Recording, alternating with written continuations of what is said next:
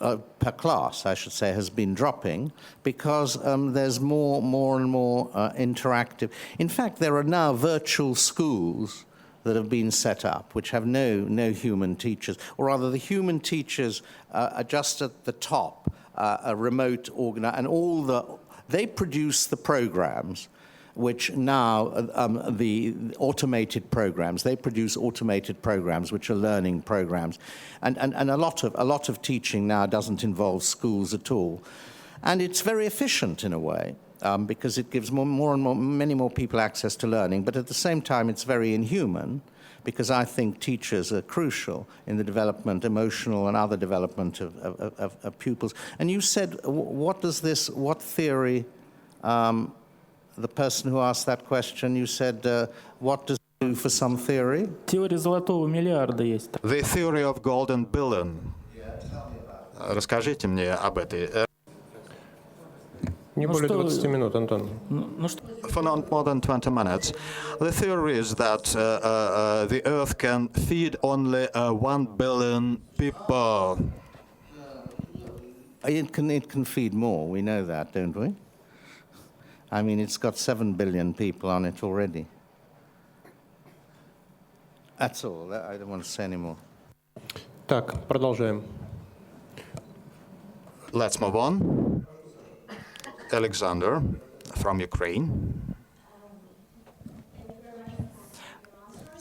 And about science fiction, there are a few books about this technical world, but in this technical world we could see that humanitarian culture dies. So could you see this correspondence between technical world and culture, like a humanitarian stuff? Thank you.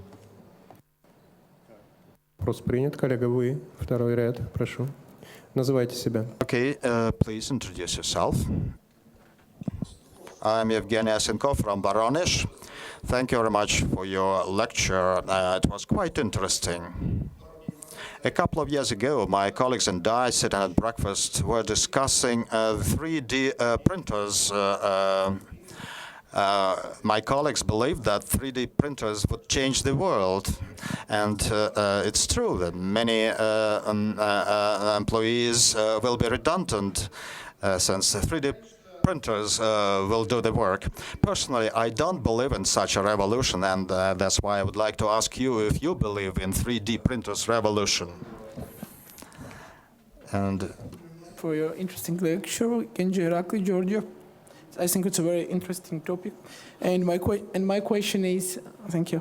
And my question is, 2 weeks ago I read a very interesting article in New York Times Magazine.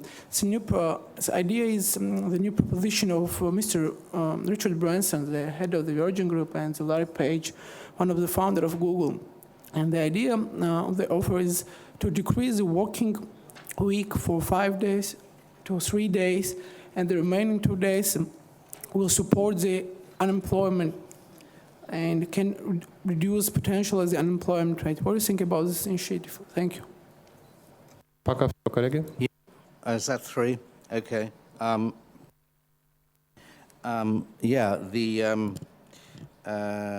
Humanitarianism.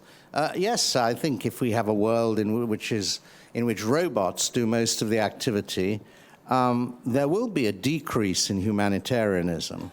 I mean, obviously, humanitarianism is connected with being human. And if humans have less and less to do, many areas of life will be governed, many more areas of life than now will be just governed by the demands of efficiency. And robots are efficient. They can be efficient, very efficient, maximally efficient. So the quantity of humanitarianism will decline. That's a cost. But we'll be much more efficient at keeping people alive, at giving them all kinds of artificial means of existence. Do I believe in a 3D print? Do I believe in the revolution? Well, you see, again, it goes back to the Luddites. Do you think that in the end there will be enough replacement jobs to take the place of the jobs that the machines are destroying, your 3D printer question. I think it's an open question to me, to my way of thinking. Of course, human wants are huge. We are always excited by the thought of new products, new gadgets. There are the space, the whole world of space, things we can't imagine, and that will furnish new possibilities for human activity. So I don't know. I don't know about this. I think there will be lots of new opportunities for human activity, but I don't think they will fit into the job market as we know it now. There will be more opportunity for creative jobs, sure. But we've got 7 billion people to feed and produce food for. And I'm not sure there'll be enough jobs to employ all those people, which doesn't mean we can't solve the food problem, but we'll do it with people working a lot less. And yeah, there's another man. Is he called Slin? Mexican manufacturer. Also, at the same time as Branson. He's the richest man in Mexico. Did you read about this? Also proposed a 3-day week. So it's something that's being talked about. But at the moment, it's usually in connection with trying to reduce unemployment from the recession. It's a sort of work sharing, yes? So people work 3 days a week, and so everyone gets a bit of work. And I think work sharing is very important. It's got to be part of the reduction process of reducing unemployment and hours of work. But the trouble with these proposals, unfortunately, is that they say, well, we'll have a 3-day working week, but in those 3 days, in order to create enough revenue out of 3 days' work to pay them their existing wages, they have to work 12 hours in those days, and then they can take 3 days off. That is not the way to do it. What they have to do is to share the revenues, not just make people work more. So there's a flaw at the root of these propositions. That's the way I'd answer that question. Поехали дальше. Анна, прошу. Let's move on. Anna. I'm Anna Ivanova from Yaroslavl. I have 2 questions. First, do you think that there are professions that cannot be replaced human beings, that when a robot cannot replace human beings? And there is a movie, 1,000 Years Man, and when a robot decided to become a human being because a robot fell in love. Don't you think that the evolution of robots would continue so that robots would be very close to human beings? Question from Poland.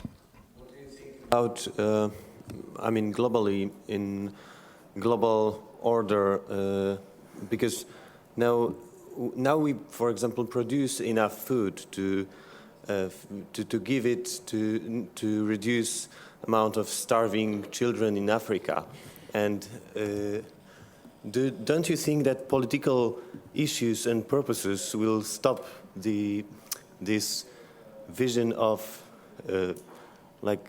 this vision of everyone having everything? And could you please introduce yourself? Could you please introduce yourself? Teusz Luft, Poland. Thank you. Так, Nikita, пожалуйста. Nikita, your question. Good morning, Robert. I would like to express my gratitude to you for your lecture. And my question relates to corruption. In Russia, we have a clan society. How can you escape the growth of unemployment under the circumstances? And if robots replace human labor, that problem will disappear. But I don't think it's feasible at this point. I wonder if you have some clan societies in the UK, and if there is, how you address that problem.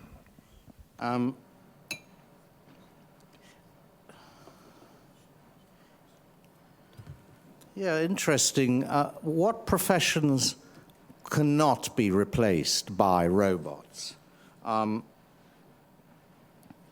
you can think of a few. I mean, if I go to an opera, I would be not very pleased if the singers were robots. So, I mean, anything that involves live performances, it would be hard to think of robots replacing them, or any automated system. Things that involve person-to-person interaction would be hard to imagine with robots. But again, you know, there are less of them than before. For example, you can now, in America, they have automated programs that try to sell insurance policies. You get a phone call and someone says, "Hi, this is Samantha. Would you like to buy an insurance policy?" And let me tell you about it. Lovely voice of a nice young lady. And then one guy got rather suspicious and he said, "Are you a computer?" And she said, "I'm Samantha." And she wouldn't answer the question whether she was a computer. And so he assumed she was a program. Of course, she was a program. And so if provided the human voice is there, you can actually have a huge amount of interaction, which is done through automated systems. And the human being doesn't have to be there at all. The human voice has to be there. Still, you can't get a computer to sound like a human being yet. But I think the question we can all think of other things where it's impossible for human beings yet to be replaced. Some of these jobs aren't very good, by the way. I don't think you can get robots as waiters in restaurants yet, because they bang in, they're clumsy, they can't use their hands, and you know. But it exists already in Japan. In Japan, they do. Well, there you are. So maybe there are fewer defenses than we think. Politics will prevent the utopia. Yeah, politics can prevent any utopia. Politics can prevent even things that are quite reasonable happening, that could happen now, and are stopped by politics. As I said, you can do this, you can deal with the machines either by allowing a lot of human beings to be unemployed and creating vast social problems, or you can think about how to distribute the fruits of productivity more equably, more equally. And that means that, you know, socialism isn't as dead as we thought. It's dead in the historic form. We can't go back to that. But, you know, there's life after capitalism as well. Finally, corruption.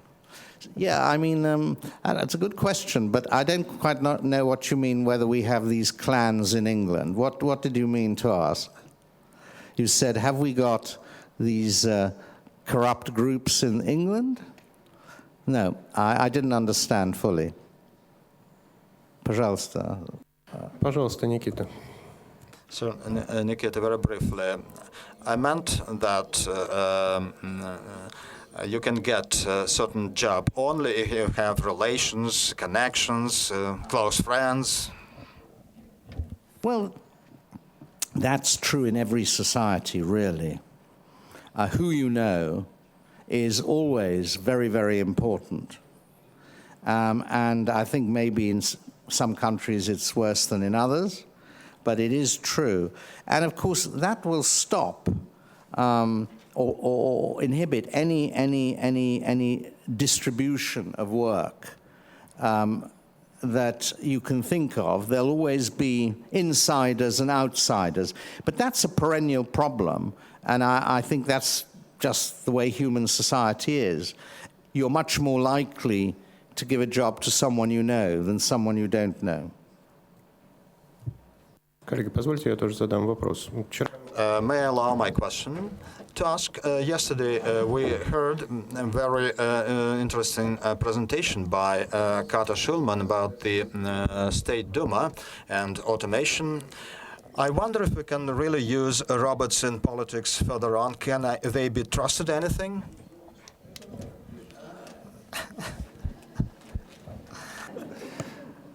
вопрос был об использовании It was about the possibility to use robots in politics further on in some positions. Let's move on. Dragan, your question. I'm Dragan Nikolic from Croatia. Can make a difference and change not just on the labor market, but as well because it's obvious that there are wealthier societies that could give more into the R&D. That robots in the future could make the difference in a sort of new world order, because there would be more inequalities. Countries that could invest more would have that kind of technology, and those poorer ones obviously not, and then they could be dependent. And there is a job of soldier as well.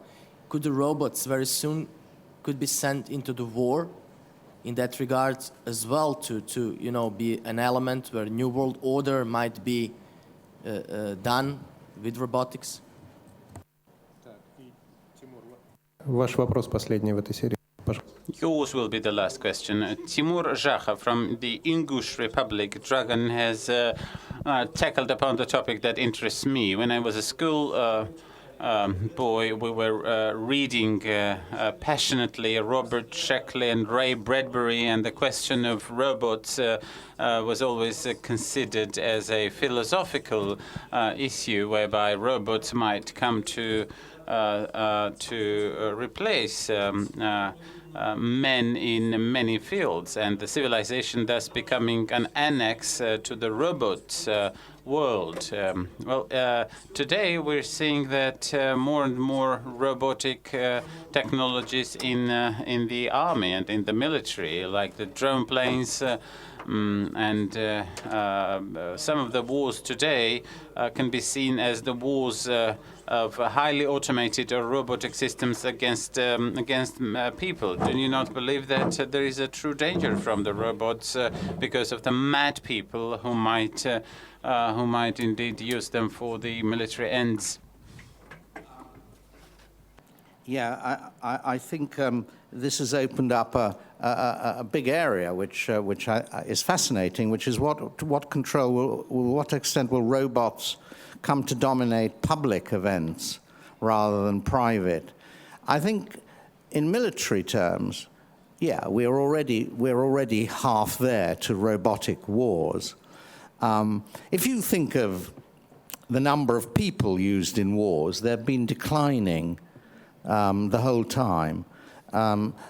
We now get very upset when we suffer a few casualties, small number of casualties, whereas 60 or 70 years ago, 80 years ago, in the Second World War and First World War, we lost millions and millions of people who were killed.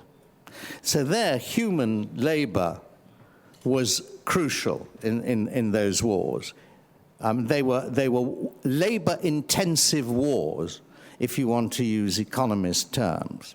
Not machine-intensive, but labor-intensive, despite the tanks and the aircraft. Now they are machine-intensive and increasingly robot-intensive.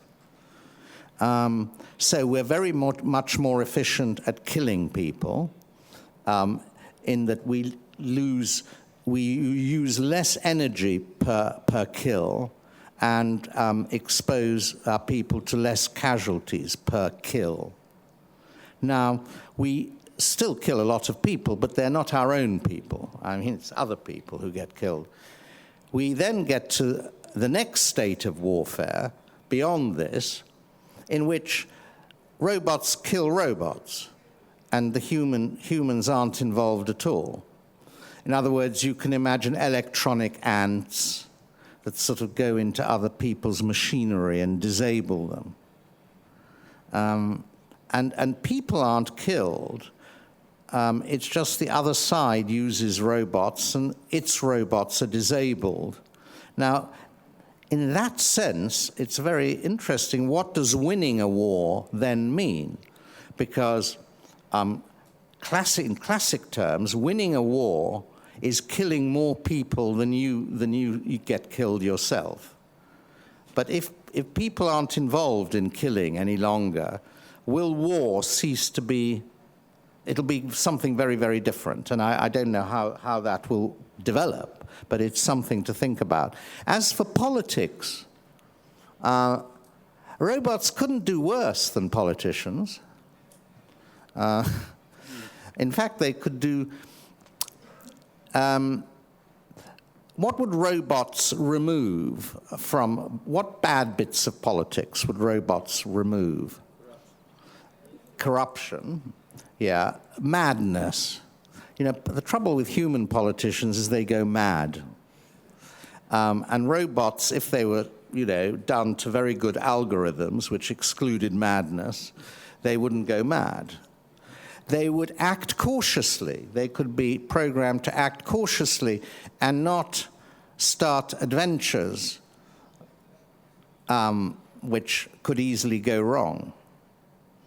So all those sort of things, one could see some improvements, but it's hard to think of robots being democratically elected. I mean, they would be more like a Platonic kind of ruling class. Their algorithms would be made by the cleverest people in the world. And that's how they would be trained to act. And it would be rather like the philosopher kings. But it's incompatible, it seems to me, with democracy. But then on the other hand, so it's a new world, isn't it? It's a new world. All I'm saying is that technology is making it possible. You know, 100 years ago, we would have had this discussion, and people would have said, well, that's just science fiction. Yeah, very interesting stuff. But they couldn't imagine, it couldn't be possible. Now it may be becoming possible, and that's the challenge we have to face. Продолжаем, коллега, вам слово. Евгений Коноплев, Москва. Evgeny Konoplев from Moscow. 130 years ago, Anton Chekhov, in his short story, The House with a Mezzanine, said in the mouth of one of his characters, if we were to build the machines, we could work 3 hours a day, and everything, and the rest of the time we would think and deal with the arts and science and come to know the meaning of life. It's a loose quotation. This utopian scenario never comes and never came to fruition because in our spare time, people still prefer leisure instead of labor. Do you believe that this problem could be analyzed not just in the economic terms, but in value-oriented terms? Do you not think that labor needs more or better image on the part of the intellectuals to have a greater edge over leisure?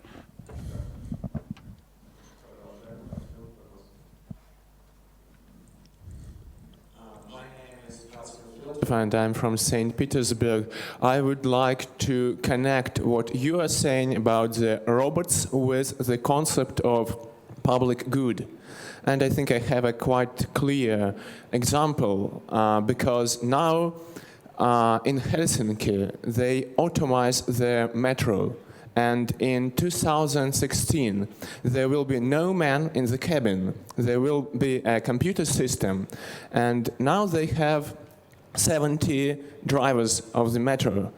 In 2021, they will have the same number of the drivers, but they will not drive the train in the metro. They will just control in case of the emergency. And why they are doing this? Because they plan to make the extension of this metro line, and in case of the extension they will need 180 drivers if they will not be automated, but they will not need actually. So the public will pay less for the ticket, And the metro company will also, of course, cut its costs, but there is some public good. And for example, in Russia, we have Russian railways where they have a lot of people that doing nothing. They're just staying on the station, for example, in the uniform. And the company has these expenses on their salaries and so on, and we pay more for our ticket. So my question is how we may perceive this problem in the terms of public good. May the societies decide that, for example, robotization is not a threat and it's an opportunity for them, and that's so that's some thoughts and some question, I think. Последний вопрос, Костя, пожалуйста. Последний? Сняли, да, вопрос? Хорошо. Так, Надежда, у вас? Прошу. Гришнова Надежда, Саратовская область. Nadezhda Grishnova from Saratov region. The place for the industrial espionage in a robotic society or robot-based society. Shall I take these now? Okay.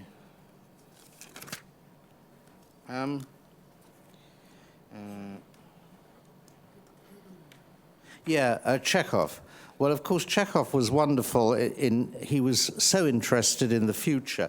And I think in Dядя Vanya, or is it Three Sisters, I think Dядя Vanya, Astrov, says, one day we will just feel that everything we believe now is totally ridiculous because people in the future will do things completely differently.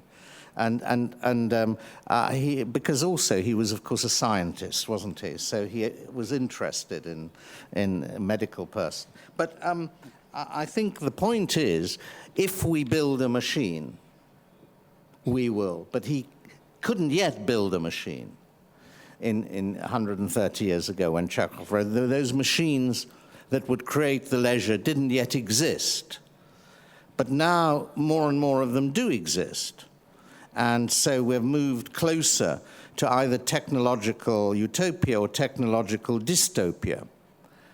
Now, the question really is, how do we think of work and leisure?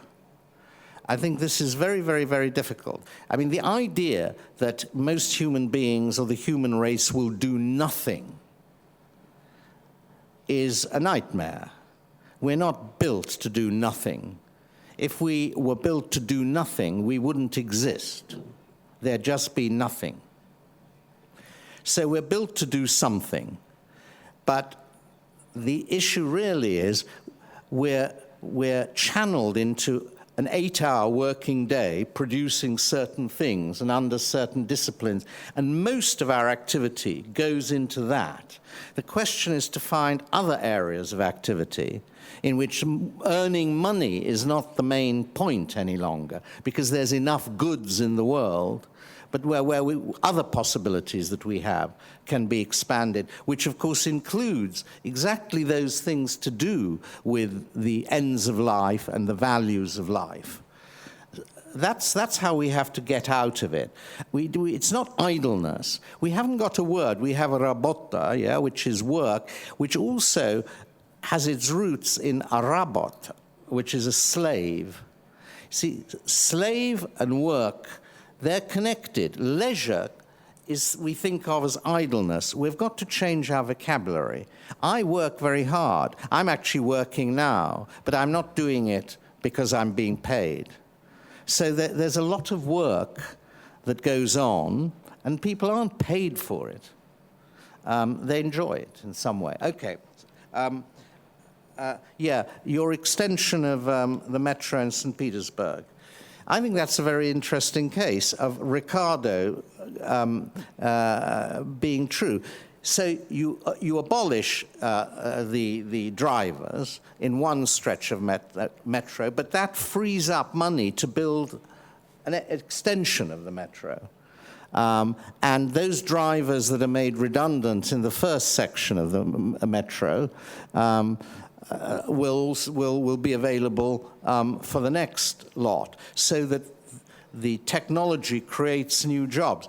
What's interesting is you say that although there were 50 drivers used to drive trains, now they don't, but they're still there, supervising presumably the automated systems to make sure they don't go wrong. But you don't need 50 drivers for that. One driver can do that, or one control place. So those jobs will go eventually. It's like in supermarkets, you know. They've automated the checkout systems now in most supermarkets in the West. But there's still someone there to help people when things go wrong. There used to be 10 people, let's say, at a checkout point, or 20. Now there's one. But one is still there. But that's still an encouraging development. You have to if you reconstruct a transport system on the basis of no drivers, you have to reconstruct the railway system, the road system, and lots of other things, and that will create new jobs. But of course, a lot of those jobs can be also automated. So you're in a race, aren't you? And you've got to say at some point, do we want to go on racing in this way? Eventually, why not build a railway system connecting us to the moon? I mean, you know, lots of new jobs there, but it's all a bit ridiculous, perhaps. Is that the last question? Yeah, industrial espionage. I don't know. Well, of course there'll be lots. It'll be wonderful, and a whole new game of spying will arise, which people enjoy, don't they? People enjoy being spies. I mean, I think spies never produce any information of any value whatsoever. It's like academics. They just sort of go around in their little circles. And yet people get very, very worried about spies. Spion, yeah. I mean, all of them, in London, in Moscow, in Washington, they're terrified of spies. I mean, no doubt there are bugs all around this room, you know. Someone's listening to what we're saying. Someone, somewhere. And why? Why is that? It's a kind of paranoia. But all states have this paranoia, some states more than another. All companies have this paranoia. In fact, academics have the same paranoia. There are many academics who will not give a colleague any idea of what they're thinking for fear that that colleague will steal it, the thought, and publish it first. Алена, пожалуйста. Kuznetsova Alena, Chelyabinsk. Alena Kuznetsova from Chelyabinsk. I remember The Brave New World by Aldous Huxley. How deep may robotics permeate and embed into the family institution? The alpha, beta, epsilon job spaces, and elderly people die in the automated hospices.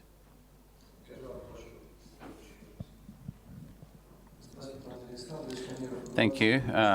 Alexander Eduard Amirov from Bashkortostan, Lord Skidelsky. The achievements of civilization, is this just about the technology and the achievements of technology, but also the development of relationship between people and between the owners of the means of production and the actual production forces? There's some almost eulogy of the trade unions in the Western countries that thanks to the very principled positions of the trade unions the employers in the West have to comply with the requirements and the demands of the workers. Would you share such a praising approach towards the, say, ILO and the trade unions?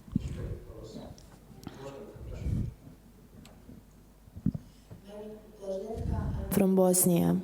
So my question is, should we be afraid of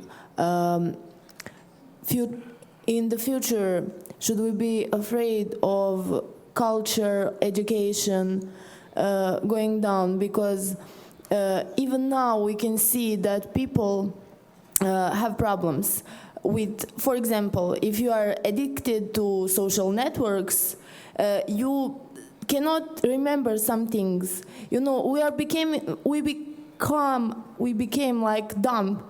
Like you see people at concert watching paper, and they're reading because they cannot remember the words of one song they're singing. You understand the question? Thank you. Пока все, коллеги, слушаем. How deep into family institutions will automated systems penetrate? Quite deep. And inevitably so. I mean, you raise the question specifically about hospices, where people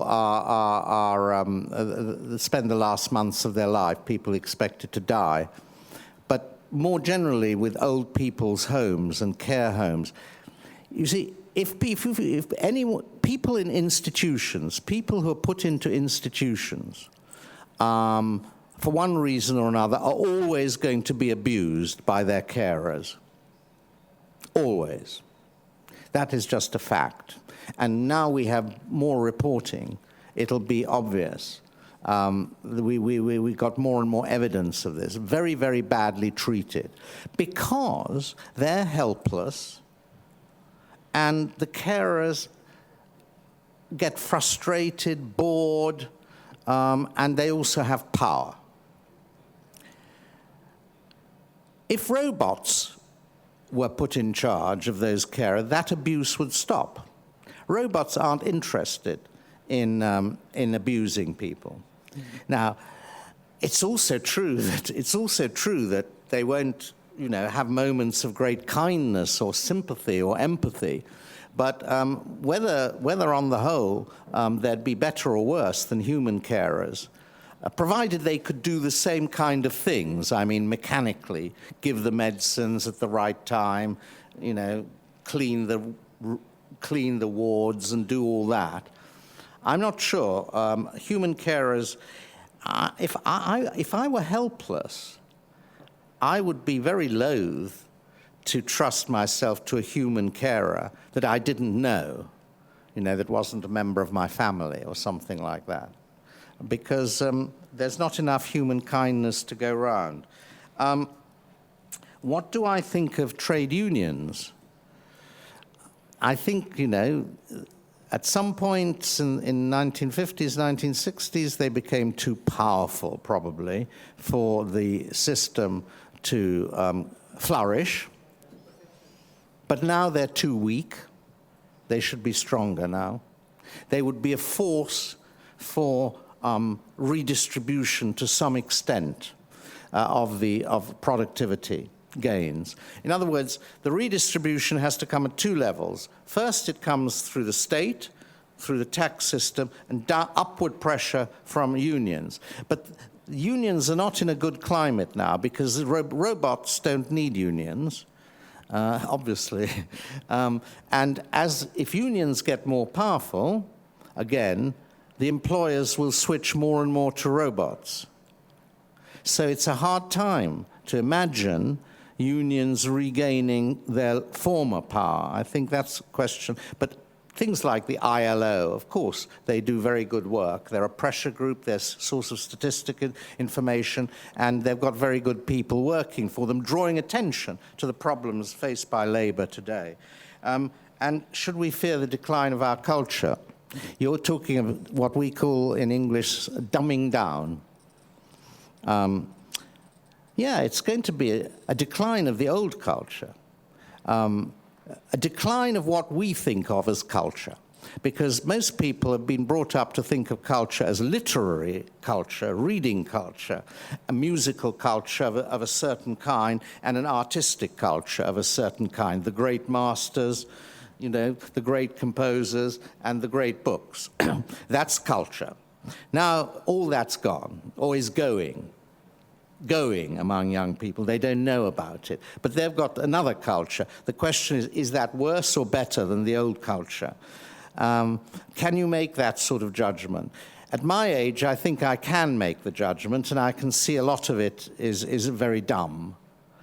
And I'm always sort of amazed that people are as ignorant often as they are, young people. I would have thought. But then, you see, when I was young, I was ignorant of some things, hugely ignorant, but I knew a lot about other things, which young people now don't know about. So I don't know how you do it. It's a good question. It's a very good question, and one can't be too dogmatic. But I think, on the whole, there is a decline in culture that's been going on. I would say there has been, but you know, I would, wouldn't I? Еще одну серию вопросов можем принять. Коллега. Minutes. Fine, I'm happy. Коллега, прошу вас.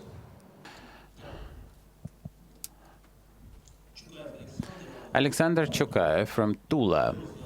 Thank you very much for a most interesting lecture and this discussion. Do you believe that the robotic and the automated systems of today develop to an extent when they will have an artificial intelligence, thereby allowing them not to perform the specific jobs, but to have critical thinking and to assess the work that has been done?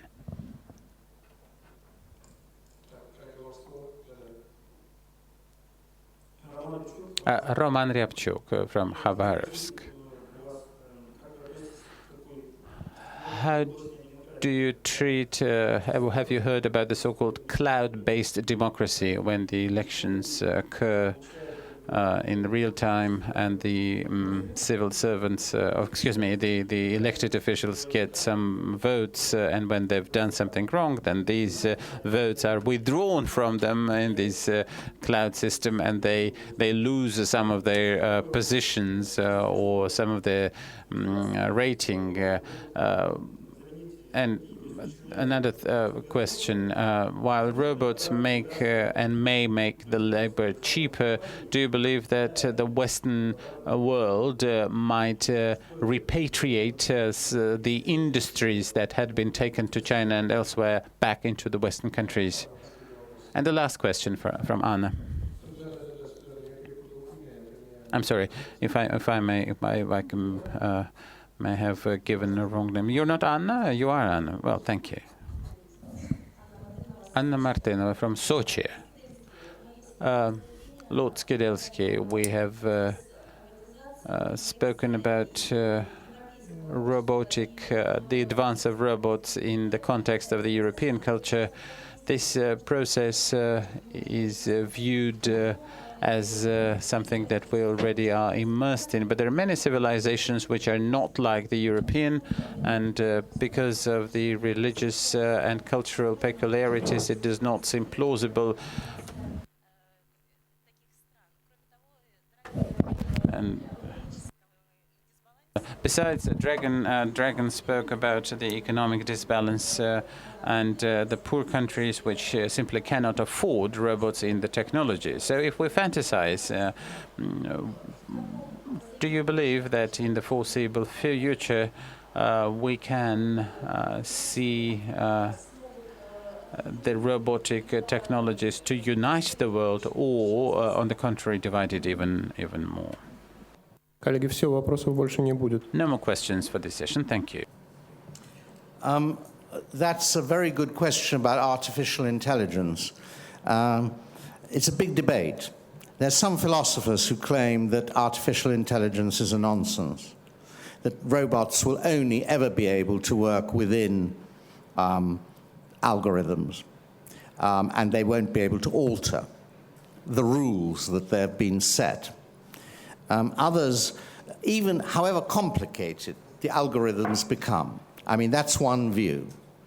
Others say, no, you can, in effect, make them sufficiently complex that they will really be able to deal with 99% of all situations that human beings confront. Maybe there will be still 1% of things that humans will have to do, because you can't get it, but can't get them as good as human beings or at the extreme. But that will mean very, very, very little scope for human intelligence as opposed to artificial intelligence. It'll be the people right at the very, very top, the Nobel Prize winners or something, who will alone be able to operate at the very highest level of intelligence, but that the automated programs and robots will be able to operate at anything below the very, very highest level. It's a debate in philosophy.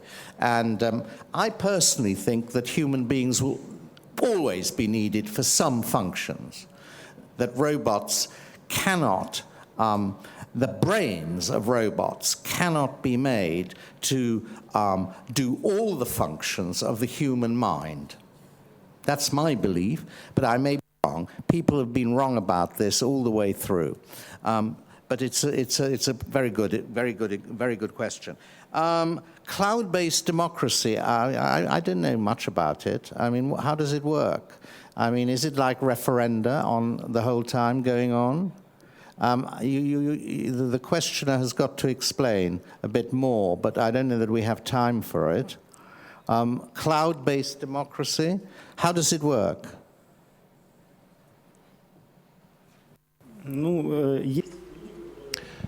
There are people, the voters, who have been registered in this cloud, like a social network online, and they vote. If there's something that they dislike, they may withdraw their vote in real time, and there's no the elections or the voting doesn't occur just once in 4 years. It's like something that you do in real time. You have President Putin annexing the Crimea, let's say, and there would be a vote on it at that instant, whether people approved or didn't approve. And if they didn't approve, he'd be removed from office. Is that the way it would work? В этом случае сервер закроют просто.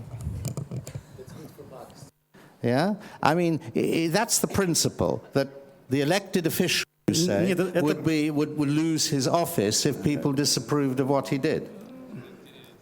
Ну да, это принцип именно выбора. Indeed. This is exactly the technology we're talking about.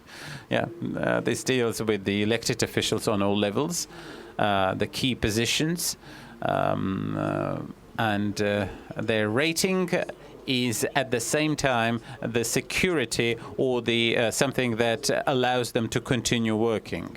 Otherwise, they're just dismissed. Yeah. It's a good idea. Quite a good idea, but you have to have also time for some reflection, because really everyone makes mistakes. It's really what people think about the record of an elected official over time that I think is important, and you can't gauge that by instant reactions. I think that's true of all elected officials, whether it's your president or our prime minister or Obama or anyone. 5 years gives time to judge on what they've done as a whole over the years. That's the advantage of intervals. And the last question is, will robots unite the world or divide it? Well, it all depends who programs them.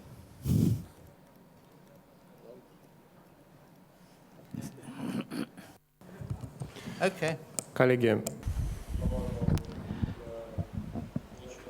Well, thank you for this excellent beginning of the day and widening of our horizons and opening the breathtaking vistas. So we're thankful to Lord Skidelsky for supporting the school, for being with us. Thank you.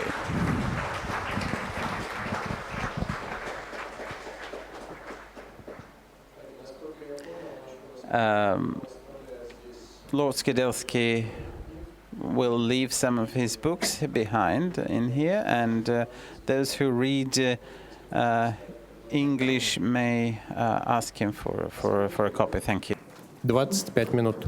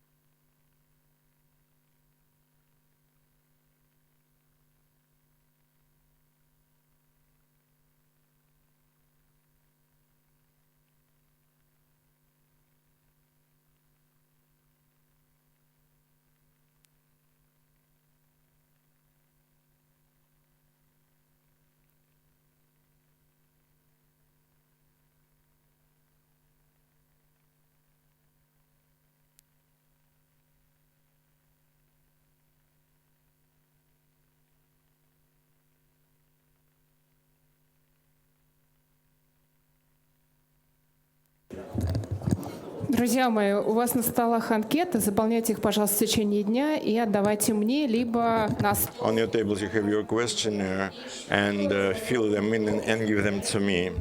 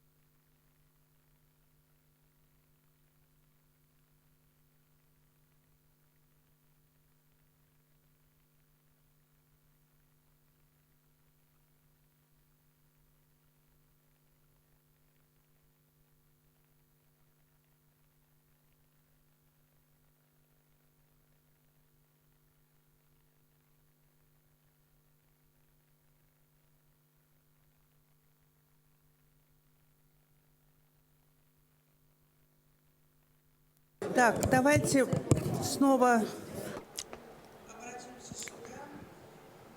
Let us draw your attention here. I'm not Vladimir Lukin, and this is Yuri Petrovich Senakosov sitting next to me, whose wife I am.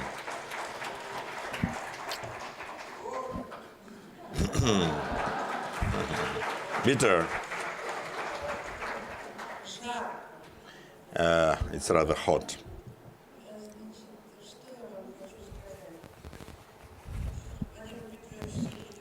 Vladimir Petrovich mixed things up, went away. He thought that he was to speak here on the 4th, and he said, whoever wants to talk to me morning on the 4th, but I would come, but nobody can do it. But still, we need some conclusions. So to avoid sitting late in the evening, we'll give a chance to Yuri to speak, because he wanted to sum up the results of this seminar, and then leave about 20 minutes to Maxim Trudolubov, because the school wants to try to open a new site, and he would explain the newness of this site.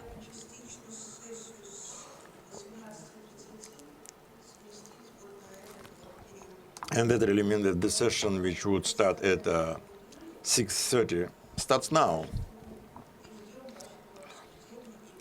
So the floor goes to Yuri, and we'll wait for your discussion, or we will see how we do it.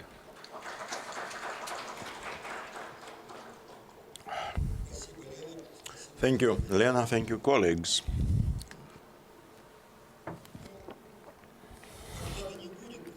It's not a presentation. We are all participants.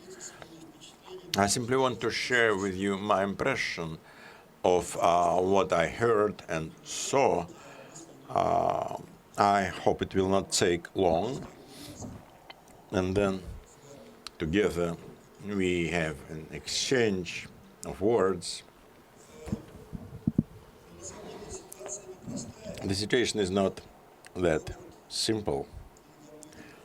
Robert, before me, mentioned robots, which was quite a new word. But other words like earth, air, fire, water, faculties was introduced by ancient Greeks, and they also invented rhetorics, logics, grammar. All these are human inventions. And it's all connected with unemployment and level of violence which takes place in the modern world, related to military and other conflicts. And humanity, inventing new things, tries to protect itself from violence, from diseases, and to increase the lifespan. Initially, people believed in immortality. Irina spoke here. And after her presentation, there were remarks, because she said that she was an atheist. But there is a different kind of belief. It's not necessarily a religious. You may have scientific beliefs, philosophical beliefs. And there is nothing to be surprised. When Ira spoke about it, I was impressed. She said,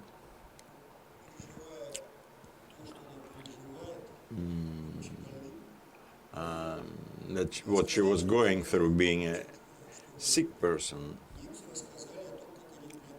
She said that she wanted Germans to tell everybody how they surpassed the defeat, how they went through the defeat.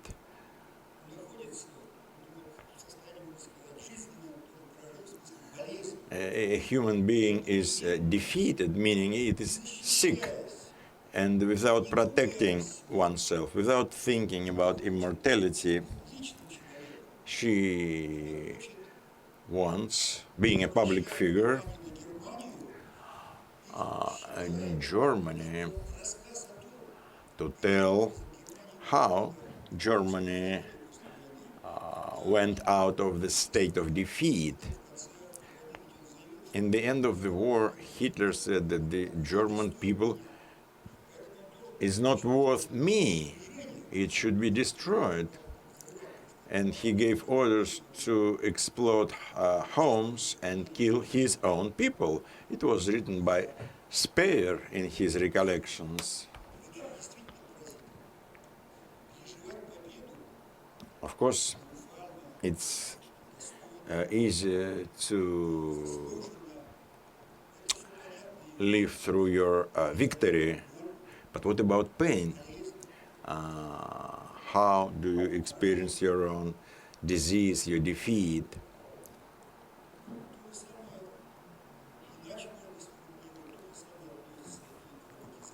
The same is true about robotics.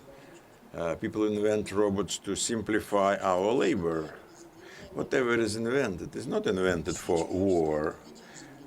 So all human inventions are not meant for war or violence, but somehow they turn out to be used for military purposes, for defense purposes, and so on. In this regard, I'm fascinated by certain events in the history of the 20th century after the two world wars. Civil events related to initiatives of European citizens, people in the West. I mean, 1956, Pagos movement, when physicists, Nobel Prize winners, dared to say to their governments and to peoples that we invented the nuclear bomb and nuclear power not to destroy anything, but for peaceful purposes. Hence the Pagos movement for peace and disarmament started, and it really influenced the situation in the Soviet Union, in the Western countries, and it was quite successful. Negotiations on disarmament started. And it was initiated from below, not from the governments. There was a Roman club, and they discussed the problems of globalization, demography, environment. And this was also done at the grassroots level. Now we are at the point when Europeans should move forward the initiative in the civil society which exists in Russia and in European countries, in Turkey for that matter. We have Altınay Hakan, who was our student. He wrote a book about the world civilization, about globality. There are many awful things that take place in the world, but there are positive things as well, because humanity is quite alive. It is quite healthy and brainy. So we discuss these things at our seminars. So our seminar started from Anatoly Adamyshin's presentation, who has been a well-known diplomat, and he said that the real professional diplomat has 10% of his efforts related to his talent and abilities to speak up in the international arena, not on behalf of the government or narrow national interests, but on behalf of the citizens and the people. You heard his presentation. He somehow showed it in a convincing way. It was Sirke Temple. And she spoke outside Germany borders. She talked about the European Union in general and about some things of importance related to attempts to direct the attention of the European public to real problems of the European Union. We all think about it. And of course, we talk about it at our seminars and discuss these problems, and that's very important. I will quote Vladimir Putin now, who spoke at Valdai Club last September and said that identification exclusively through ethnos or religion in the state with polyethnic composition of population is not possible. Identity or identification. Well, we heard these words way too often, but identity notion was invented by psychologists. But after a certain while, identity started meaning many other things. Identity of a nation, identity of an economic and political culture. Like sometimes democracy is added by certain definitions, and definitions limit the notion.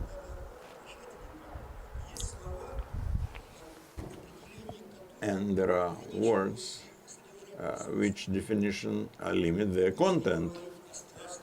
You can talk about passionate love, but the word love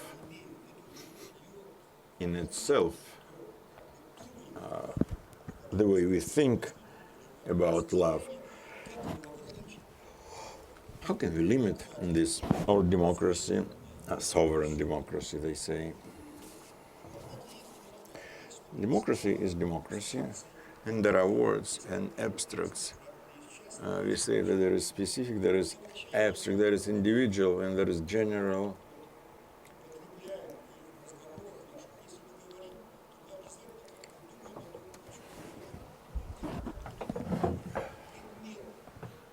When we talk about something, we think in subject. This is the table, this is the house. And the philosopher would say that there is an idea of a house. It's not a house. Idea of a house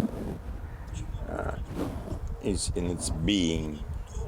I may see a house clearly, but vaguely, and I may see the image of a house when the sun is still out or when it rains. But I definitely see a house. Because house is just walls, doors, rooms, but I don't have a clear-cut picture of all details, but I see the house for sure. And it really means that we may talk about the idea of the house, same way as Plato once started talking about the state policy. You remember the Plato cave, when people sit in a cave and they are chained and somewhere on top of them there is a light, and they see shadows. Shadows. Like in a theater of shadows.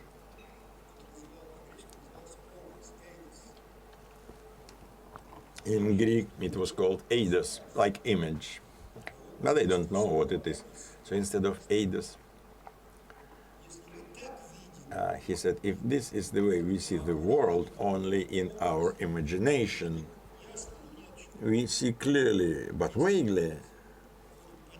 And if you introduce the notion of idea, then what we see is people inside who have some virtues. They live in towns.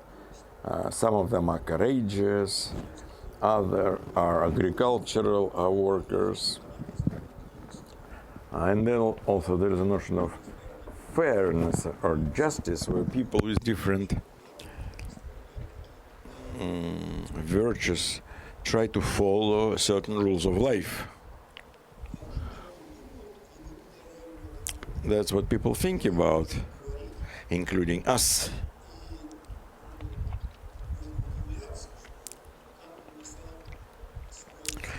Kant wrote his treatise about education or elucidation about 1884, and it was immediately translated into several foreign languages, but in Russia it was published only in 1966. It was a good time. Before Brezhnev's stagnation, although everything that happened after Czechoslovakia was not too good,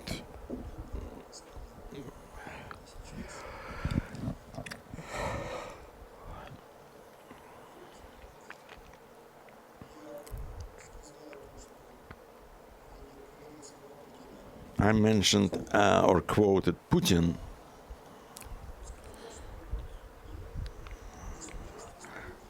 And he said that the state with such a political composition of population, identification is not possible, and necessary precondition for stability is the development of civil identity. Civil identity, it's not ethnical and not state. It's civil identity.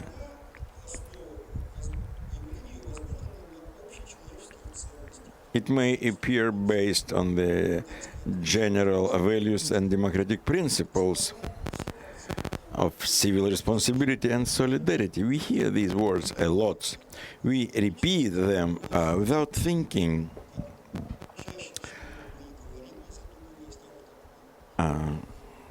Same way as we move our hands without thinking, and our speech is automatic. But suddenly our life springs up and we start thinking about ideas. And when we talk about artificial intellect, well, Robert is right, it wouldn't work, because there is something which is mysterious. Descartes was looking where a soul is connected with the body.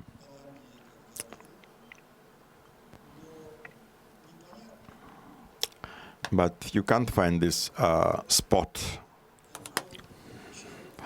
Whatever is there in our head, how we understand things, it's not clear how it happens.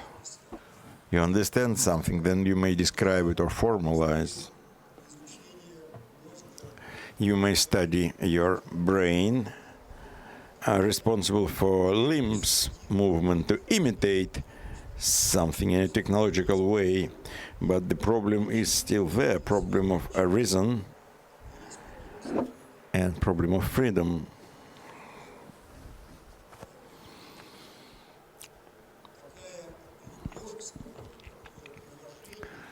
Love and respect for freedom, for human dignity are important. This is an extract from Kant's treatise But when you read it, you ask yourself questions.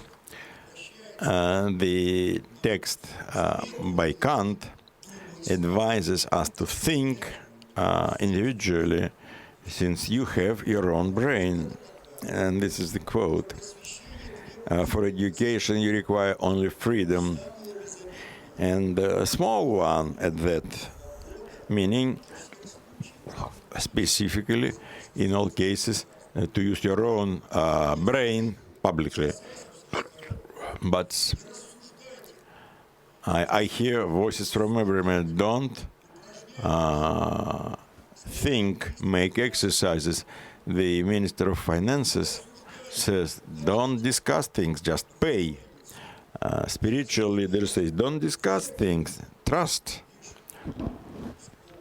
And only in brackets, there is a Kant's phrase, and only one ruler, Frederick, King the Frederick, says, think and discuss as much as you like and on all possible subjects matter, but be obedient. It's all limitation. But what kind of limitation prevents the education, and what favors education? Public use of your own mind should always be free, and this may provide people with education. So we are all free, we are ready to discuss in a public space. We start thinking, but each one of us has its own biography, some vocation. Any one of us has a place in the world which is not occupied, it's our, and we all have one soul. There are not many souls, and there is an I of one's soul. We see something physically. Greeks said that there is an I of a soul. There is this kind of notion.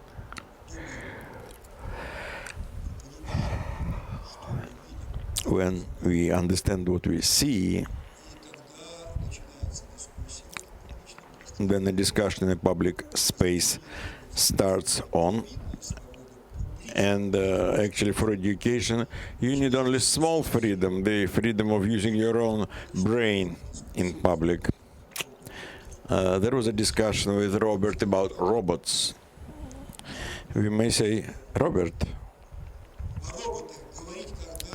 why you talk about robots when there are so many unemployed people in Europe? It's not extremely vital subject matter. The word cosmopolite, a man of the world, it belongs to Diogenes, who lived in a barrel. He called himself a cosmopolitan, but he lived in a barrel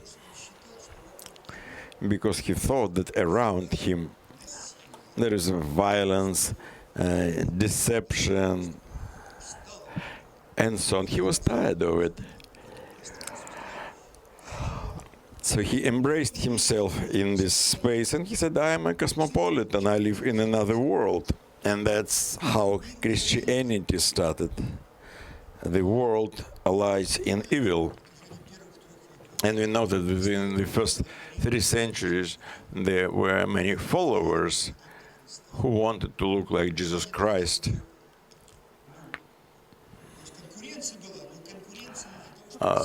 There was a competition, but not to throw someone away, but to imitate Jesus Christ. There were certain competitions, but nobody earned money on this, because the world was lying in evil, and the kingdom of the earth and kingdom of the sky would never collide, would never meet each other. We had Harold Bergman, and he wrote a very interesting book. We published his books, and his is called The Western Tradition of the Rule.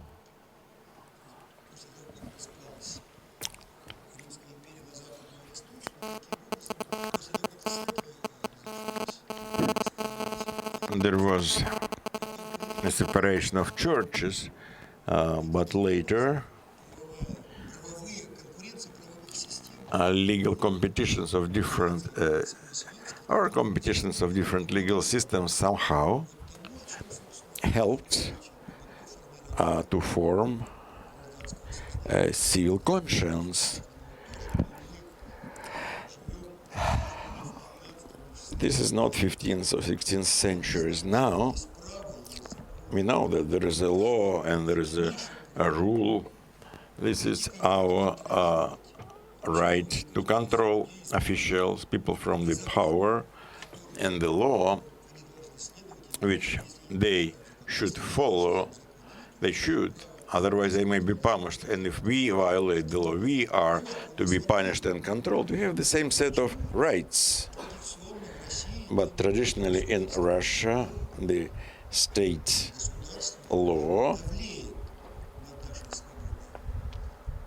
suppresses our freedoms. It was 1917, so it was not only liberals or Bolsheviks who were to blame, but something was not done right on time. Catherine the Great called for a special commission which was sitting in the Kremlin, and there were all sorts of nobility, landlords there,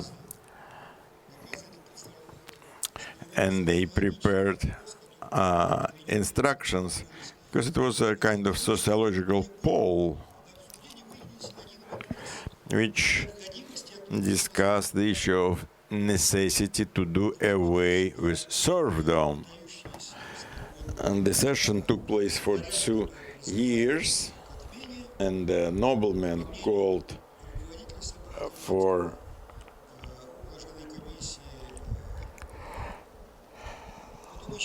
calling off the serfdom. This was part of my diploma, as a matter of fact.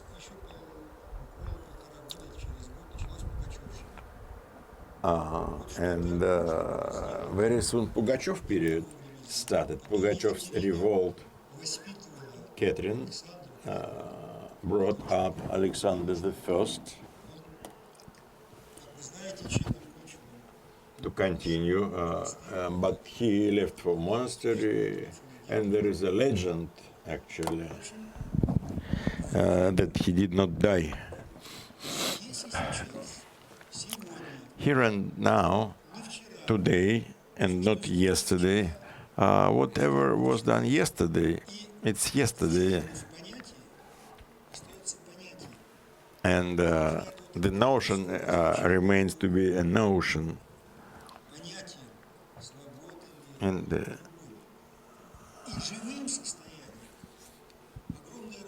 there is a difference between notion and life status. You may talk a lot about freedom of speech, freedom of anything. In Perestroika, they said, if we use the word salami, salami would appear on shops, shelves,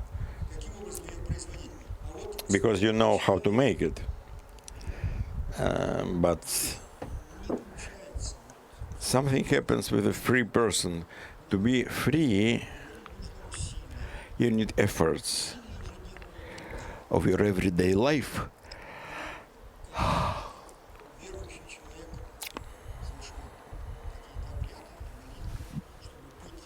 A believer prays to keep shape, and freedom also requires labor, your attention, your energy, your concentration.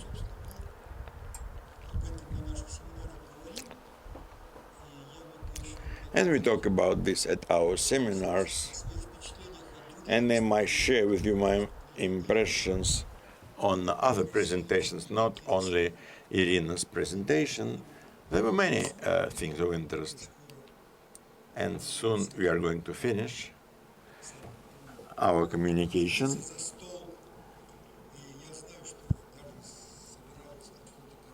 I know that some concert is being prepared, a farewell concert.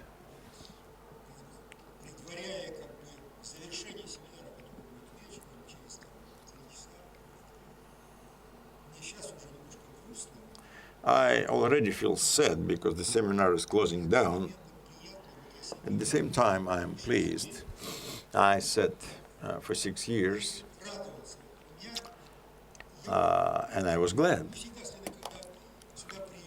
When we come here, it's usually a certain tension, but we dilute ourselves in the seminar atmosphere, and we are always thankful to our audience because you do not let us down.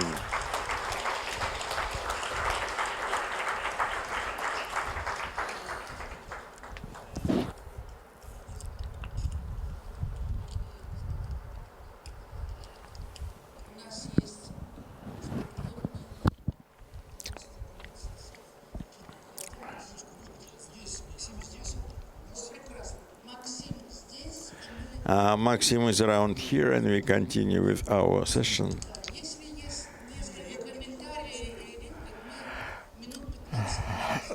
If you have some comments, probably we have 15 minutes for this. If not, you can do it in the end. All right, we'll do it in the end. Now, Maxim's turn.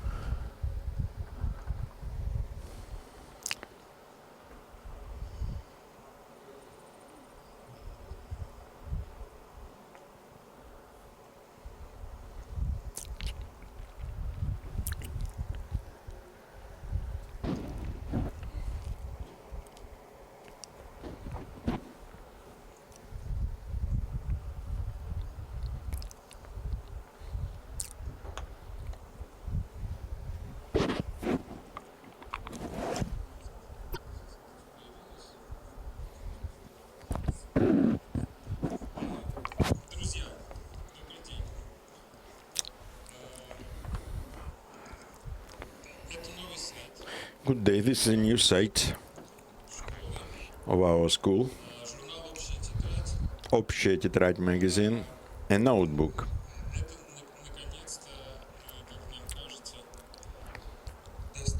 This seems to me a good representation of this общая тетрадь in the internet.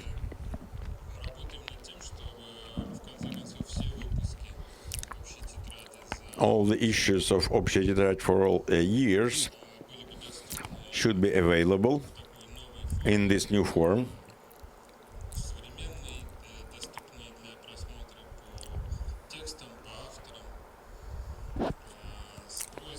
Easy to access with search engines. With all necessary elements of a modern site.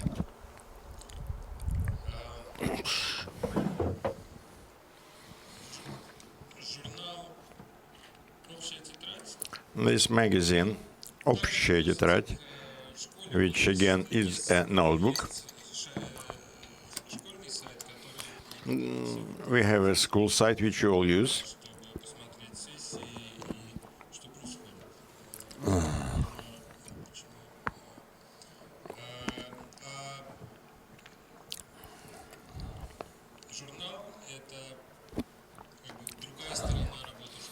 And this magazine is another part of the school's operation. It's the intellectual foundation or backing of the Moscow school.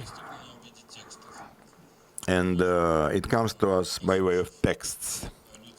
after listening to people orally, we can have a look at the text and go deep into it. And of course, you deal with texts, and it makes us new or different perceptions. This should not be just a gathering of former texts.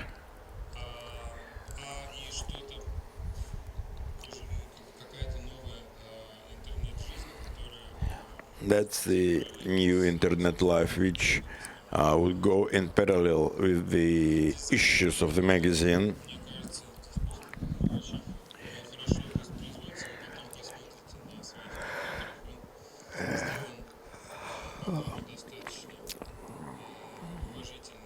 Design is quite respectful, comparing with the paper original.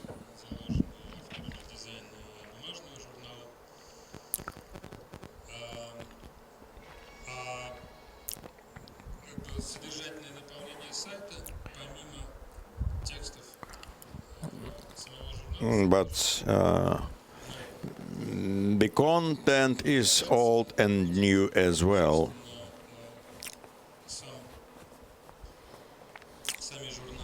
The magazines are to be renewed. This is the current issue. And one of the articles here.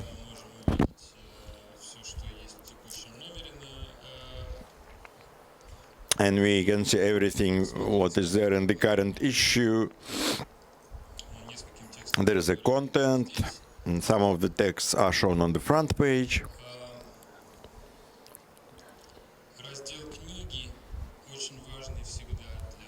Books is another issue of importance for this notebook. It is also on the front page. It will be renewed much more often than the issues themselves. We'll do our best to bring in here new texts which are actually not there in the printed version. There is a subgroup which is called elected items.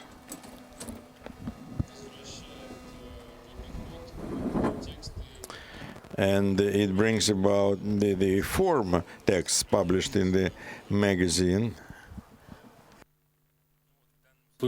In this case, this time they're speaking about Pierre Rosanvallon, a book which was recently published by the school.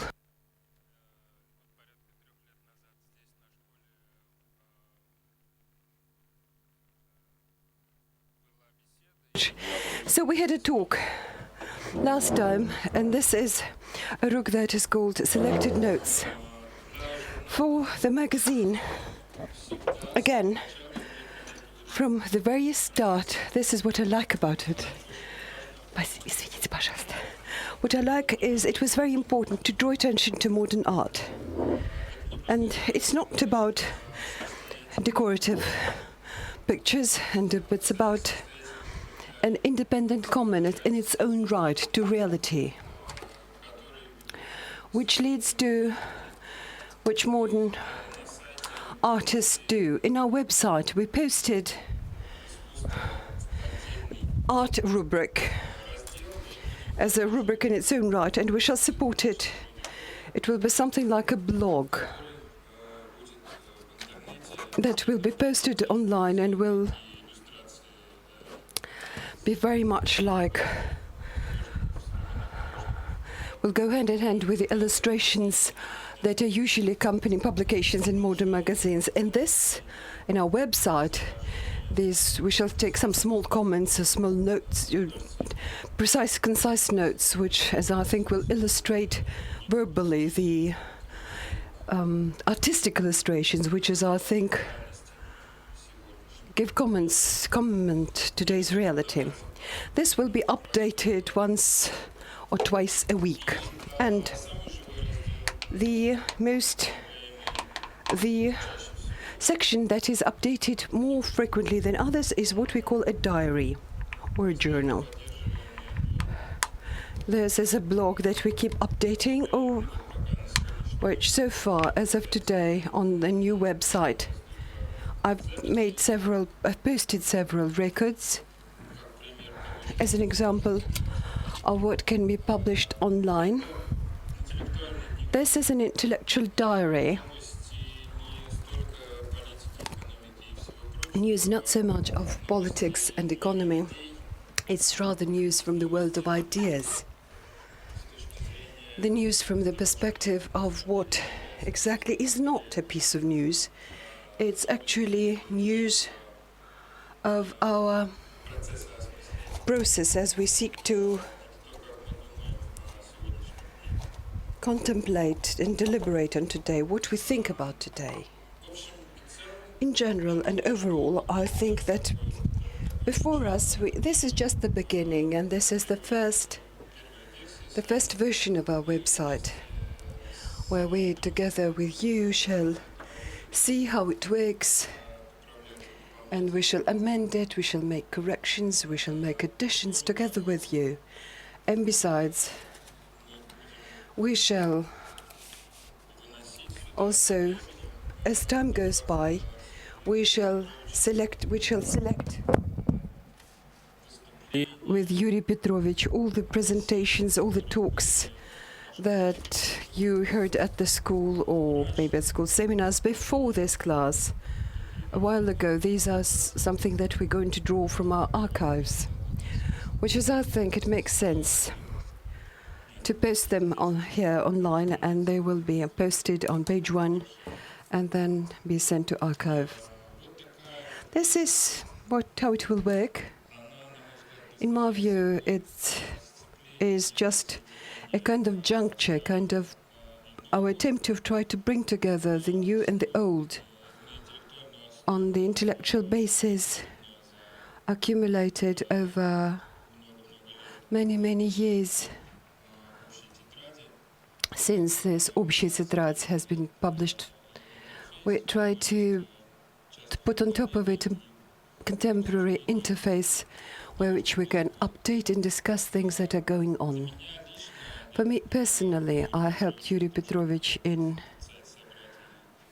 just setting up this site and give some structure to it. I think it's an excellent experience because I can see how it, in some way, that we are just taking the first steps on a new path. This is the kind of work which it is an attempt to look at reality from a certain distance.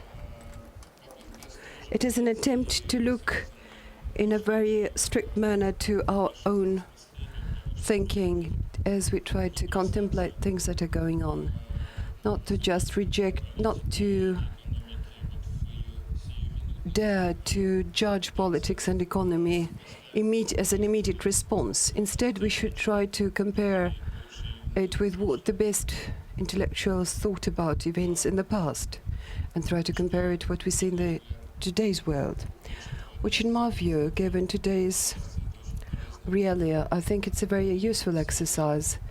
We are all immersed into the news lines which are crowded with news, and this news is not always something that makes us happy. Sometimes it's very disturbing and keeps us nervous and tense. And sometimes we need, and it's very important for us to look back at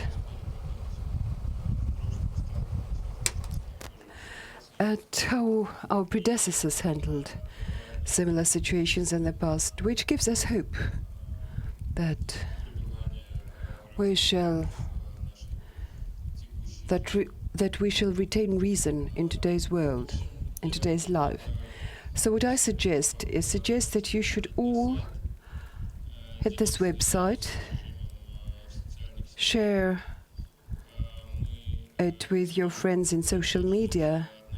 We shall support relations and we shall stay in touch with you through emails And as we will also post some publications online in social media, and I think as time goes by, this site will turn into something that has a lot of substance and can add on to what is going on and what is the school is doing in its everyday activity. For me, this is an intellectual basis, a possibility to look at things from a different perspective. To take one step higher, to turn into a philosopher instead of being a political commentator only. Thank you. Thank you very much, Maxim. Well, Vadim, are you sure that you need to ask a question right now? Lena said we'll only have one question. Okay, I'll give you the floor. Is it about the website, Vadim? Okay, please, feel free. Well, I don't really have a question. It's to continue how you can use it. And we, for example, in Moscow, for a year and a half, we've been discussing in informal atmosphere the book by Zygmunt Bauman, The Relevance of Holocaust. And here we came up with an initiative, and Yuri Petrovich supported it, so that as of September, all the interested stakeholders, we should start 2 formats of discussion of the book of Rosen Vallon, that I suppose all of you have, so that we personally and in distant education, through video conferences as we use our website, so that we should start this work. And the school is all about helping you not only to get new ideas and knowledge and acquaintances, but also shall generate initiatives. This is one of the results of outcomes of our work. And those who are keen to take part in it, please come up to me. We'll set up a group in Facebook. Well, good. As far as I understand, please stay close. Since on the website of Общей Тетради, I don't suppose you will have any provisions for the comments. So my suggestion to the moderators may be to keep track of them on the Facebook, because we belong to the same groups, and do some summing up, because that would be also a very useful experience. Yes, there are comments. Yes, you can comment. Dear colleagues, what Maxim presented, in my view, this is a very much advanced version of today's website, and it's excellent in many ways. And you will get personally persuaded of this when we launch most relevant, up-to-date version. And for this reason, for that matter, we didn't plan large-scale discussion. We thought that is just a presentation, but what we shall welcome from you is, once the new website is kicked off, then certainly all the ideas, all the suggestions,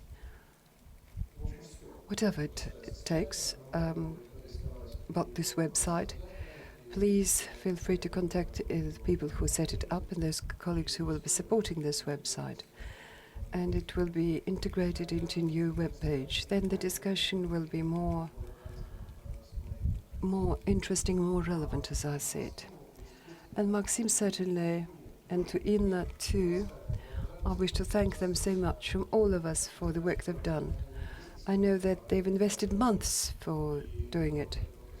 And this is the outcome that Maxim personally sent me before. I suppose it's a modern product. It's very impressive. Maxim, thank you very much.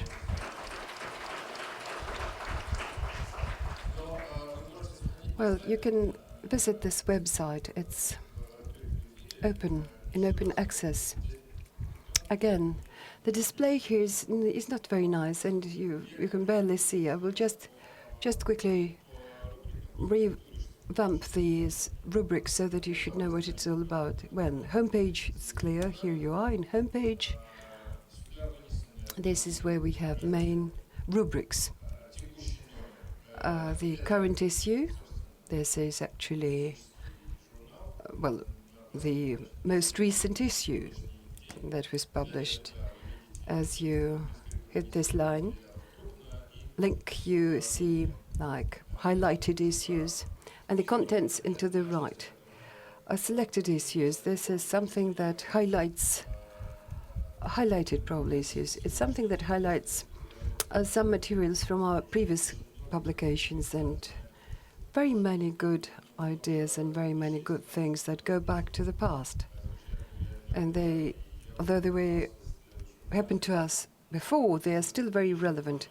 And as I reread old copies, I read many things that sound very much modern and up to date. So you will get this sort of fossil issues, like a diary or journal. This is an updated blog, intellectual life and civic life books, clear. There's our reviews. They will be updated once a week. Art. Once again, this is a self-sufficient comment that is usually provided by modern artists. And as to all the things that have already been posted online, I've tried to post it in this blog about modern art. Well, they are all about things which, as I see it, are very relevant. Not only relevant as what the artist said, but as much about phrases of a person who is thinking about this world, sometimes about politics, but I would much rather say it's about the world in its existential sense of the word, about how things stand today. What is it like to live in a modern world? Perspective from this or the other side. Archive all the available formatted, reformatted issues of the magazine that you can look up, and search system is either by the author's name or by the name of the article. This is like the map of the site. It's a very modest project as I see it, but on the other side it has a great capacity to develop, great potential for developing, because we'll continue to develop it, and I very strongly hope that we shall see some intellectual exchange and we shall see your comments and your involvement and your participation in this project further on. Thank you.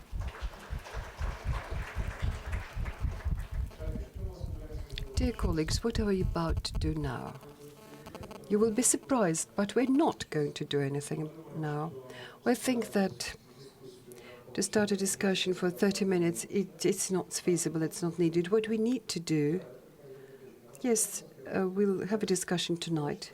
I suppose you will enjoy another 30 minutes for a good break, to get ready for lunch, to take a shower, to breathe in this hot air, and to come back to your senses. Lunch will be served at 1:30. This is when they serve food, because they also have, so half an hour that you will enjoy. And we are back after lunch at a session by Lyudmila Alexeyeva that starts at 2:30. Thank you. Dear colleagues, another announcement, please. Again, it makes sense. Tonight, we shall take a collective picture of all the group that will never reconvene together. As today, you will be invited outdoors to take a picture. Please bear in mind, it will later be posted after the session by Lyudmila Mikhailovna, as our colleagues put it, so that you should wear a hot top hat and tie and evening dress, so that you should look very much up to date. Colleagues at dance, please stay here. Thank you. Агар говорит вообще все, кто в концерте участвует, остаться.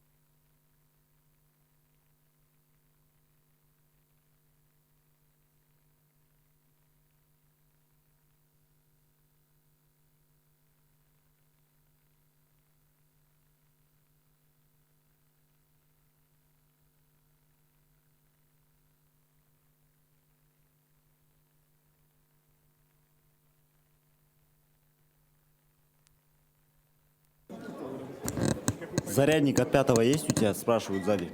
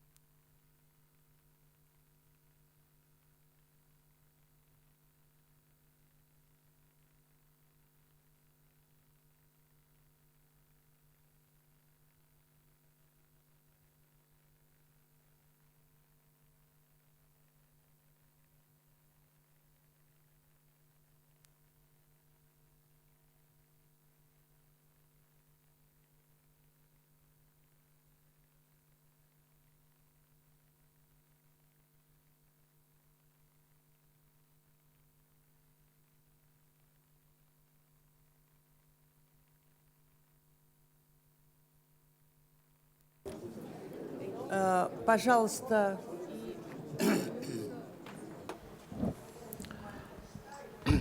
Will you take your seats? We are about to begin. Personally, I sat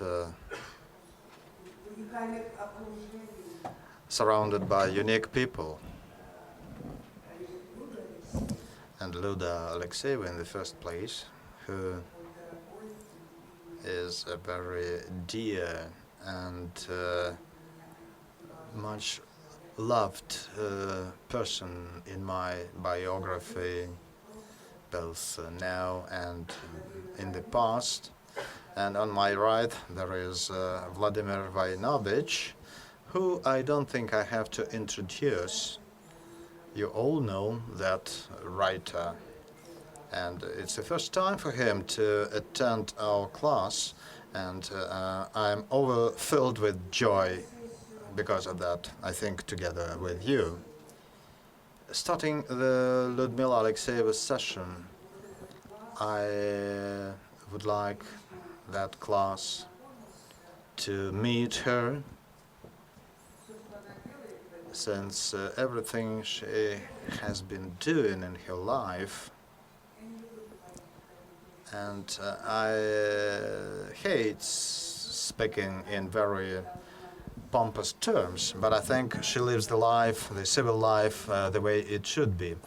Ludmila thinks that we have much of civil society here, but I think that civil society are the people who support that society, because civil society is a symbol telling us how to live and behave with dignity.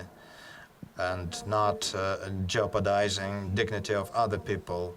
Civil life is an opportunity to fill with freedom, but freedom which is responsible. We can enjoy as much freedom as we can be responsible for. And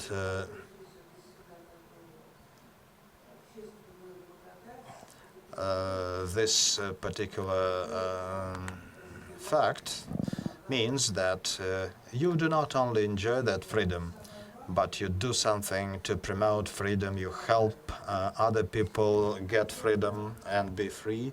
But for Ludmila, it's her routine, everyday life. There are some human things that cannot be done yesterday. It's something that you have to do on a daily basis, since it's reproduced, those freedoms are reproduced on a daily basis through your own effort, and very few people can help you in that endeavor. And she belongs to the generation of the people who, in the Soviet Union in remote years of 1950s and 1960s, declared suddenly that they understood what human rights were, and they said that we had to stick and adhere to the Constitution. And it was a great surprise and shock for the power, for the authorities. So they tried to oppose those free thinking and began imprisoning people for their thoughts or putting them into asylums, and others were sent in exile. And immigration is really an exile because those people are needed here. They are so designed that they can most fruitfully live and work only in the country they were born. Ludmila, when she came back from her exile, and she did it immediately when that opportunity arose, and first, you know that she headed the Helsinki group, and you know that Ludmila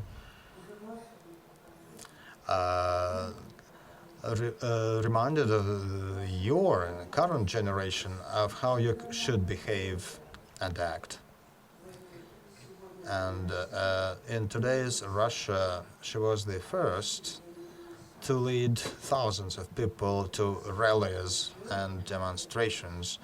There is a colleague of ours, Georgi, and we were riding in Moscow and saw armored personnel carriers in the Tverskaya street. And Georgi told me that there would be a rally, and Ludmila Alexeyeva will lead that rally at the monument to Mayakovsky. And so it triggered a wave of protest.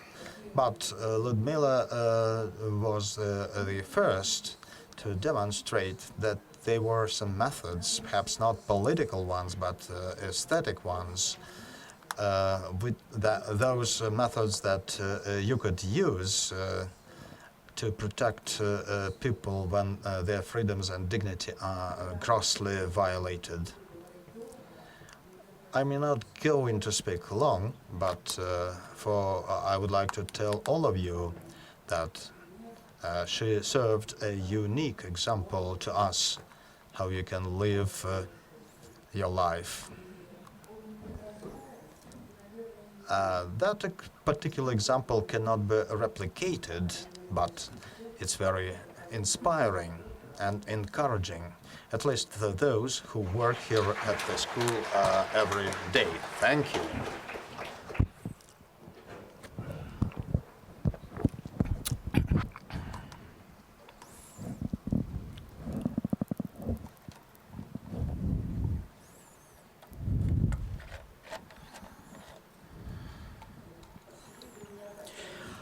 Today, I'm going to speak of the following topic. What are human rights activists? I guess most of you know who or what they are, but you have your own idea about them. And I'm going to tell you the way I view and I see them. Perhaps we have a lot in common in our definitions. So what are the human rights activists, human rights workers? Those are the people who believe that their life is designed to protect human rights of every individual. To protect them from any infringements on the part of the state or state officials. It's very important because when the state power try to infringe on those rights, somebody has to protect them. If there are people who are in disagreement over something, it's not the duty of human rights workers to resolve their problems. But if those problems arise between the state and the citizens, the fundamental terms and conditions are not equal to either party, and human rights workers are supposed to defend and protect those citizens whose rights are infringed on by the state or officials. In what way can human rights workers protect citizens from the state and officials? Because human rights activists are the same people as you are. They do not enjoy any authority, and they have similar capabilities as everybody has. But unlike many other people, human rights activists do know what people have rights, and they know how those rights can be protected. So they try to use all the means that they are entitled to by the law to protect those rights. Just some example. So somebody goes to the armed forces as a conscript. Unfortunately, it's not only the armed forces, but our laws are designed in such a way that a soldier cannot protect himself individually. And that's the reason why all around the country we saw the emergence of soldier mothers committees. And unlike soldiers, mothers are not enlisted officers or personnel, and they can protect their soldiers whose rights are violated in the armed forces. But not all the mothers know how to do that. And those who know, they come to the committees and to work in the soldier mothers committees and start protecting not only their sons, but all those who serve in the army and need that help. Following the end of the conscription term, retired soldiers and their sons return home, most of the mothers stop working for the committees, but some of them stay. And they started working in the committees when their sons were in the army. And they felt that this particular endeavor is very important. And their civil activities gave him another meaning of their life. And no matter if their sons are retired or not, they keep on working for the soldiers' mothers' committees. And those committees began emerging at the very beginning of the perestroika, and they are still operating. And they have some mothers who have been working in those committees since the early days of those activities, and they have saved hundreds, if not thousands, of soldiers from violence, and they virtually saved lives of those soldiers. And now they have a new meaning of their life, because they take care not only of their sons, but being part of such committees, they are helping and they are saving lives of many other soldiers. I can think of Valentina Melnikova and Ida Kuklina in Moscow, and Ella Polakova works in St. Petersburg. But that does not exhaust the list. We have, say, mothers in most of the regions. They started being middle-aged women. Now they are quite old women, but they have evolved as professionals, and their work is very efficient.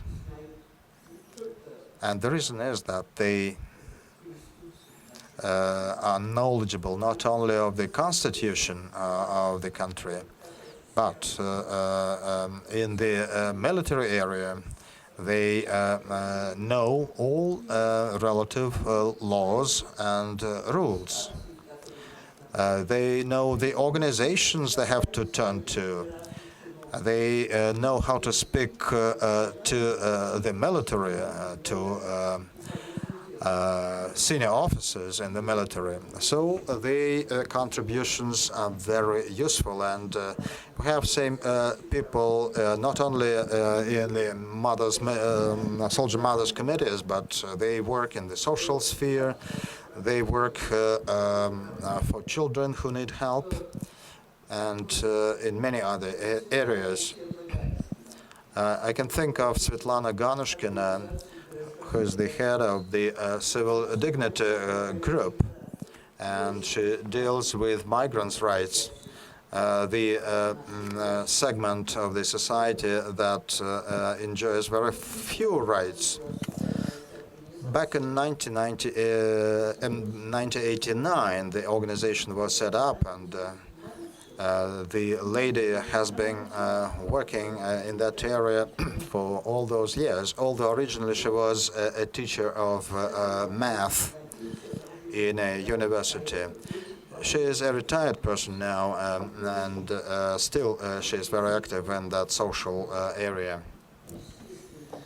She was awarded a number of prestigious international prizes, since her activities, her contributions are well known throughout the world. In the city of Nizhny Novgorod, there is Igor Kalapin, who heads the Committee Against Torture. He used to be a businessman, and he was taken into custody by police, who wanted just to take his business away from him. And he saw very hard times, because he was humiliated, he was tortured. When he managed to leave that custody, he didn't forget about those tortures and humiliation, and he took a distant learning course of a legal university, law school, in fact. And he invited professional lawyers, so they set up the Anti-Torture Committee. Many years have passed since then, and it's also a world-known organization. And he faces very high barriers, and because, to punish a law enforcement officer, those who have committed crimes, it's next to impossible in this country to sue such officers, because the office of a prosecutor just covers those mischiefs of the police and those who work in the penitentiary system, even if they see that those people are guilty and they violated a lot of laws. And in many instances, in order to maintain, to establish justice and make those who are guilty be accountable for what they have done.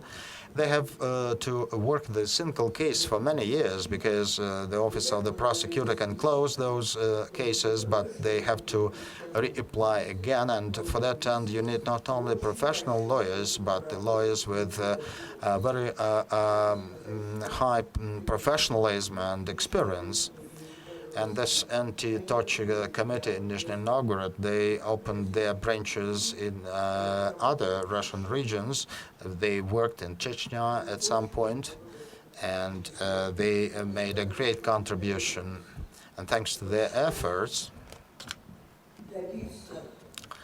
the situation has changed. And now it's much easier to put that criminal law enforcement officer to justice than it used to be before, and it's thanks to their contribution. What are the opportunities to protect people from abuses of officials? Besides going to court, one of the very radical means is to make all those cases public.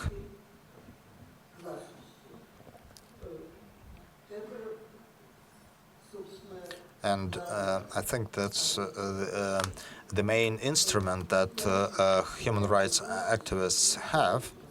And in this country, human rights movement started from that particular those methods, and it started even in the Soviet Union.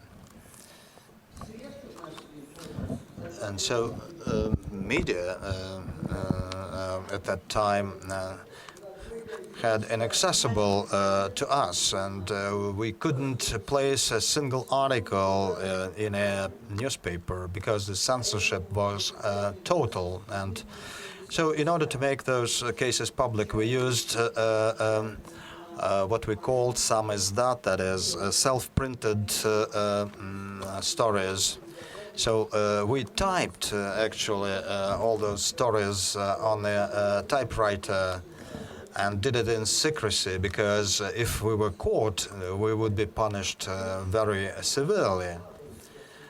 You can understand that we couldn't print a lot of copies, so it was a limited means to make those cases public. But at that time it worked, because those who read those typed pages, they understood how important it was.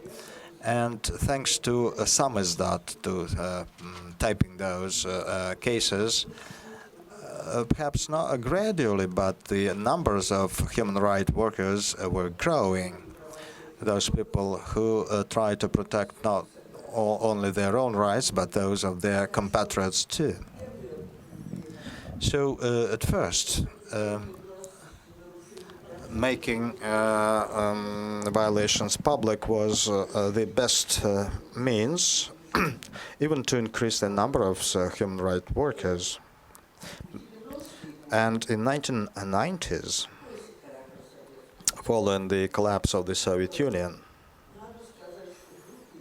there was a period of time when we suddenly saw that there were no constraints for making things public, both orally or in writing. And because of that, we saw actually a very fast enhancement of the movement. We more and more people saw how people were suffered from the lack of their rights, and we began knowing about those things much more than we used to know in the Soviet Union. And I should say that even in the 2000s, that openness stopped. and publicity stopped. So most efficient means for disseminating knowledge were no longer at our disposal. I mean, those nationwide TV channels, they stopped covering events related to human rights violations. But in 1990s, the human rights movement was already quite mature. In the Soviet Union, there was just a small closed community in Moscow who dealt with human rights.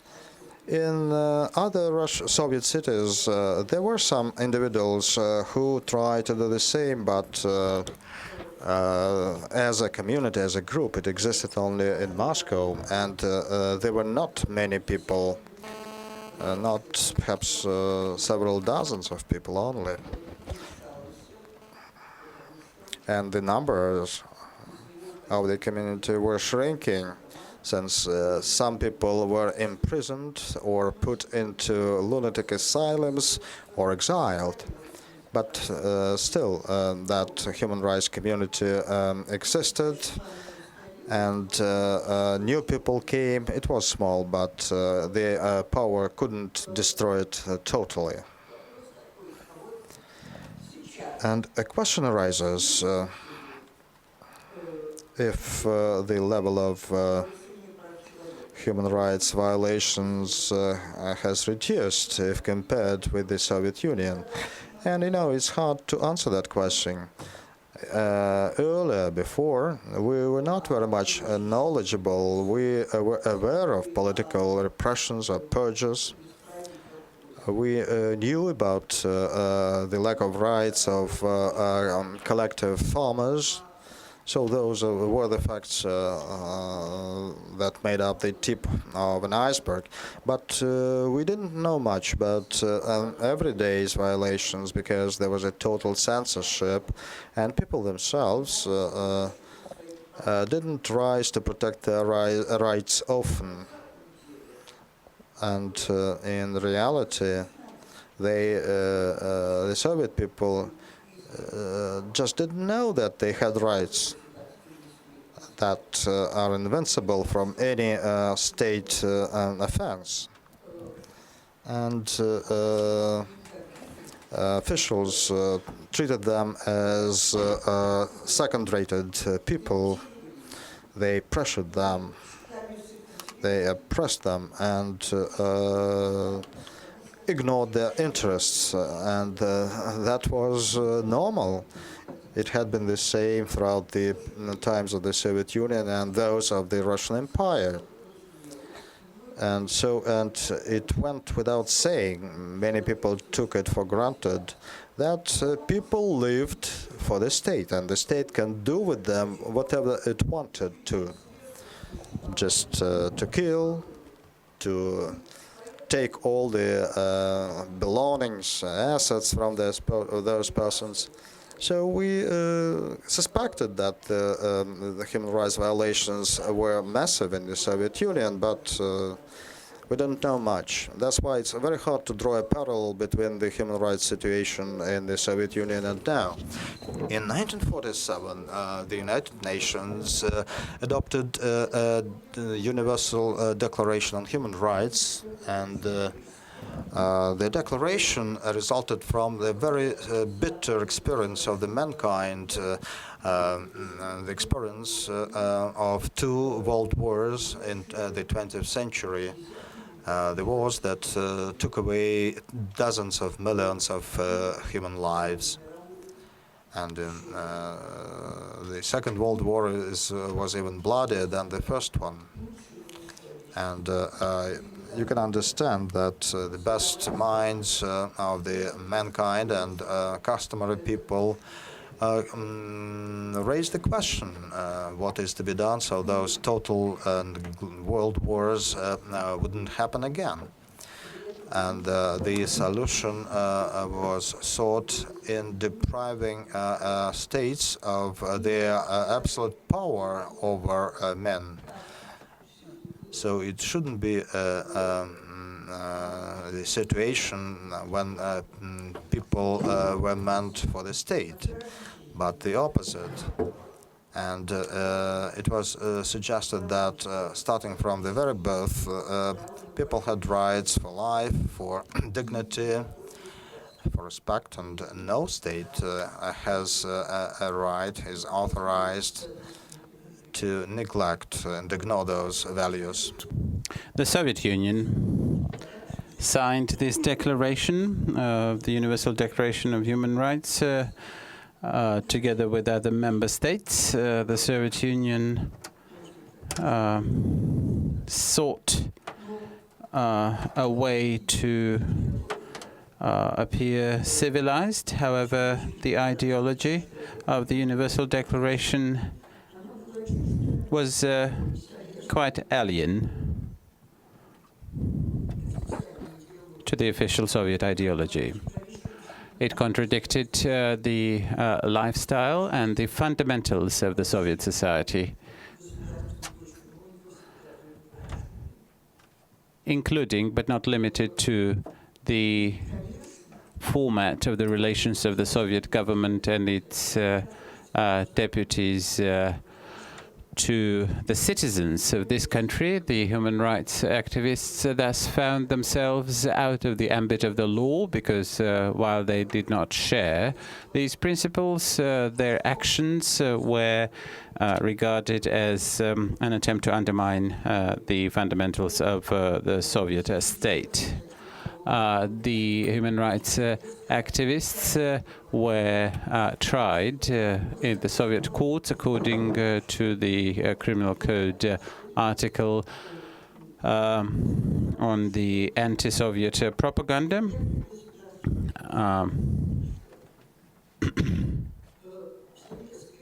In the Soviet time, we called ourselves human rights activists, but we were not human rights champions, because the human rights champions must protect their fellow citizens, whereas we could not protect ourselves.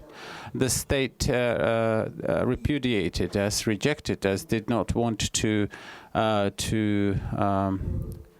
be involved with us in any other way but the criminal litigation. So the only thing that the human rights activists did in the Soviet times is that they gave publicity to the crimes of the Soviet regime and persuaded the world public that a human may and must be protected and respected by its state, and the state must sit to the table with these with its own citizens. It was easier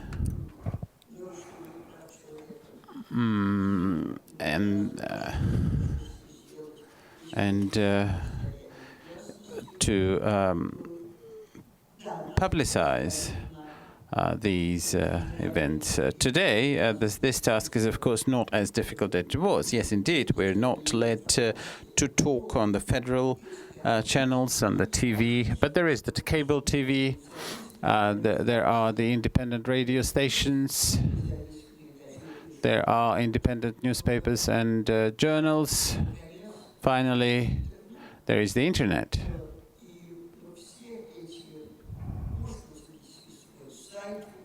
One can publish a blog, or conduct a blog, or publish on the website. And one has to say that today we are truly human rights activists. We're champions of human rights, even though it is difficult, but it is still possible. In the 1990s, we had more opportunities. Now these opportunities have significantly narrowed, but they still exist. Almost all human rights organizations have their reception offices, and people are consulted on how to try and defend their rights. And if people cannot do it, the human rights activists can try to help them. There are also the human rights schools. By educating the general public and at the same time recruiting the future human rights champions to their ranks. And this serves the purpose of at least telling the people that they can uphold their rights. There are schools for the professional lawyers. There are schools for the young people. So the human rights activists not only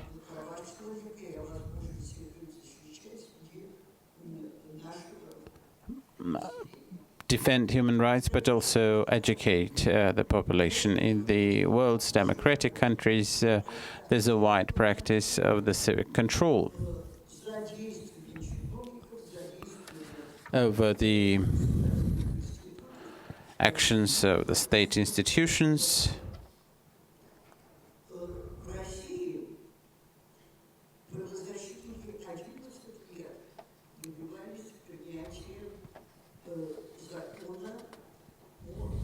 So it was about the adoption of the law on the public control in the penitentiary institutions. It took 11 years for this law to have been adopted, but in 2009 it was finally passed. This is the only sphere of societal life where there is the legal guarantee for civic control, and such commissions work, which are made up of human rights activists and champions. They can come to the inmates and then write reports concerning the violations.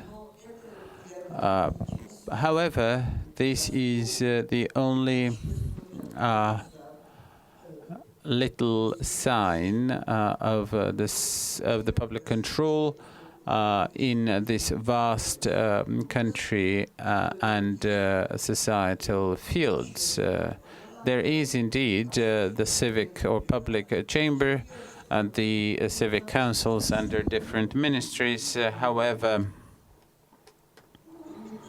this is more of an imitation of civic control. I myself am a member of the Ministry of Interiors or the police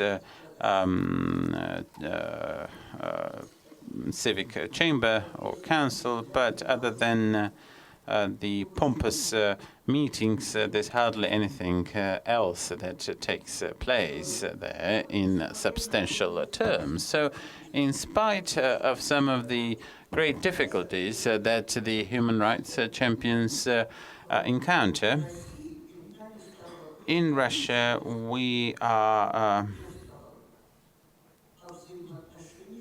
facing a problem that did not exist in the Soviet times, which is the relationships between the human rights activists and the government. On the one hand, the human rights activists have to confront it because the human rights are violated, and on the other hand, there has to be an interaction to redress the wrongs.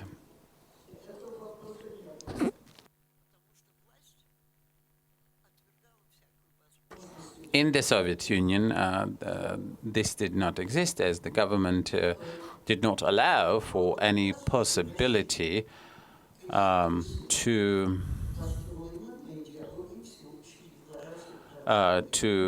any objection or criticism. The Russian constitution of today is built on the universalist principles, whereby the multi-ethnic or the multinational people of Russia is the source of authority, unlike the Soviet constitution, which postulated the leading role of the Communist Party.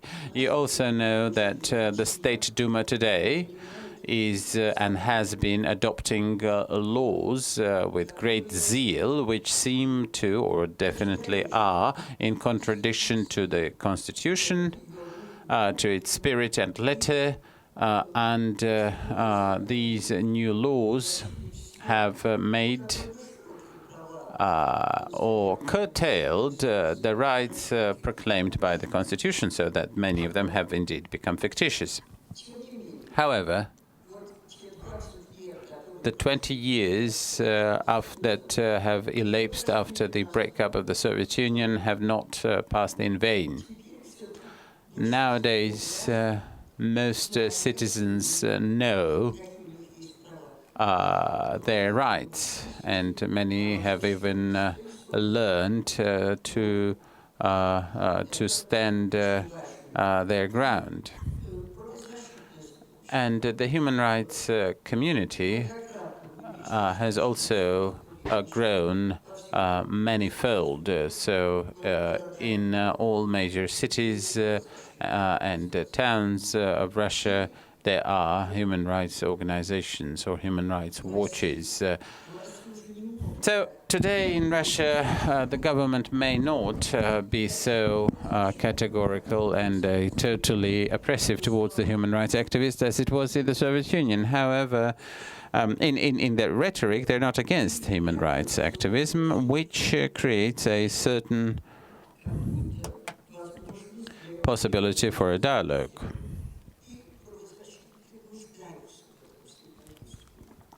And the human rights activists indeed need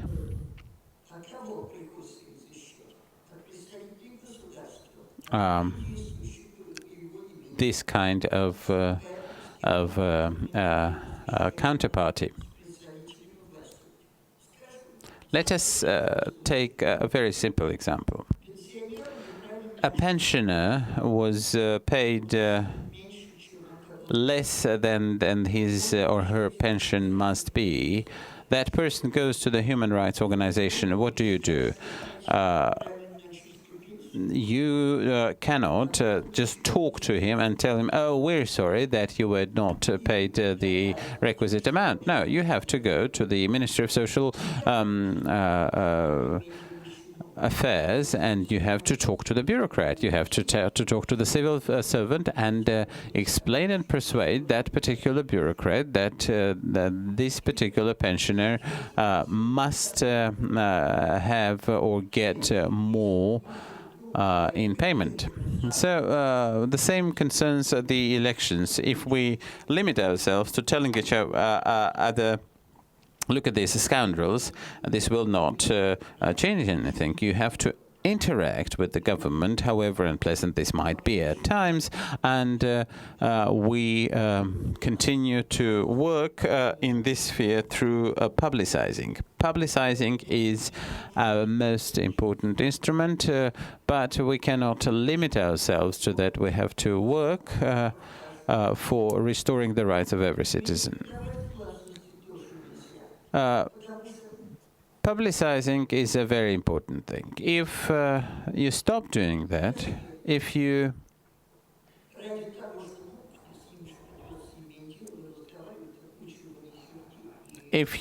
stop surfacing such violations because you do not want to make foes with a particular state official, this won't work. This won't do.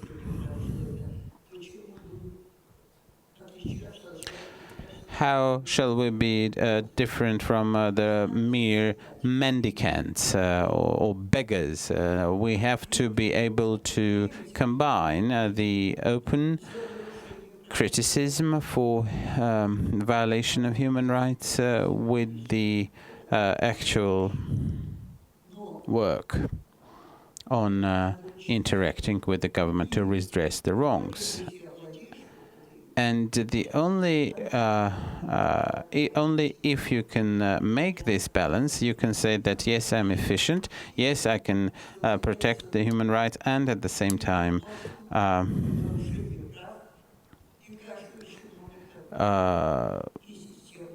make it clear that the system has violated them.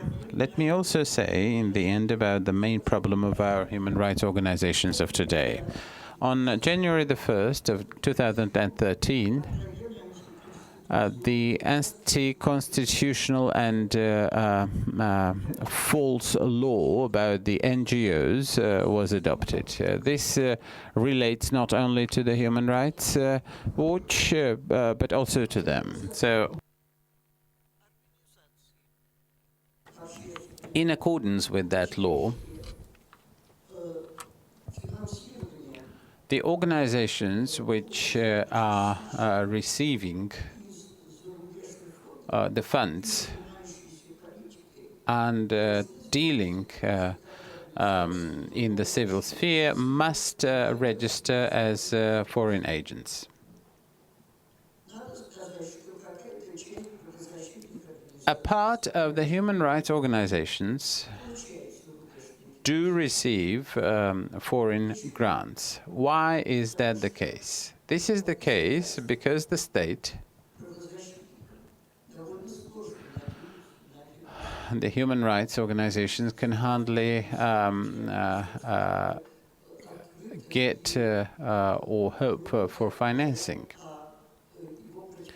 The state would hardly be prepared or willing to finance an organization which speaks about the violation by the state of its own legislation or laws. We have many rich people in this country who have their foundations, but we do not have independent business. And every businessman, every entrepreneur in this country understands that if he or she finance the oppositionary organizations, this would reflect or affect their businesses. Everybody remembers the case of Yugos. But even if an organization gets money from abroad, there has to be one other condition for it to be called a foreign agent, which is dealing with politics or political activities. And it appears that the human rights champions must not be in that league because the human rights activists do not engage in politics. What is political activity? What is it? Engagement with politics or political activity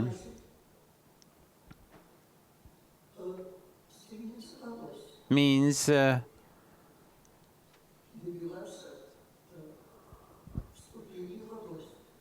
seeking power or participating in the political life for the purposes of gaining power or influence. The human rights watch organizations and activists are not seeking power. But this law, and it is exactly that is the reason why it is anti-constitutional, it has a most strange and idiosyncratic definition of politics, which is influence on the public opinion. And indeed, this is what the human rights activists have always been dealing with, which is influencing the public opinion, appealing to the society with respect to the violation of the human rights on the part of the government and its officials. So, this law is it's fundamentally anti-constitutional because the Constitution stipulates that every person has the right for association. And the Constitution also has an article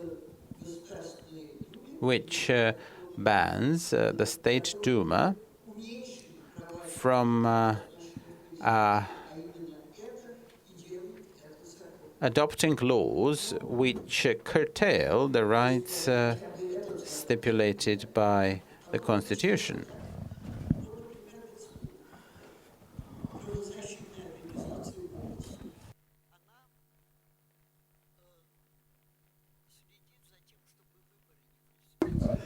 So this is about falsifying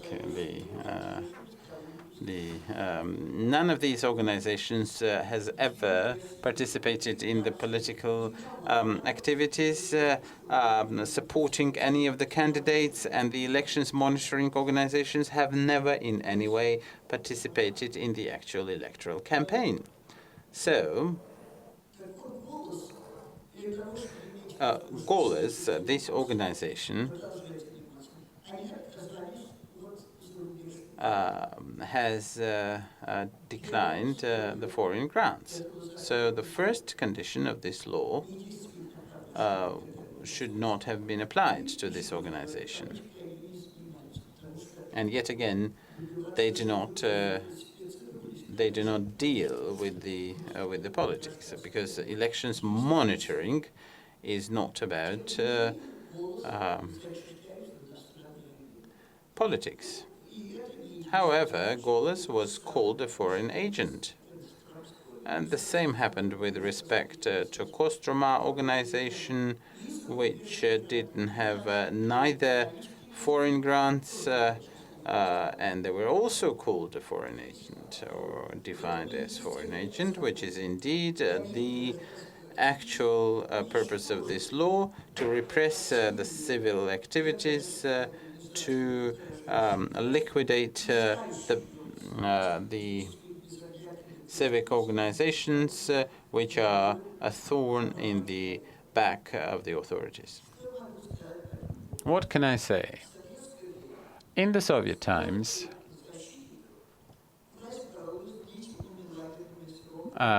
the government was putting people in jail, taking them to psychiatric institutions, and banishing them abroad. The Soviet Union collapsed over 20 years ago. The human rights movement spread across the entire country, and I may say that once such a society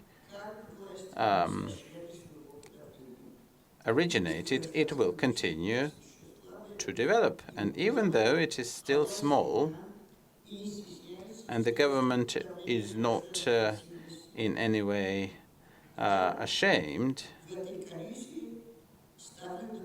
I am still positive and optimistic about this civil society. Thank you.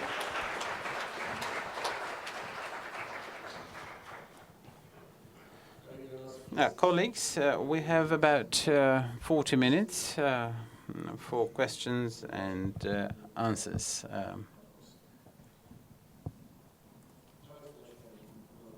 Let us start with you, Ms. Blazhenko.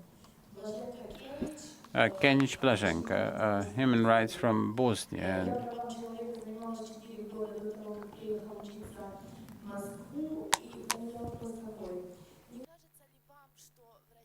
I was a human rights activist for 4 years before I first came to Moscow. Do you not believe that the human rights activist in this country has a somewhat negative connotation? Partially, maybe because the United States and the Western countries are regarded, or maybe regarded, as an instrument, or at least some in Russia say that they use human rights rhetoric as a matter of political propaganda. And my first question. And my second question, could you recommend any human rights organization that I could work as a volunteer? I was seeking such organization, but I was not particularly successful.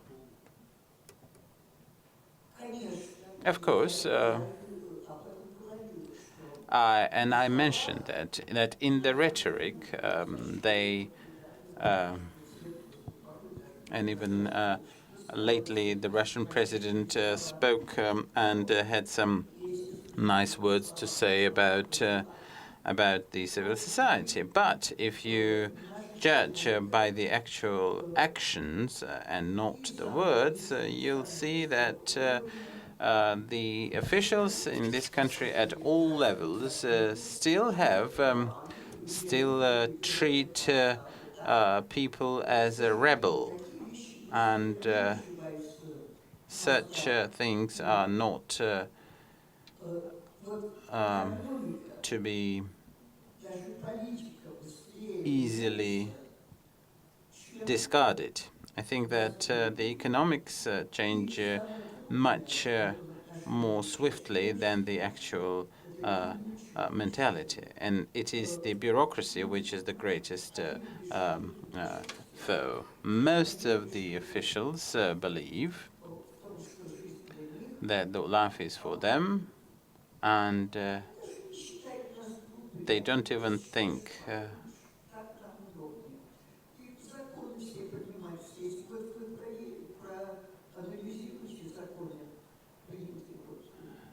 if you analyze the laws that have been adopted by the Duma over the past year, you'll notice that most of these have been announced and adopted exactly for the purpose to govern easier, to govern the people. And how can they govern but after the examples well developed in the Soviet times, to defame, to deceive, and to provocate. And partnership is such an empty thing for them. Unfortunately, the citizens and the human rights activists have to work and live under this environment. Unfortunately, there is no, in this country, a tradition for a respect for humans, and this respect is something that needs to be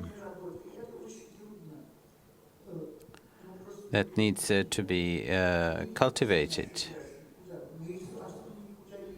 No, they're our citizens, and we are fellow citizens. No, it may be unfortunate, but it is the case. Sometimes we just have to get to where we are, and we have to stand our ground.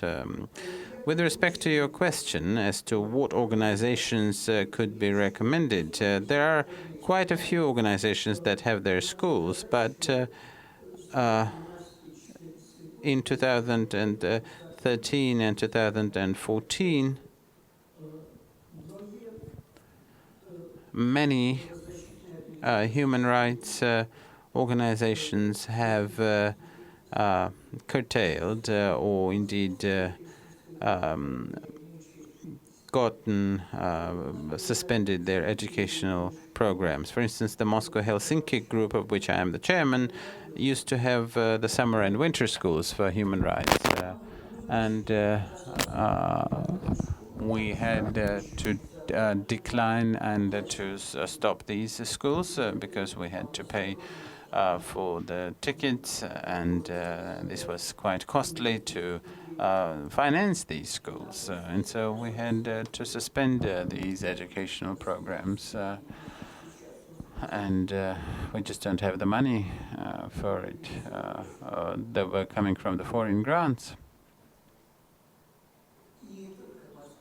And it's not just about the Moscow-Helsinki group. There are less and less schools nowadays.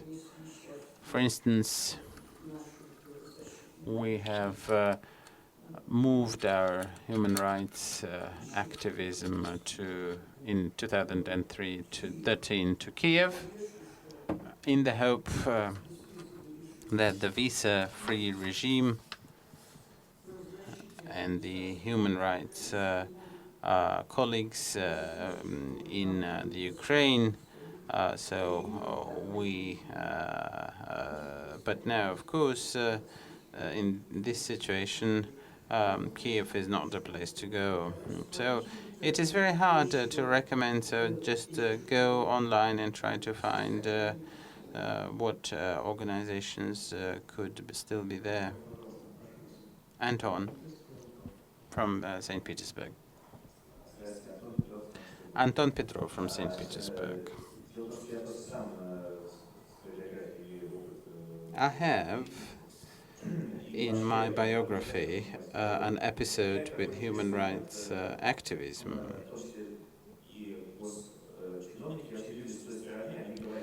The officials or the bureaucrats may say to you, you are upholding the rights of the soldiers or the privates, but who will uphold the rights of the officers? And indeed, I have encountered cases when an officer in the army was put in jail because he abused of his power. And there is a problem that the officers may not influence in any way. And there is a problem whereby that the officers in the army are not a lot more privileged than the privates.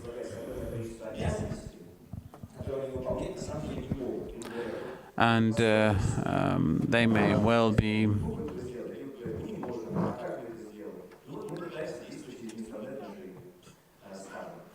quite powerless. Tamara Georgievna Morshakova spoke before us yesterday with respect to the legal system and said that one of the major motives was that the judges in this country are probably as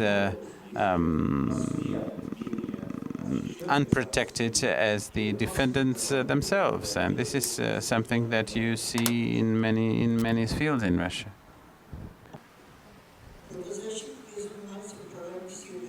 Actually, we deal with the rights of all humans. I just mentioned the committee of the soldiers' mother, but we deal with officers as well. They also have their own problems, and their rights are violated. And our army is a pen of slavery, and it is felt by soldiers and their commanders as well. You can humiliate a person, shout at him, and nobody resists. There are problems among the officers who retire and those who work to get housing, and their rights are violated, and we defend these officers. This is just an example. It is not only, again, officers. Our officials are also citizens of the same society, and among them there are many of those against whom we have to stand because they abuse their rights, to violate other citizens' rights. And they also feel unfairness sometimes, and in this case we defend them as well.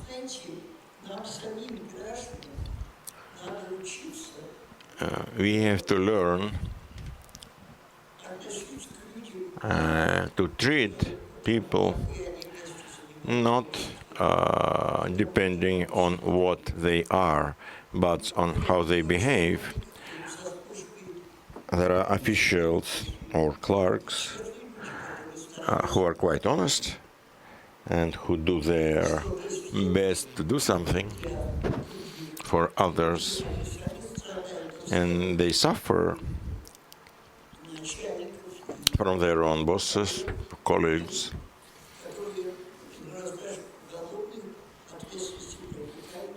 And sometimes there is a criminal liability for doing your job honestly. I don't think I have to give you details.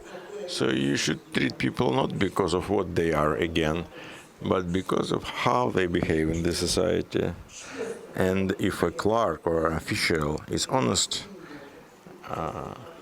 you have to cherish him and help him. Lyudmila Mikhailovna, my question, in the atmosphere of lie which surrounds us now, I think that our society was substituted. The society of the Russians in the 90s was more progressive, believed that you could live under market economy or under democracy. But within the last 10 years, it seems that we are changed. Nobody believes into anything. Nobody believes in competition, in the right to live properly. And there were swings of public moods in your lifetime. What should happen for our people to wake up and feel citizens and not just consumers, let's put it this way? Such people are there, of course, and I think that among those present, there are not so few of them, I would say many. But frankly speaking, quite recently I thought that we have more real citizens. I was shaken by the attitude of the majority of our compatriots towards the events in the Ukraine.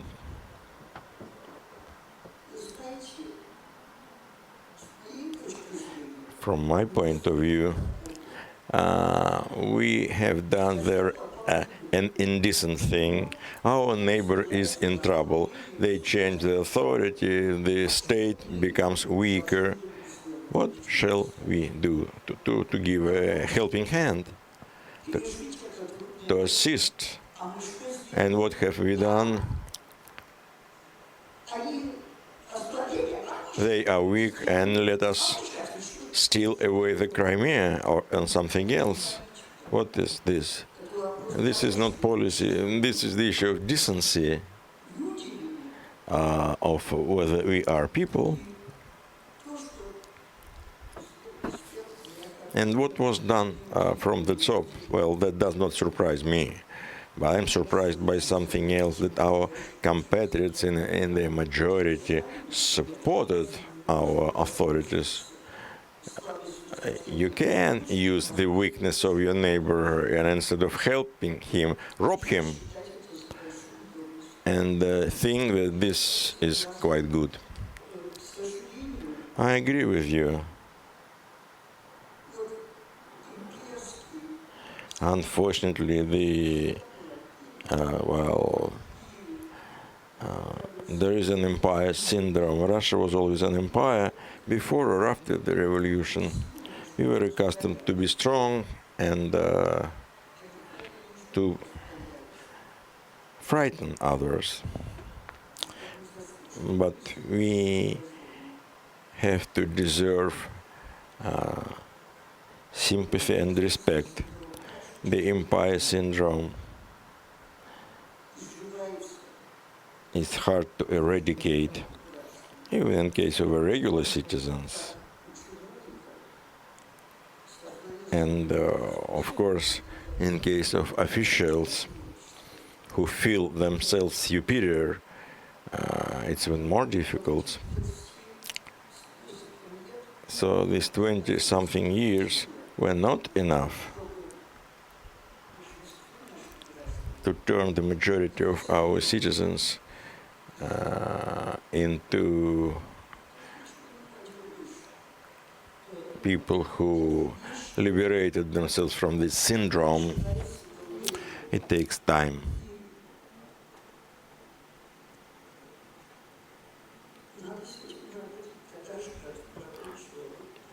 You have to work with it, same as you work with human rights. And just behave humanly yourself, be decent, and be human. under any circumstances. This should be a task for everybody. And if you fulfill this task,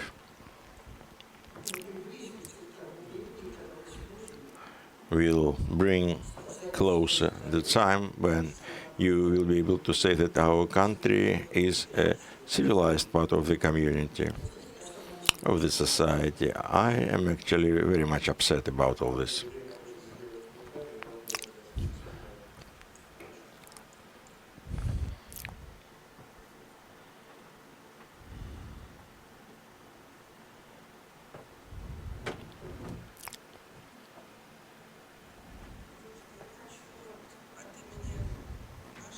On behalf of our organization and many others present here, I want to ask you personally, because we've had here Mikhail Fedotov. Lukin was supposed to come here because he mixed things up and he's somewhere away. But the situation now is even more complicated than it was a year ago in relation of NGO situation. It's not about money, because we pay all our taxes, but it's about an independent activity.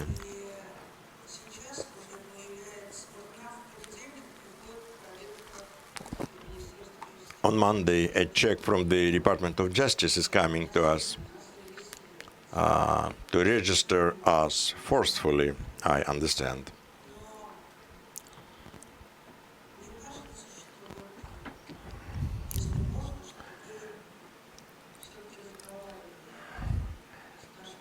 Can you talk to our president, who listens to you once in a while, or at least he claims to listen to you? Maybe he doesn't hear you, he doesn't listen to you, but he hears you. Maybe you should inform me about what happens at the grassroots level. It seems to me that everybody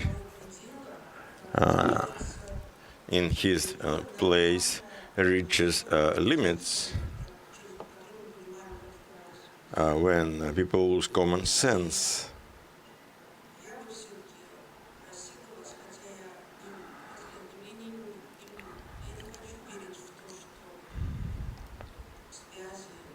I don't believe in ties or connections, but I believe that institutions are important. But so far, our society is such that you should ask the president to allow him to pay you a visit.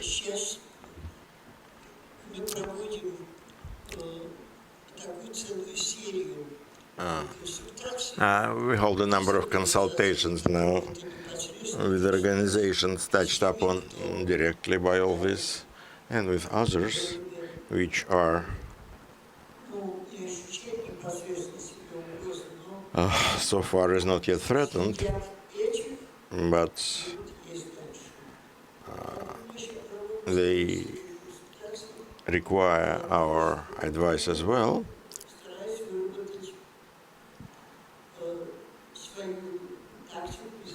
But we try to develop our tactics and strategy under the circumstances.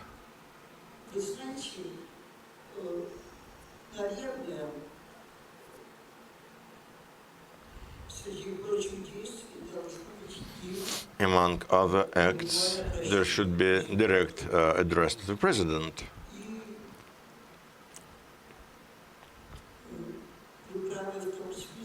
And you are right.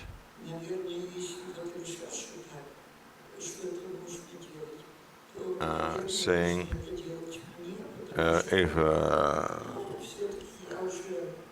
something should be done like that, so probably it should be me who do it, because next year I've been involved with this hopeless activity for 50 years. And if for 50 years you haven't achieved something, you are an idiot. I don't consider myself an idiot.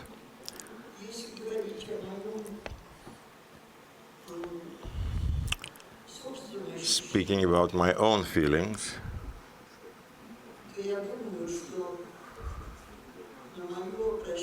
I think that to my address, I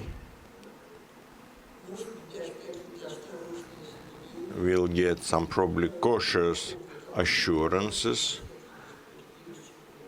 saying that all unfairnesses will be dealt with. Some foolish people made some mistakes, but what actions would follow, I don't know. Because more than once I dealt with the situation when a person says one thing and does another. Ours is a very surprising country because the authority of the president is so enormous, in line with our laws and constitution. And he concentrated great power in his hands. Well, there is a guy named Andrei Chernikov who 7 years ago started fighting being a municipal deputy in Kuzminki in Moscow. He started fighting with his municipal corruptioners. They sold land for garages without any right. So they received enormous money. They did that throughout Moscow, not only in Kuzminki. So people who bought these garages would be thrown away. They would lose the land, but they wouldn't get back their money. And he spoke against this. And these people started fighting him. There was a fight for 7 years, but this person for 2 years is in custody. Within these years, different people, including myself, 6 times addressed about him the president. 5 times to Mr. Putin and once to Medvedev. Each time they wrote wonderful resolutions, and I thought, all right, I helped this person.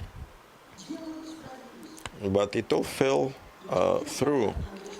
It all disintegrated.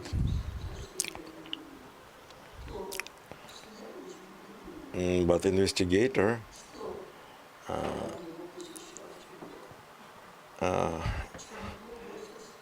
invented that Chernikov rushed at him and wanted to strangle him while he was in jail. There were 2 witnesses who were other prisoners, and they testified in court that this was not the case, the both of them. So now another court is to take place, and he will go to jail for 8 years. I visited Patrushev for 7 years, you see. I paid many visits.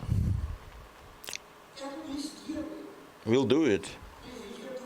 We'll address the president, but Lena, dear, I don't know what will come out of it. Had I known that if I approach the president and it will be fine, I'll rush there like an arrow.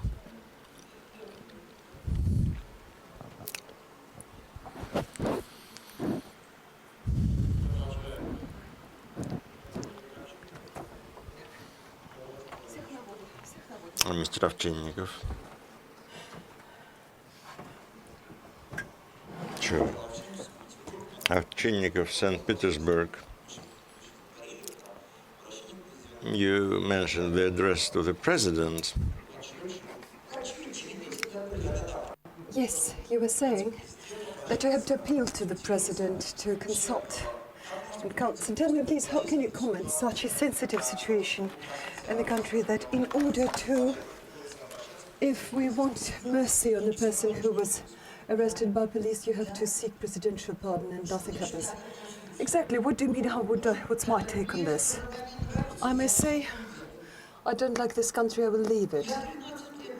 For 13 years, I spent 13 years in America, and once I got a chance, I got back because Americans were sure know how to do something in America without my involvement. But here, there's so much for me to do. What we need is patience, nothing doing. But there's only one way to follow, to work so that these people in this country should feel comfortable, should feel well, should have a good, comfortable and worthy life. That's what all of us are fighting for. I hope I'm not alone. No, it's not that I hope.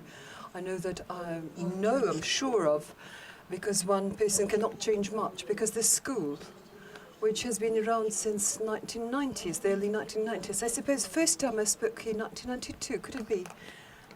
Well,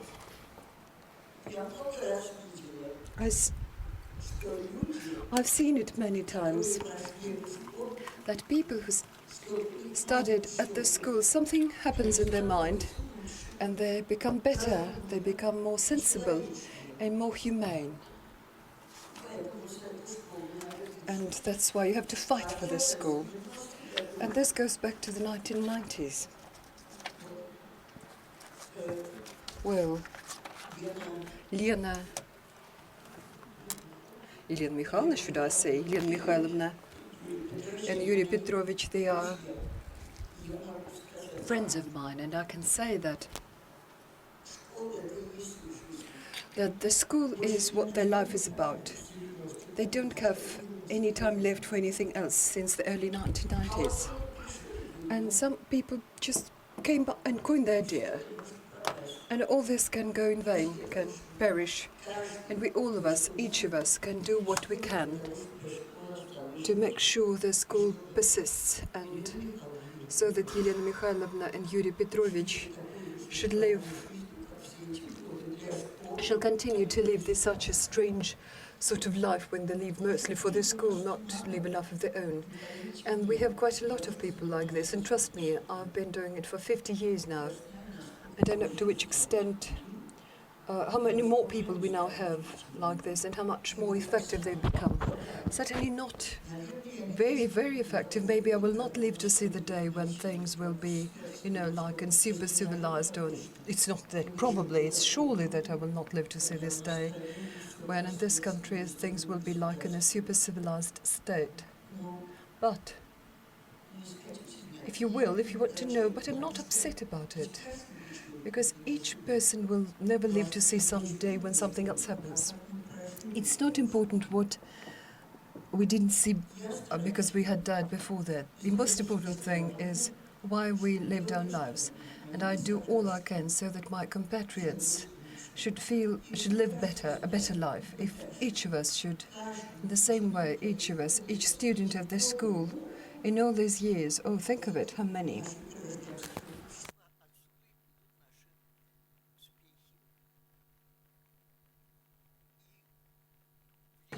And in our private life and in the lives of our country, things will change for the better in this way. To be honest, I would think that after this final presentation, all the questions would be unneeded, dear colleagues. I don't know if you would agree with this or not.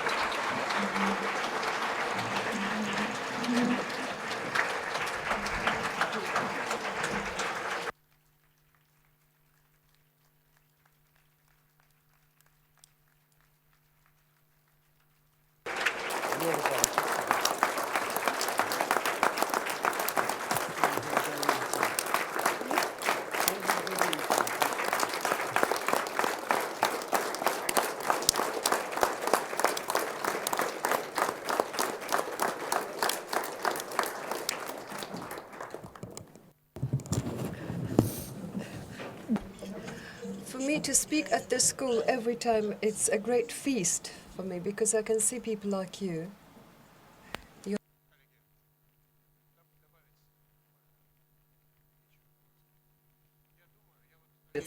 Dear colleagues, I suppose there is nothing else I can add to it. I would like to add to what Lena said. The thing is that Lena Zemirovskaya is not just a great person. I think that Lyudmila Alexandrovna Alexeyeva has turned institution. Lena Mikhailовna, my request for you personally, please stay around for longer. The party and the government will keep you busy. They don't want to correct their behavior. Well, together, we shall continue to work together. And I would like to say once again, I just think, I bet I can't turn the civic society. It seems okay they've put the...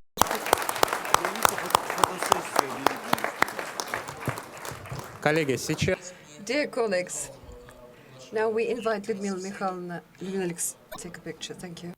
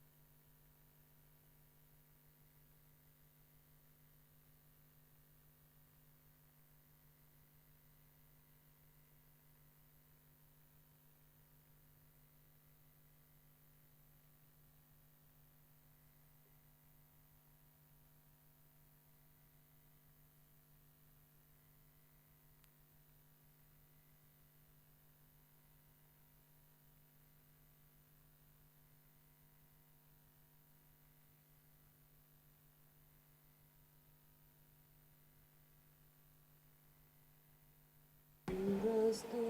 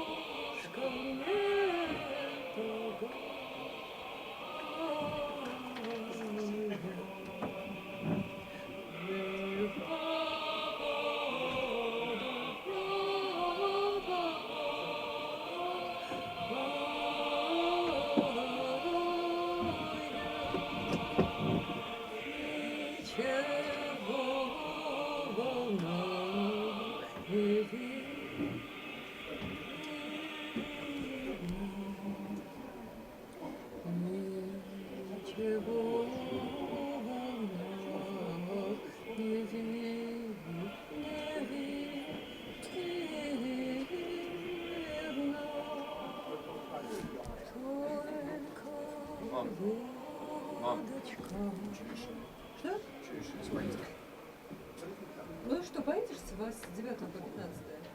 57. Если раньше мы на 66 вдвоем... 10 раз, потом 4. 6 ночей. Нормально. Вообще 66 раньше мы с тобой вдвоем ездили, но это был 10-й год. Это было 4 года назад.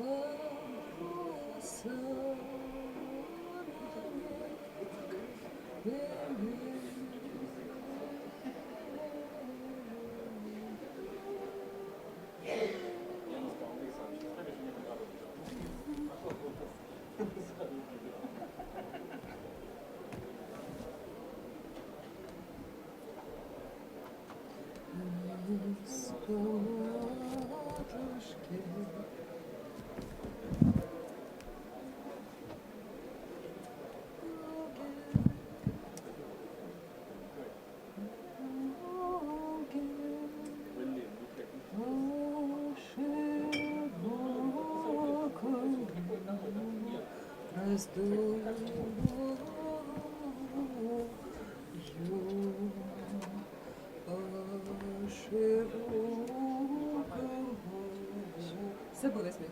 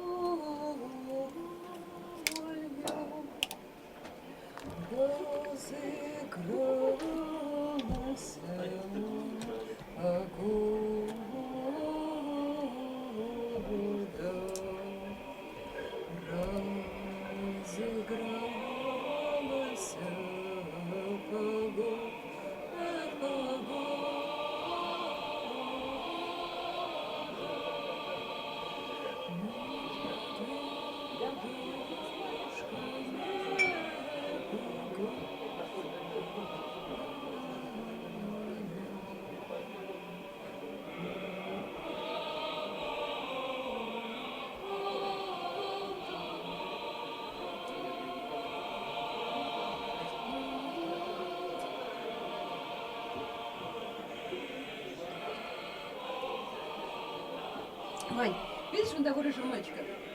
Антон из Петербурга, он так хорошо поет. Вот попробуй, мы с ним спели «Степь да степь кругом», как воронежский хор с Мордасовой. Совсем по-другому. Не для меня придет весна, с ним спели. Попробуй ты с ним, распойся. И можно на троих разложить. Ну вот мы с ним вот здесь, вот в той лестнице, пока здесь все бесновались, мы распелись.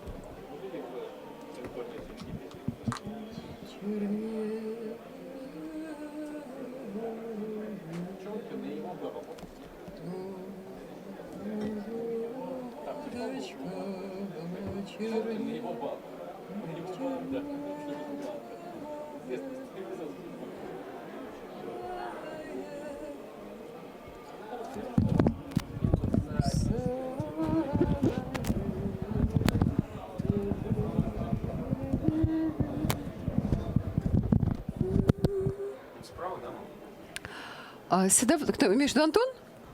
Антон здесь, по этой вот, по левую руку. А кто? Писатель? Писатель-то? Ну, вон он сидит.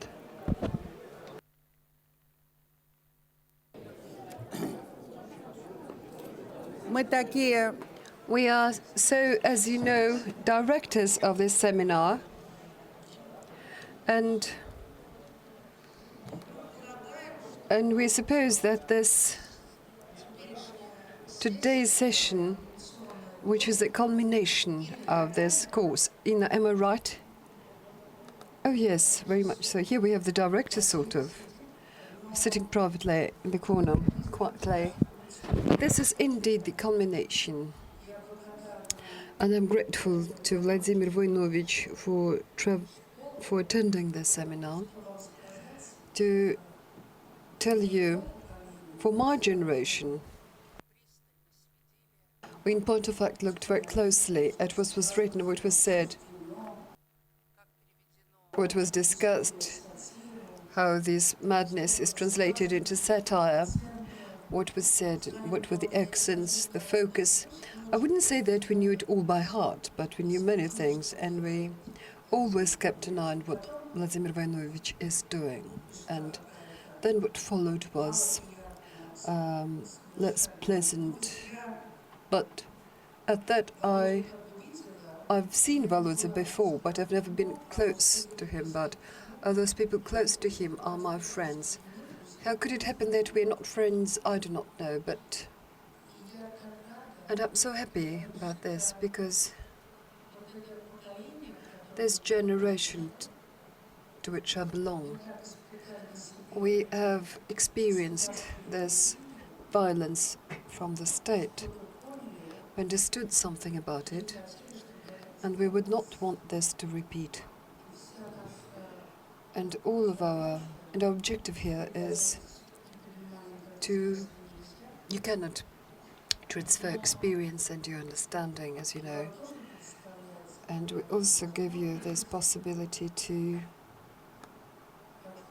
feel again some things related with the tense situation, and not to fall into madness.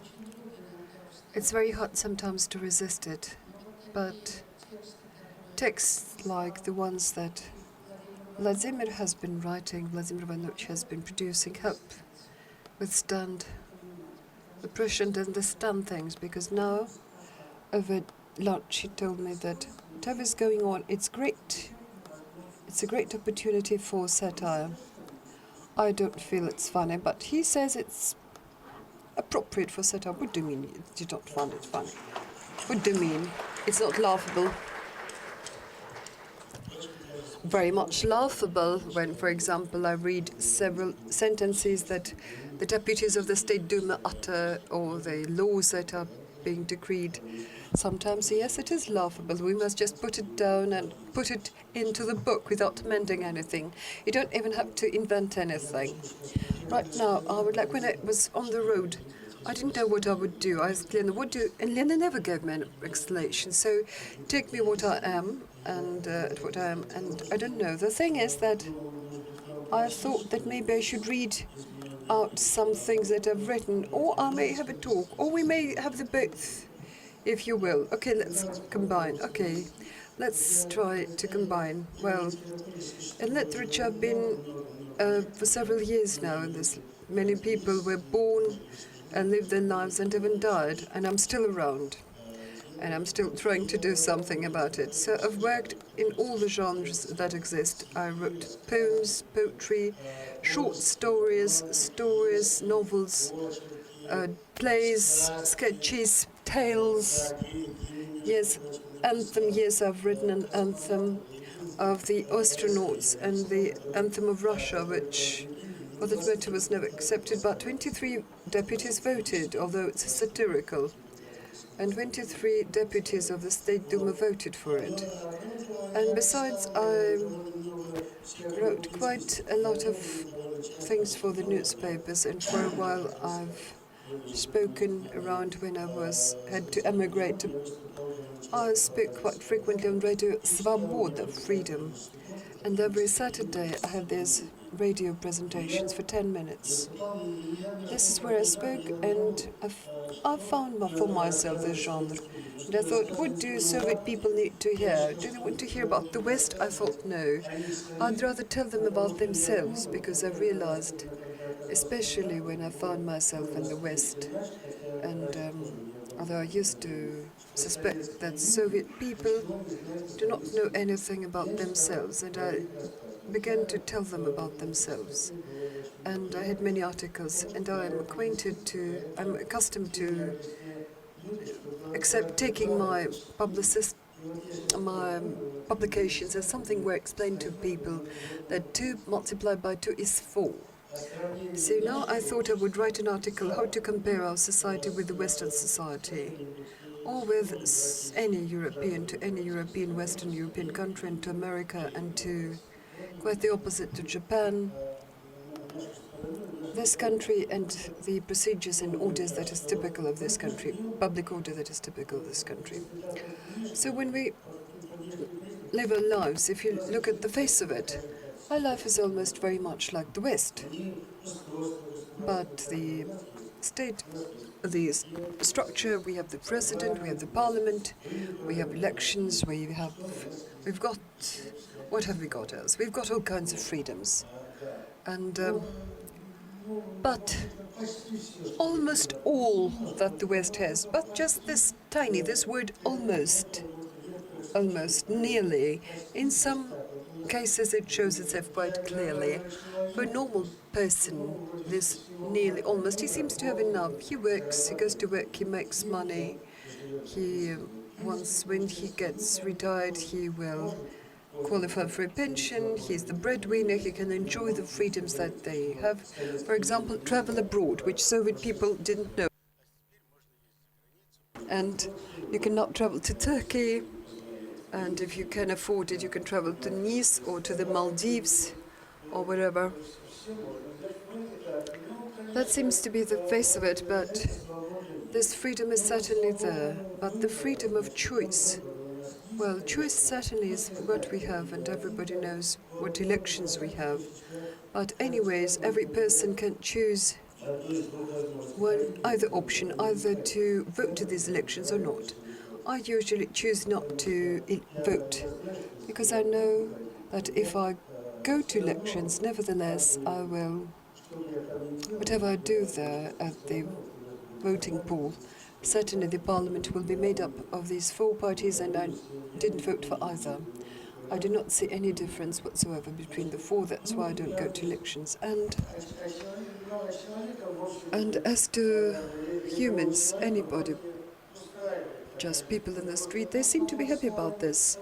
There's no freedom of speech, but they don't need it. Why does they need it? They just watch television, some soap operas, they watch, say, talk shows, and he seems to be fine. Freedom of speech, as it turns out, is needed by very few people. Actually, it's needed by everybody, but most people do not understand that they need it, and they never perceive this absence or this loss. And things seem to be going fine. Every person seems to be doing fine.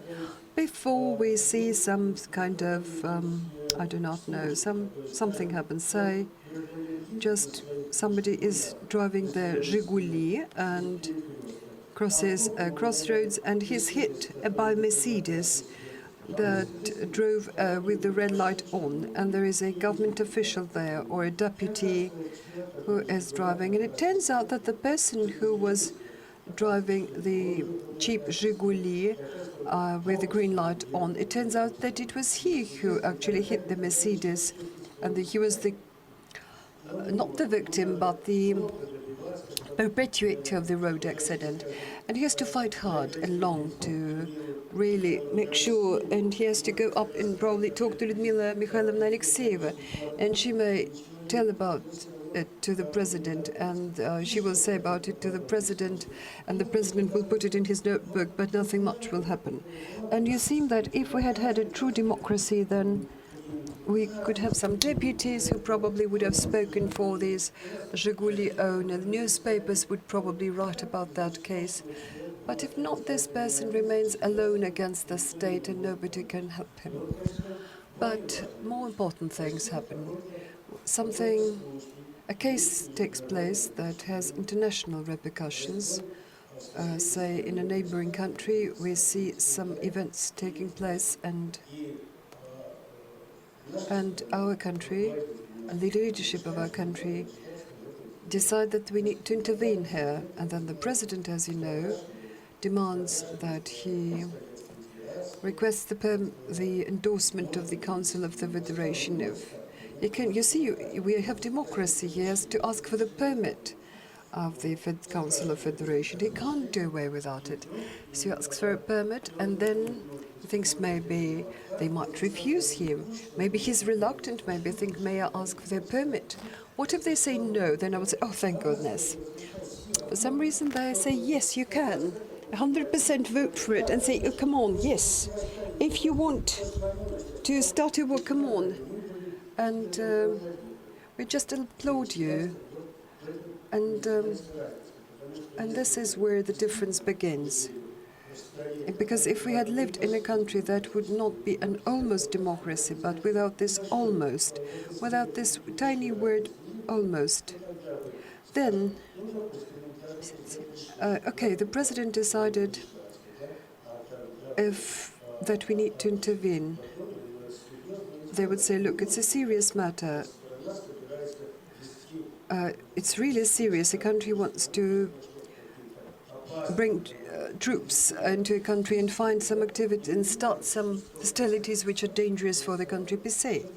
It cannot be that somebody will vote 100% in favor, in pro. Somebody might object quite sharply, somebody might sort of abstain, but this is not what happens. And the country gets involved into a situation. And then the Crimea, yes, come on, let's grab Crimea, let's seize Crimea, or let's say any other peninsula.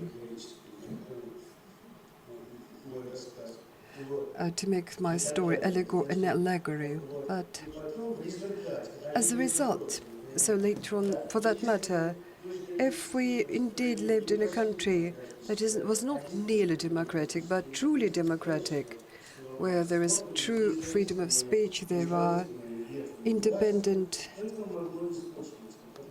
branches of government, that might not necessarily take place, because many people would say, okay, we will seize Crimea. What would follow is that we might have, say, in the southeast, some things might happen, and this really started.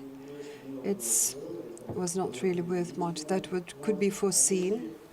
And if we approve, then what follows is that, and if some people think, okay, what if Ukrainians had renounced on Donetsk and Lugansk, nothing much would have happened. And I will tell you, but if Donetsk and Lugansk, then the war would continue in Kharkov and Dnipropetrovsk. But if they say surrendered in Kharkov and Dnipropetrovsk and Kyiv or whatever. So you see, all this happens because we have this word almost.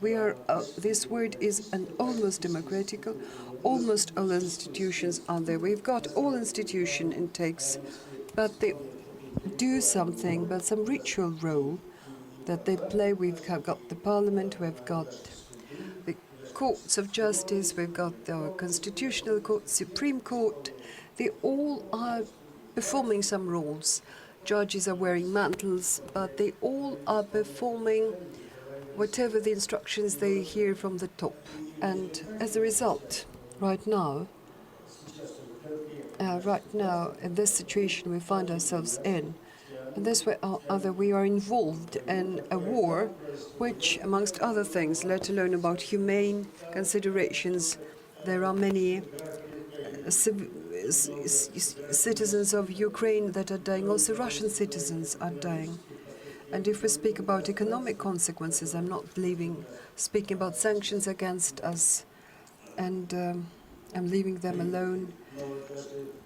But even say the very fact this really is worth a lot of money, and the Crimea also is worth a lot. But the thing is that if we had a normal democratic state, then the Crimea, then it doesn't matter whom it belongs to. In Europe, they decided long ago that they don't need to fight wars because of territories. And there are Alsace and the Lorraine, for which Germany and France fought. There is no argument whatsoever. It now belongs to France, and let it be. And any German, if he wants to travel there, he would travel. And the Crimea, for that matter, it was never barred. It doesn't belong to any of us, but we could very well travel there. Like 2 years ago, I traveled to Crimea and I took my vacation there. And if I travel, I will certainly feel no better. And in the same way,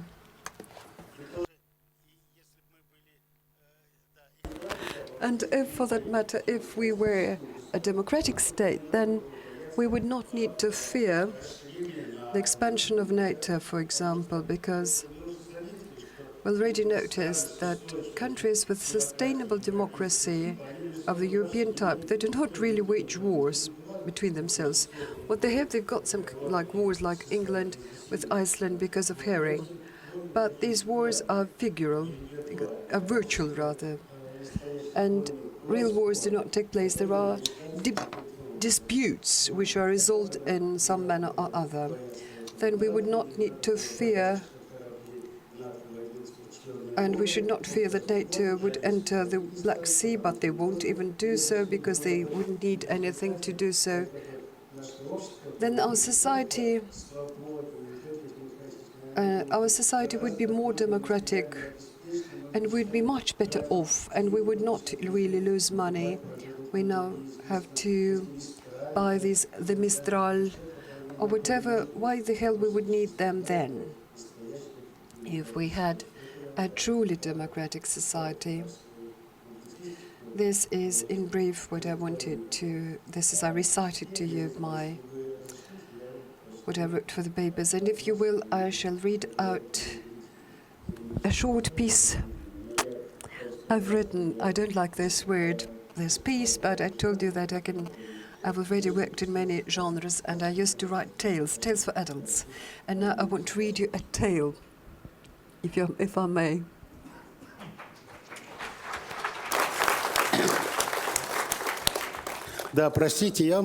Yes, forgive me. I told you that I'm writing. Always keep proving that 2 by 2 is 4. I know we have people who are enlightened, and maybe you need some more sophisticated and geometric cases, but I do not know them. I'm sorry about that. I can only speak at the level I can master. This is what I told you about the current status quo, about the current situation, about the status quo.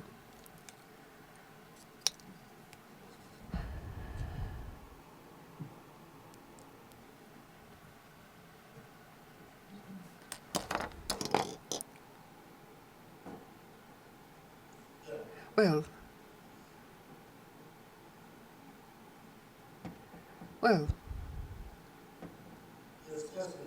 this tale is called about silly Galileo.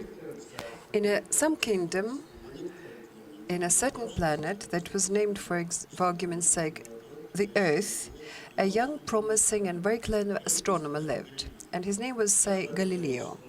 I will have a qualification that he is a fairy tale Galileo, and his biography doesn't coincide fully with the historical Galileo, although it does coincide in part.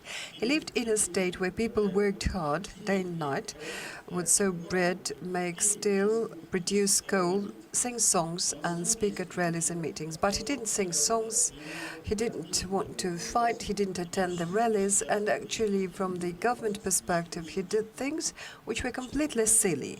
The silliness was all about Galileo at nights, as he neglected, for that matter, his spousal duties, would sit in his observatory and would stare at the sky and the stars through a tube that is called telescope. And it didn't just stare, hoping to surprise everybody around him and invent things which people could not even think of. And not just stare, but stared in a hope to surprise the world and invent some things that nobody else could think of. And then he did invent such things. And in the morning he went to his wife, and she just has had her breakfast and started to wash the linen. "Come on, dear," he writes to her. "You know how smart I am. Do you know what a discovery I made? No, you do not know. You cannot even imagine what things I discovered. You know, I made such a remarkable discovery, which even Ptolemaeus could not discover. I discovered that our planet is round and it rotates. It orbits, it rotates around its axis, and it also orbits the sky. The sun, sorry. Galileo thought that his wife, once she heard it, would immediately embrace him and saying, 'Oh, my darling, you're a man of genius. What a discovery. For good reason I married you, and I'm so happy with your small salary. I spend my nights alone.' Not at all. He didn't ever receive it. His wife, instead of embracing him and saying such words, instead she smashed him, boxed him with his wet long johns and said, 'Stop saying rubbish to me about the rotation of the earth and other things. I know what you're doing. You're not staring at the stars. You're staring at your PhD student Juliet.' Well, women can be like this. And no discovery, whatever you make, they always tend to have their own evaluation of the situation. Had the wife of Galileo understood that he had indeed made a great discovery, maybe he would have, once he has told her, would stop discussing it with somebody else. But here he got very upset, never getting her support, and got into a trattoria. There, as usual, he drank something and kept boasting how smart he was, how he discovered that the earth is round, and it rotates against its around its axis, and it orbits this star, and we are flying in the space God knows where. But all kinds of people attend the trattoria. Some people disregarded his words. Some people laughed at his, thinking, "Oh, look, the man has had too much." And certainly a sexold informer who immediately took note of what the astronomer said and immediately reported him to the Holy Inquisition.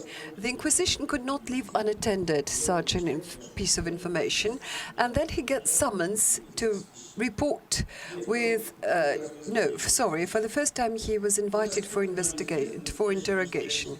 As we know, historical Galileo, they showed him the objects of torture, after which he said, no, it doesn't orbit the sky. But when he left the Inquisition, he insisted that it rotated. But I'm not writing history here, I'm writing fairy tales. And in my fairy tale, things went the other way around. In my fairy tales, they were not torture weapons.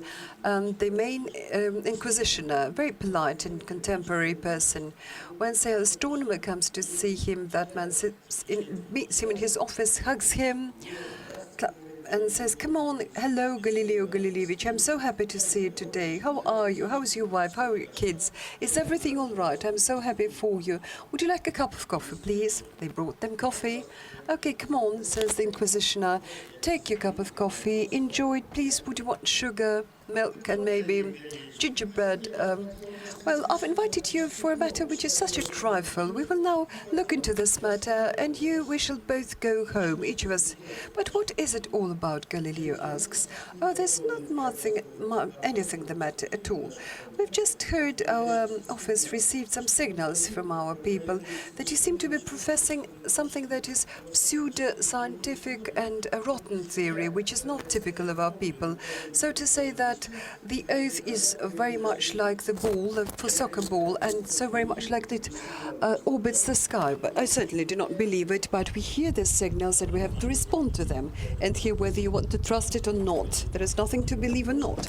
Galileo says, "The thing is that it is indeed like a ball, and it orbits the sky, and it orbits it, how shall I put it, in two months.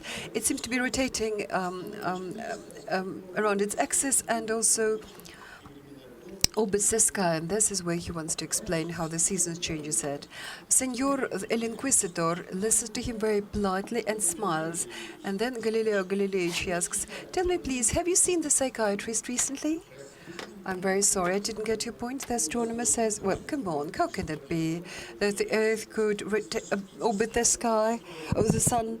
Well, you think if it were like a soccer ball, we certainly would have fallen off it and would have flown, God knows, upside down.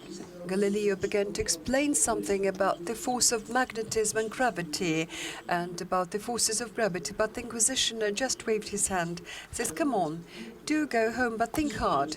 And for that matter, talk to your wife. She's a wise woman, a sensible woman. She will explain to you whether the Earth orbits the sun or not. Okay, Galileo returns home to his wife and she was mopping the floors. Well, come on, again you've been staring at the sky and the stars, and again she hit him hard in his groin, and he got upset, and he told her he was not in the observatory, that he had been to the Inquisition, and that they told him to go back home and talk to his wife. When his wife heard the word Inquisition, she realized that things were quite serious and bad, and she thought it was much worse than her husband chasing his PhD student. And began interrogating him how he had come with such rubbish things, and began telling him her very detail. And okay, said his wife, perhaps you're right, and Earth is orbiting, but what is your benefit? It's not that benefit that matters, explains Galileo. It's scientific truth, and I'm a scientist that cannot give up a truth. And wife says that it's quite serious, stopped fighting, began talking him into not doing such discoveries which bring only harm. Okay, let it orbit, and you just sit and keep silent, and it will not stop orbiting because of that, and will not become square. Then Galileo got angry and began saying some very pompous things about adherence to his principles and convictions, about the conscience of a scientist, about the responsibility before the next generations, and so forth and so forth. The wife spent a lot of words to talk him into giving up that particular theory and forgive him for flirting with young girls. And she tried to, but Galileo was stubborn, and he didn't give way. Some time passed. Earth kept on orbiting, and around the sun, the day replaced the night. Summer changed winter, and the relations with family became worse and worse. And not only in the family, Galileo began noticing that in office, his superiors treated him worse and worse. Neighbors didn't say hello, friends did not call, and when they met him accidentally, they changed the direction. The girl changed the thesis title and changed the supervisor. Galileo thought that trouble was coming, but couldn't help it. And then finally, Galileo was invited to the main astronomical department to discuss him. And all brightest scientists came together and began studying. The main astronomer made reports at the seniors from some time in our very healthy organization. We saw some unhealthy people. Our employee Galileo spreading some harmful gossips. He's claiming that the Earth we live on is just a ball which is orbiting like a toy. So I would ask our distinguished scholars to speak on that.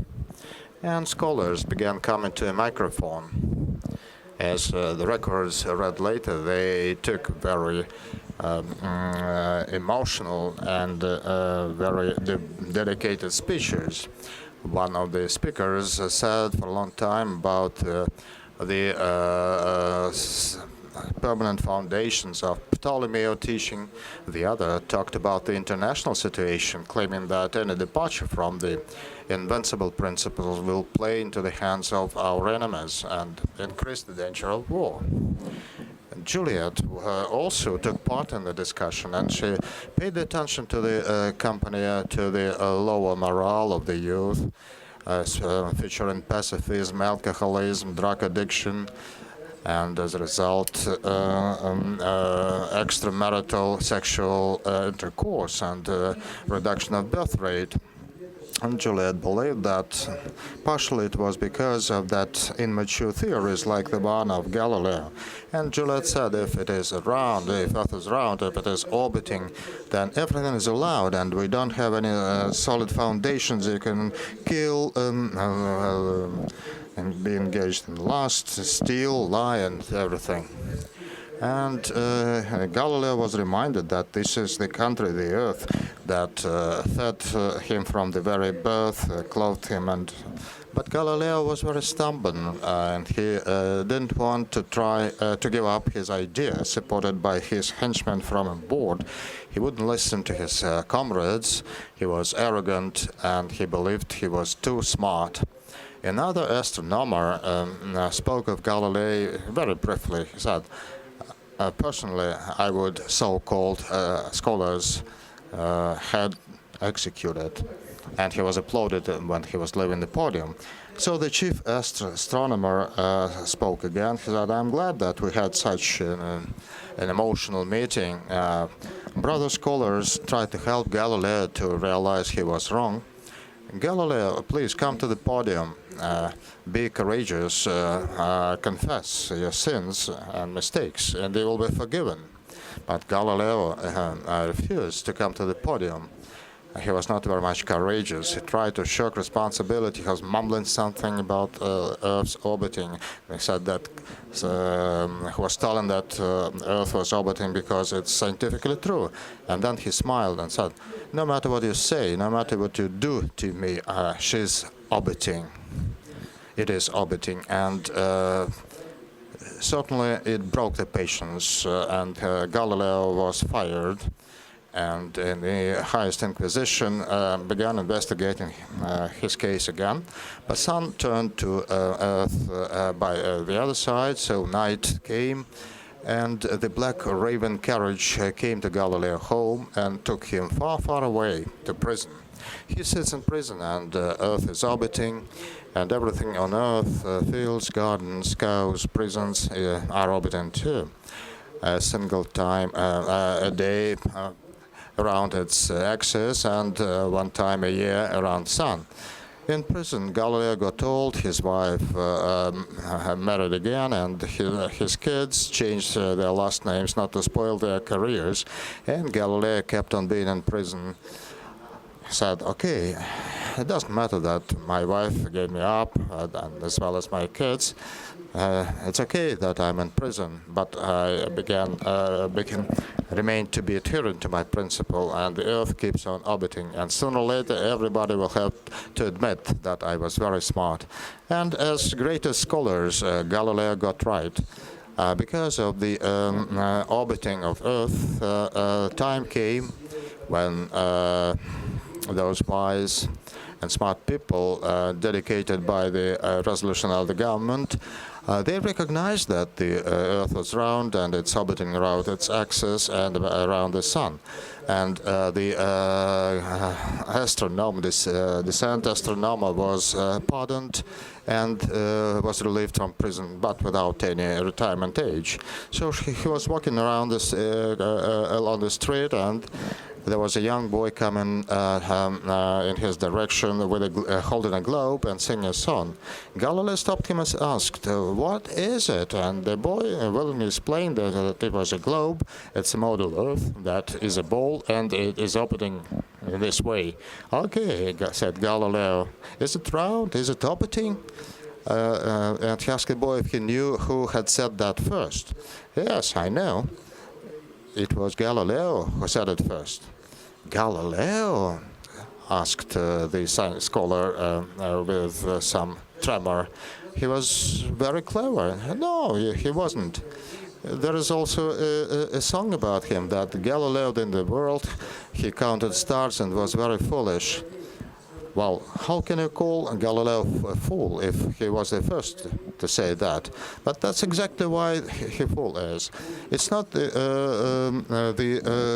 smart person is not the one who says this first, but the one who says this on time.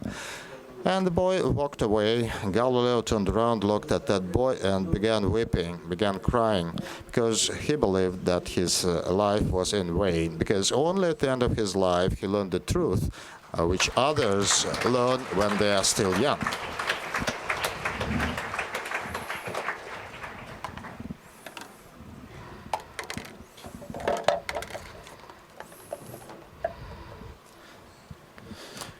Anything else? Any other fairy tale? Okay, if you don't mind, I'll think of something else.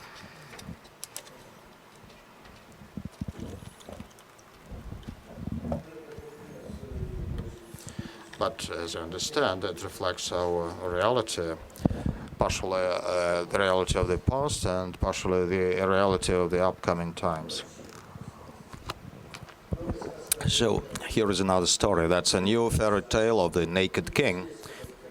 In some kingdom, there used to be a king that Hans Christian Andersen had described before me. The king that walked naked for quite some time. Even Andersen passed away, but the king kept on walking naked from year to year. The king was walking naked, and the king's guard following him, saying that the king has a new dress, a wonderful dress, better than anyone has. So other kings, they walk naked or in some very bad clothes, but our king is dressed very smartly.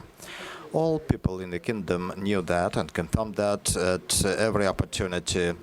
In even days, on uneven days, so the subjects came to rallies and meetings and unanimously admired the dress of their beloved king. Although that dress was really great, people of the kingdom solemnly promised that very soon a king will get a dress even better than this one. There are certainly some black sheep in the family, and in king's relations were some people who used to say that the dress is not that good and that the king could be dressed even better. But guards and the secret police resorted to very harsh means to treat them. Some of them were put in chains, others were stacked and put on gallows. And despite that, those crimes kept on emerging. Sometimes it looked like everything was very calm and everybody admired the king's new dress. But then some silly boy comes and shouts that the king is naked. That boy must have read Hans Christian Andersen, and that boy believed that the moment he shouts that, people would really notice that the king is naked and begin thanking the boy for giving them a hint. So there could be another Andersen who would write a fairy tale about that boy, and the boy didn't know that it's not Andersen's stories that guide the life of the kingdom, but those of Karl Marx. And King's Voice is something that you can only hear in distance. And the moment the boy says something, then the guard would take him and they would take him away. And people say, you are to blame, you're guilty himself. Don't have to say those things. We all know that the king is naked, but why should you shout at them? That tough measures resulted in very positive things. The number of those silly boys was reducing with every passing year. Some of them were wiped by the parents. Others got smarter and just realized that you can express your thoughts in a different way, in a hazardous way and in a safe way. You can shout that the king is naked, meaning that he is naked. And you can also shout that the king is dressed very smartly. And as a result, in the kingdom, the art of reverse comprehension has developed quite appropriately. And even some subjects meeting each other ask each other if they saw that the king was dressed so smartly. The other began roaring and laughing, and that meant that they both understood that a king had no dress at all. And And the other could even add that I think that today's dress is even smarter than the yesterday's, and then began laughing even stronger. Writers in the kingdom were also quite smart. There were right ear writers who wrote through their right ear. So they wrote, for instance, like this: in our kingdom, and beyond that, and throughout the world, all people know that the best dress is worn by our beloved king. And people reading such words were indignant inside them, calling it a lie and throwing those books away. But again, they throw them away just virtually. The left ear writers, they wrote through left ear, but they repeated the same words as right ear writers, but they meant the opposite. And people, while reading same words, were also laughing, and then gave those books from one to another, rewrote those books, and learned them even by heart. As time passed by, the difference between left and right ear writers was eroded, so even specialists reading those books couldn't understand what the difference was between right and left ear writers. More so that it was known that right ear writers, from tactical reasons, pretended to be left ear writers, while left ear writers pretended to be right ear writers. Foreigners visiting the kingdom reported in their media those things, and were struck that this reversal comprehension was inherited by the subjects of the kingdom.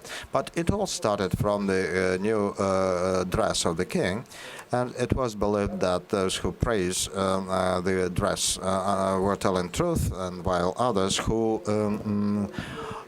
condemned that dress are saying lie, and gradually they changed the notions entirely, and it was an absolute mess. If a person was told that it's warm in the street, the person put on something warm, and if he was told that it was cold, that person put on a very light dress. So time passed by, nothing changed there, so king still walked naked and getting older. Or as interpreted into the local language, he was getting much younger. And the more older he got, younger he got, his health was deteriorating. And in speaking in local language, it was getting better. So much that he had in sequence some flu or sore throat. So finally, ministers got together to discuss things and decide what to do.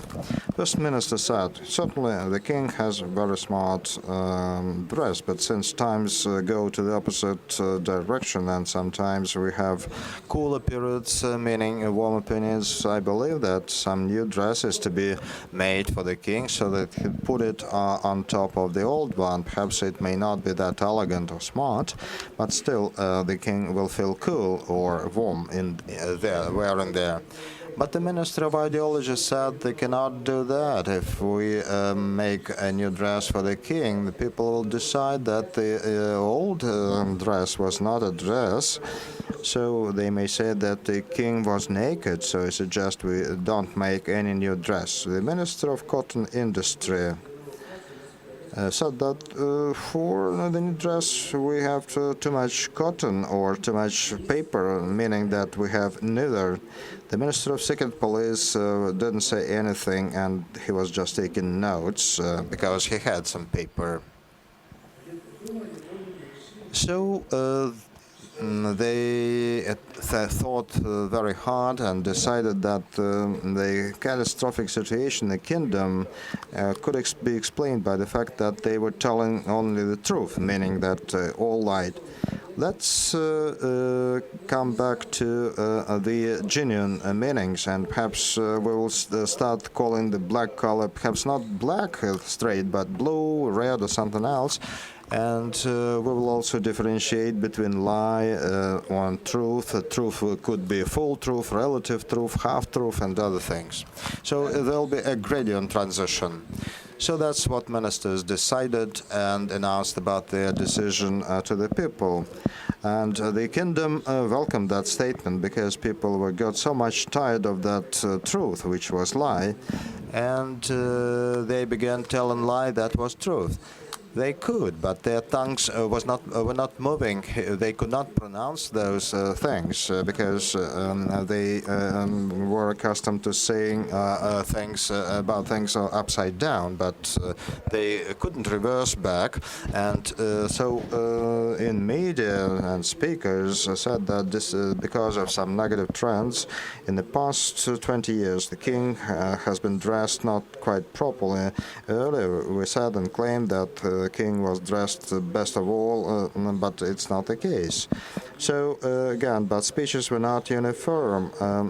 Others say that our king had a good dress earlier, and now he is also well dressed. Perhaps some disorder is there, but it can happen to everyone. And if some great disorder took place, then anyway, why should we recall that bad event?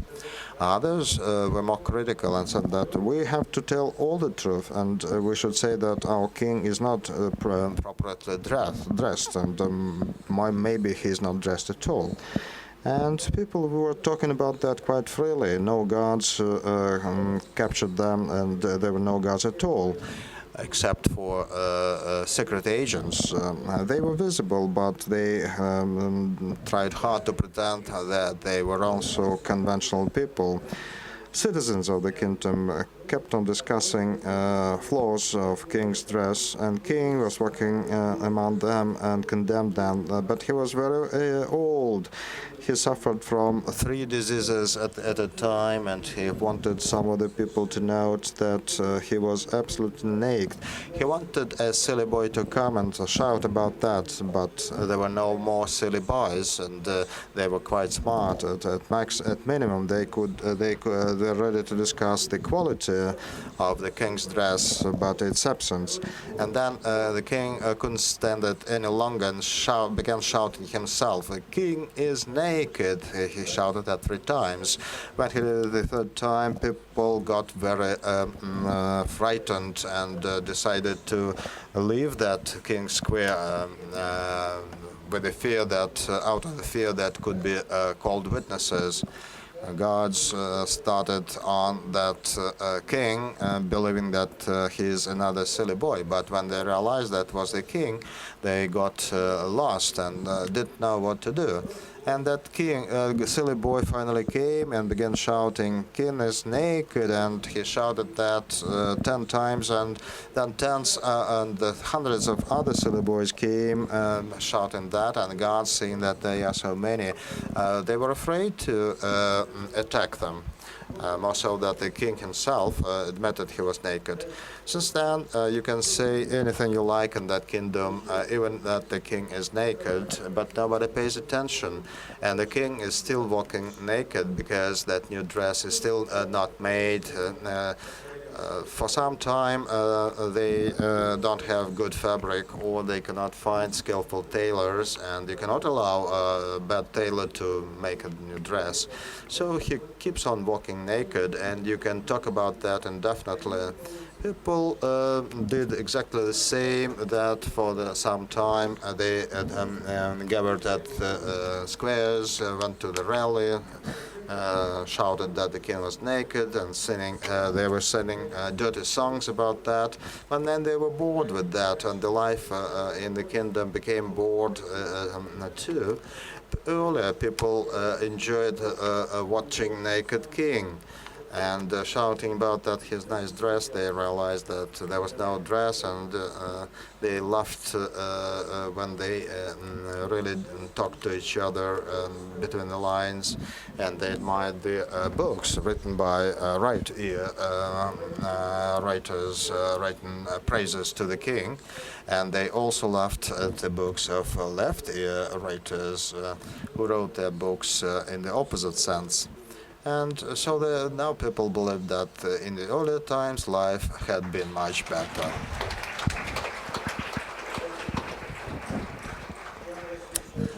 Thank you very much, and I'll read a piece of lyrics to you, and then that will be it.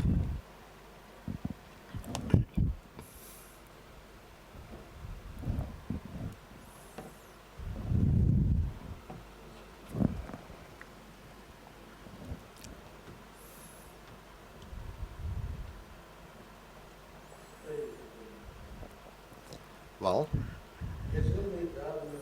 I lived not long ago, and people had very little room to live. Climate was very severe, just winter. We were short of light and warmth.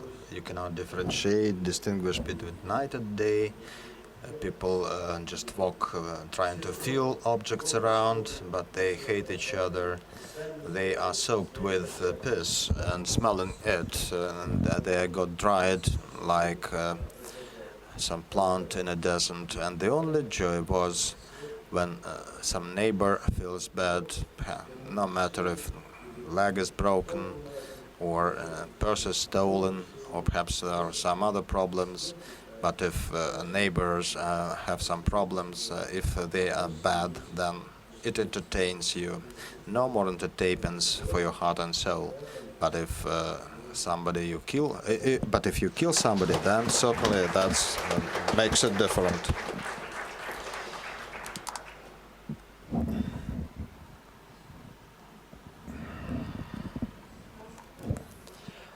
Stas believes that some questions should be asked.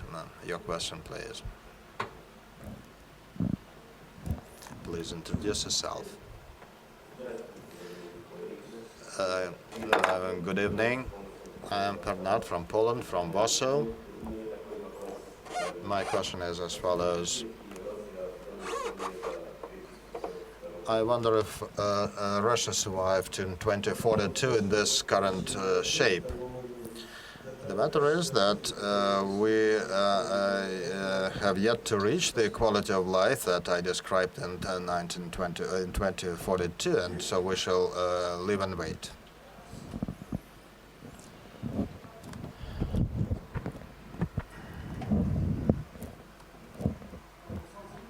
Ruslan Tsarev from Ukraine.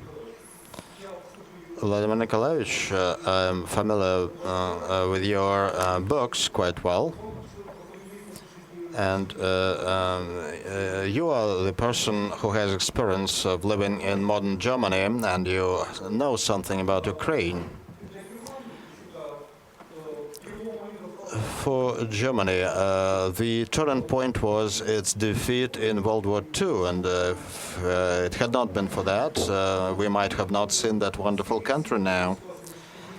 And given the today's situation, the Russian-Ukrainian relations, in Russia, to do away with this imperial level, same kind of trouble is required, or they can do without that? I think I didn't quite accurately answer the first question. I meant that things that are happening in Ukraine now, and given the fact that Russia is involved in the conflict in one way or another, although the official position is that it's not the case, but we have some evidence that the presence is there. In my non-fiction accounts, I wrote that if war continues and if Russia and Ukraine are involved in that in fully, both countries will collapse. Some people believe that Russia is much more powerful than Ukraine, and nothing happens to that. But it does, and Russia will also disintegrate. And if it happens, there will be some country will go into pieces, and perhaps finally those pieces, those parts will live normal human life. But I wish that normal human life was seen would be seen throughout the territory. So if in my presentation I said nearly or almost, and if we could delete that nearly or almost, if we can really turn away from that managed democracy. And speaking of that, Russian power finds itself in a great stampede or a deadlock, and they are in the worst situation. And Putin's situation is even worse than that of Poroshenko. You know, to head or to be in a defending country, you feel even better than you had a country that is on offensive. But anyway, I think the leadership is in the stampede. They got into that, and those volunteers or separatists.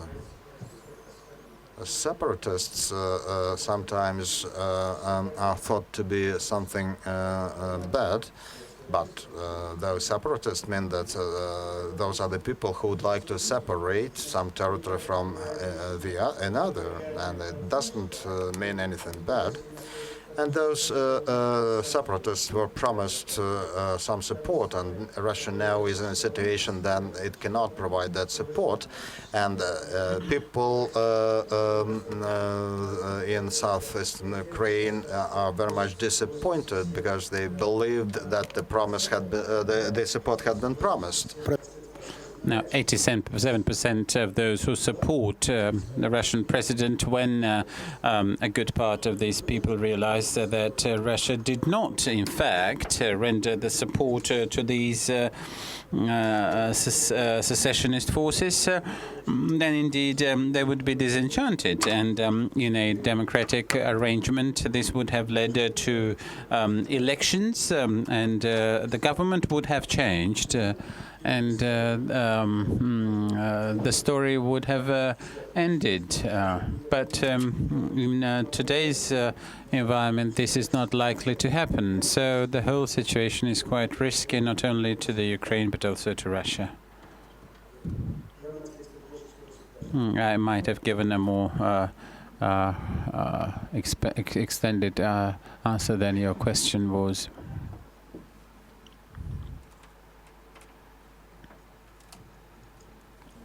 Natalia Nazarov, alumnus of 2011, Penza region. Penza. Thank you very much for your fairy tales, and when you recited them and spoke about democracy, I remembered the film by Mark Zakharov, To Kill the Dragon. This was in a way close to what you read, and I changed my civic position. And indeed, the dragon is in everybody's head, and unless we remove this dragon, nothing would change. How do you deal with this? How have you gotten rid of this dragon? Well, I think that if there had been a democracy within myself, I would have been a schizophrenic. This is what was once said by Naum Karjavin. If you have a plurality or pluralism within one head, this is a schizophrenia. But as far as Russia is concerned, I agree with you. It's not just about one dragon, because there are some bold people who go to the rallies and say "Down with Putin" or "Russia without Putin." It's not just about Putin, but the whole system. If you take out Putin and get Zhirinovsky or put Zyuganov, they're all people of that system, and every one of them will rule in the same way. So you have to have the system somehow reformed. Otherwise, if I may express my opinion, I think that people speak with great terror about the revolution, the color revolution in Kiev. People voted, and some of the local officials and people revolted, and the president was not particularly successful. This was all about that's all about the revolution. The revolution can be a velvet, it can be, and the revolution is required for every society. But as President Kennedy said, those who do not make a peaceful revolution can take to a bloody revolution. So. And when such problems are not solved, and indeed it becomes almost unavoidable when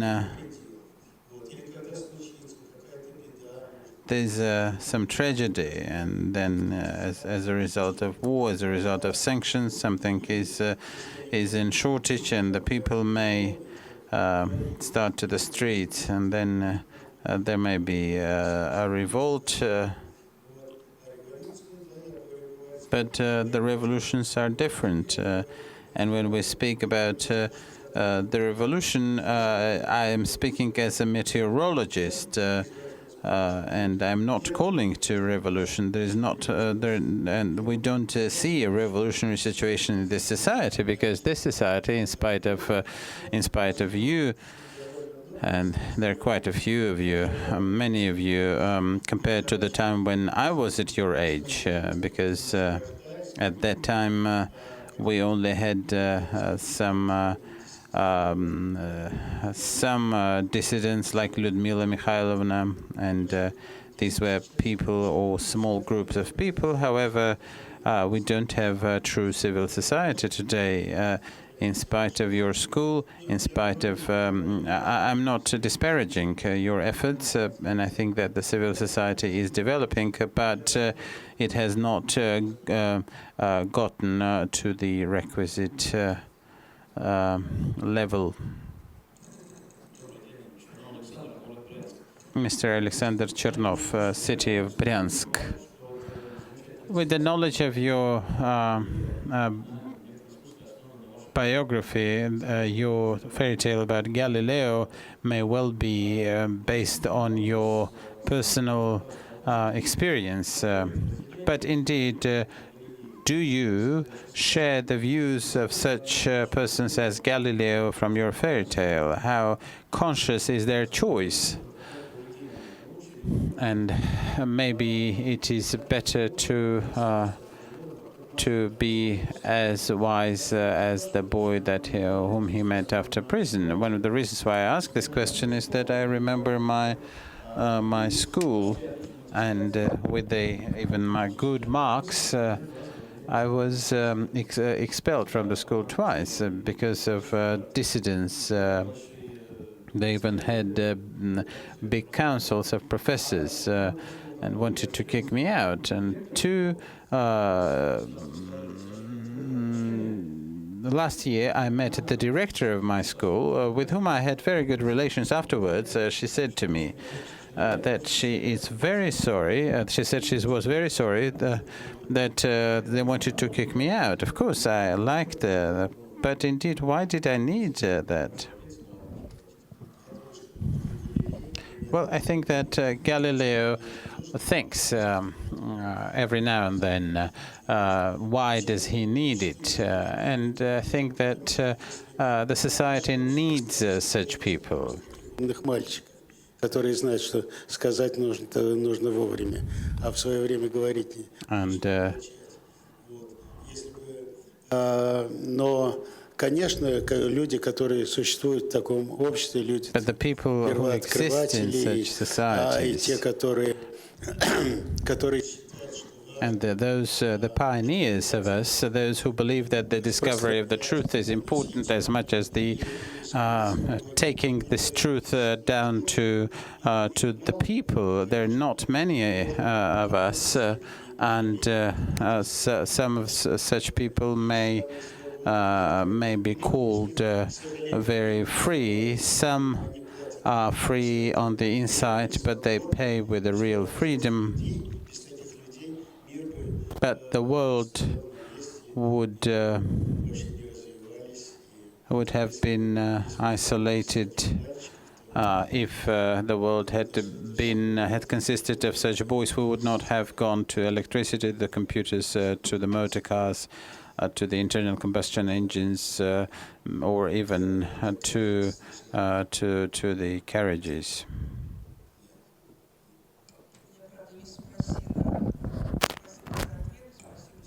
Thank you very much. Thank you for your response.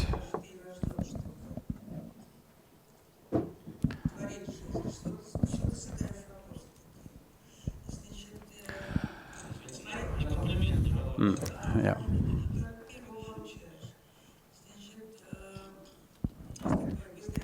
You know that we have the executive director, Marina Yefremova. I introduced her to you. She's on holidays and she's with 2 kids in St. Petersburg, and she's writing to Vladimir. How well said. She's from St. Petersburg. She's watching the broadcast of this conference. Everybody watches this. This is all right. That's great.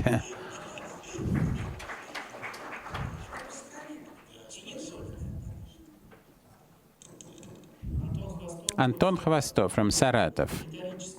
I have a rhetoric question. Why is it that the most intellectuals are usually at the side of the victors or the government? Well, I think that those who are on the side of the government are not the intelligentsia. That's my very short answer. Tatiana Konькова from the Moscow region. Thank you very much, Mr. Vainovich. Thank you for making us smile. Thank you for giving us this smile. And what I would like to ask you about is that you might, you know that in Koktebel in Crimea, there's a place which is very important to all those who write in Russian, the house of Voloshin. I used to go there every year to the International Voloshin's Literary Forum. People from the Ukraine, from the Baltic states, from America, from Georgia came there every year. And I think for the first time for this place, because Maximilian Voloshin did not differentiate between the reds and the whites, and when people needed his help, he helped every person who came to his house. And now it happens so that this literary community is split, and I understand myself that I will not and I cannot go there to this place, and it is very a great tragedy. And I understand that Maximilian Voloshin would have found for himself the resolution of this dilemma, and I can't. What can you say to this? Do you believe that literature can be a unifying force in this world with the tissues broken and cut? Well, I think that the Russian literature, all Russian literature, is so grand that I think that the Russian literature is the most humane literature in the world, partially because other countries have never required such humanitarian injections. And unfortunately, I never thought about myself I never, in this sense, I never had any ambitions with respect to what I wrote. But I think that our literature does not have much influence on our morals. Although there is a big number of people who have been influenced by the literature, but it is still a layer of people. It is not omnipresent influence either in the society at large or within the government, and neither today nor under the Tsars. But probably the Tsars government here was the most enlightened government. If I may introduce to you our great expert and author, Ekaterina Shulman. She speaks about Parliament, she writes about state matters, and she says that this Parliament does exist. Oh, thank you very much. Thank you for the introduction. I would like to ask a question which is not in any way related to the parliamentarism. Your works, both Moscow 2040 and The Adventures of Private Chonkin, are satiric. They are satire. Do you believe, do you share a widespread opinion that the outside pressure, such as censorship and animosity or hostility on the part of the state, may foster the development of literary talent, and or else this may the talent may only be cultivated in isolation? Do you think that such a harsh environment is in any way conducive? Well,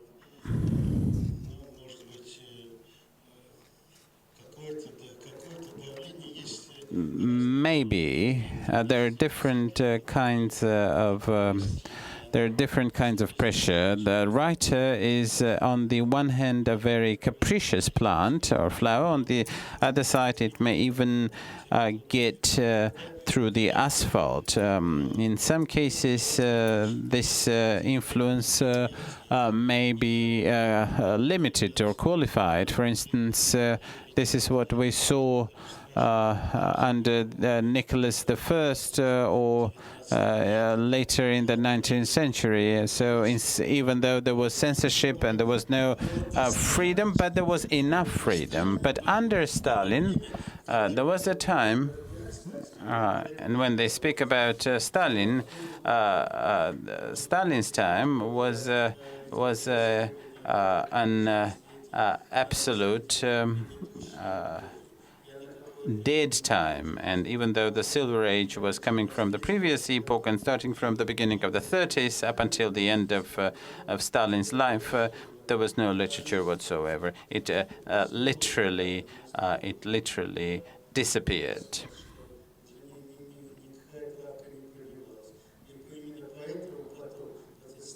For this very reason, literature makes a choice. That's why when the Khrushchev's thaw came, it seemed that there is a great blossoming. But compared to Stalin's time, the time of Khrushchev's thaw was viewed as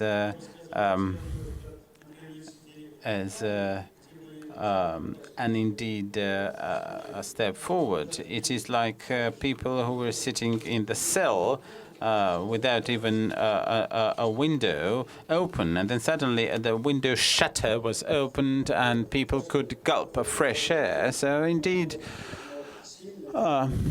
strong pressure, of course, is contradictory. But then, indeed, of the modern authors, would you call any talented authors? But frankly, I don't like to speak about this. I'm sorry, I don't like to talk about this in public because this might view or sound as a qualification. Nothing about Parliament, by the way. Is there anything you wanted to say about And nothing good about the parliament in your question. But, we'll talk about this in private. All right, thanks. Timur Uzhakov from Ingush Republic. Thank you very much. From Ingushetia, thank you for this this evening of high literature. I tended to agree that when you read the story of Galileo, but when you talked about the role of such people, I think that boy was wrong, because there must be somebody who launches a mechanism. And the word said in the right time is of a special importance. Well, do you really think that I think as that boy? I lived a life which was quite different from this boy. But what I want to say is that we're talking about the society. We're talking about the life in the society, and we live in these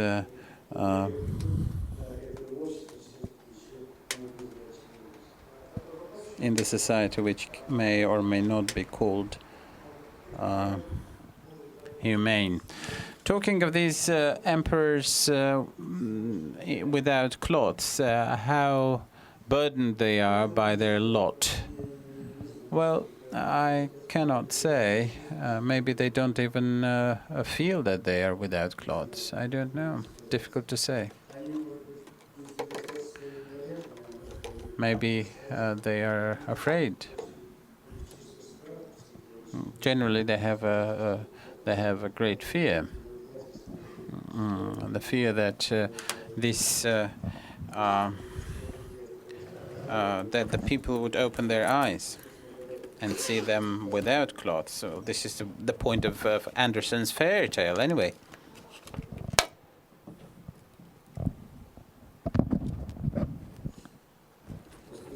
Stanislav Klazovsky from St. Petersburg.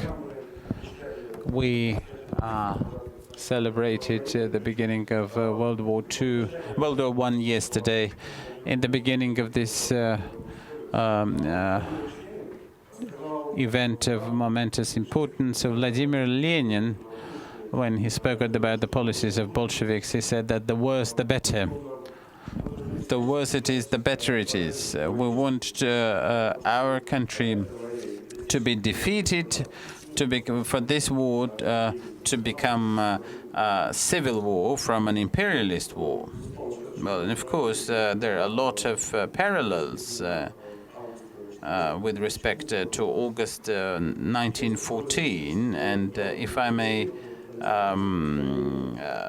get myself tuned to your phrase, which might have been uncautious when you said that the sanctions may take the people to the streets. And my first question, what do you mean by the change of the system? And secondly, do you believe that we should wish Russia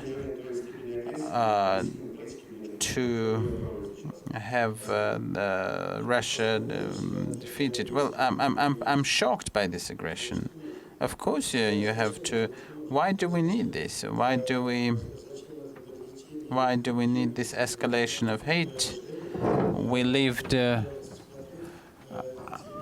I read TV broadcasts on the Russian TV channels and the Ukrainian TV channels, and I can see that this bigotry, hypocrisy, and the terrible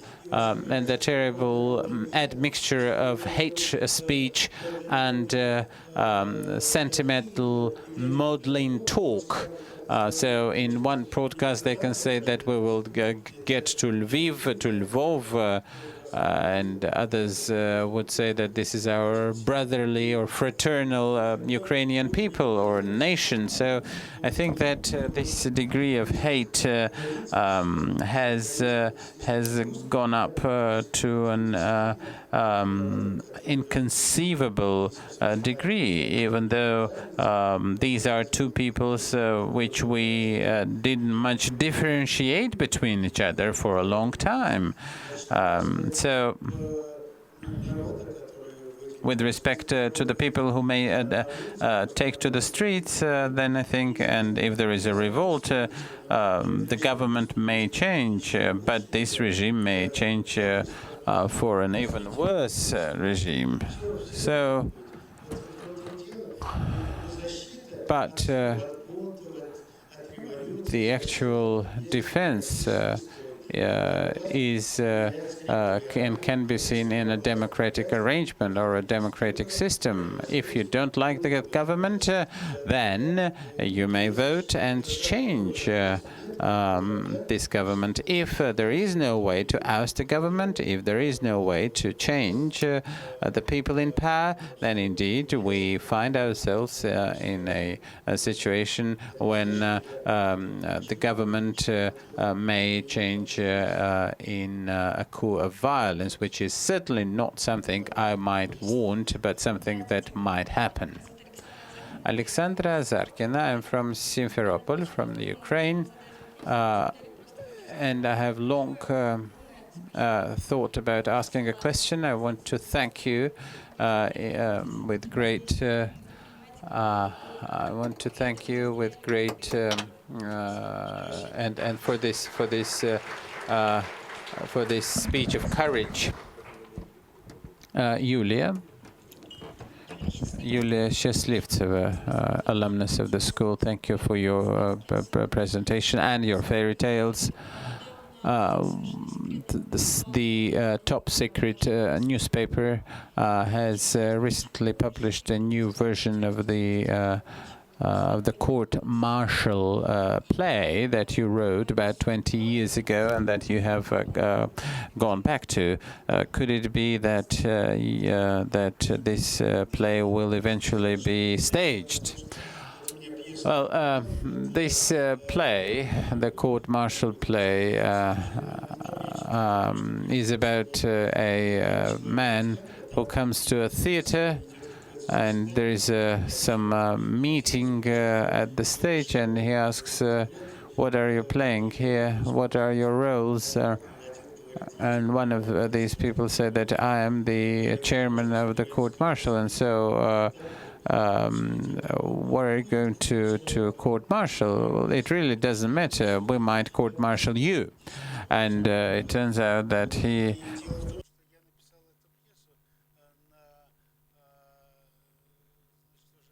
So indeed, I wrote this play towards the end of the Soviet era, and I thought that that time may be gone, but indeed it was not gone.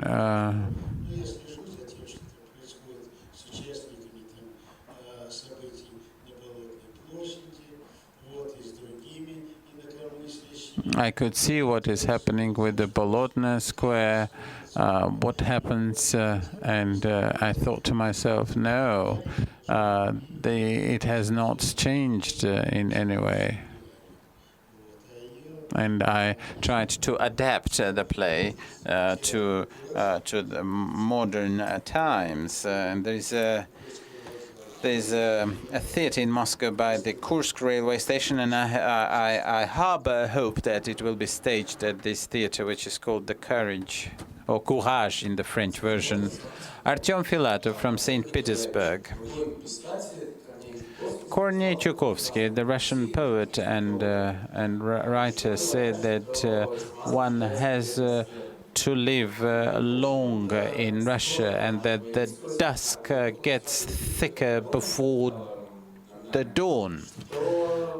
Indeed, one thinks, are we to see the dawn, or will the darkness be thicker?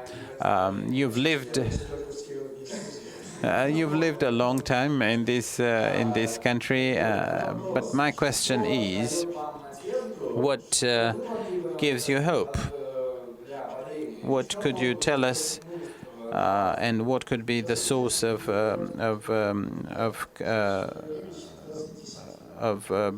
courage or boldness. At one time, I thought of myself as a dissident, and I wrote of things, and my texts were regarded as anti-Soviet. I criticized the government, but then time passed, perestroika came, the Soviet era ended, and some people tell me, does it say that your life was spent or was wasted because we're now back to where you were? Well, I wrote some books which I hope would leave independently from these events or indeed the history. But I think that if every person has lived according to his principle, if he has not cheated, lied, if he has not practiced self-deception, if he has not been mean or low, then one might say that there will be a little trace from his life in some spheres, like the small shadow of an airplane passing by a cloud. But we really, none of us knows about the meaning or the sense of life. But if we believe that we have spent our life as humans, then we may find ourselves right.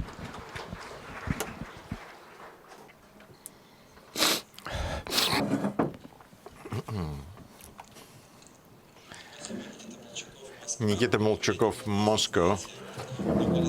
Many years ago, I read your book about soldier Chonkin.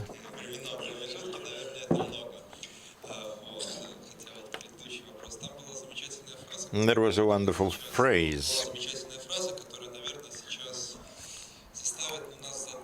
which would make us think now.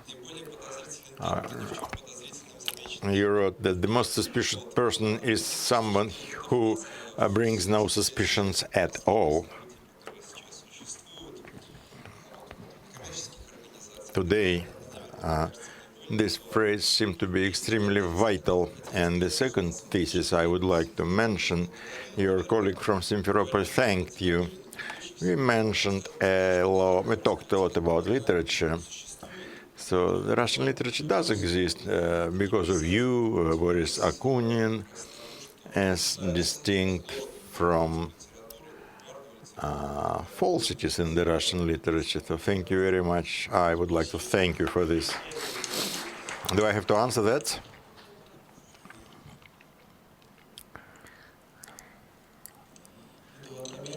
Eduard Kamirov from Bashkortostan. At our enterprise in the 50s, there was a very interesting case. The story from your genre. A person was late to work for 15 minutes. There was no transport. So it was 1954 or 1955, and being late was a great violation. So he was criticized after work. How could you do it? How could you be late?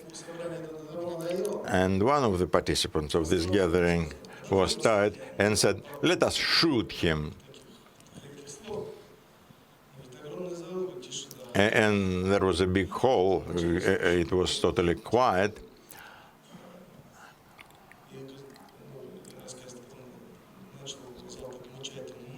And then there was some shoe in the hall, and people started saying, "No, let us not shoot him for this." Of course, he was punished, criticized. But I remember this case now, because this collective conscience, it saved this person now.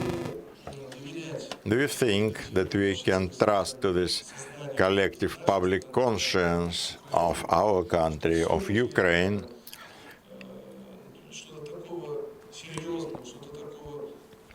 meaning that we shall be able to avoid something dangerous, something undesirable.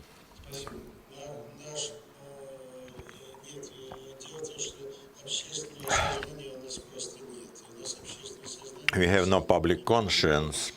Unfortunately, it is manipulated.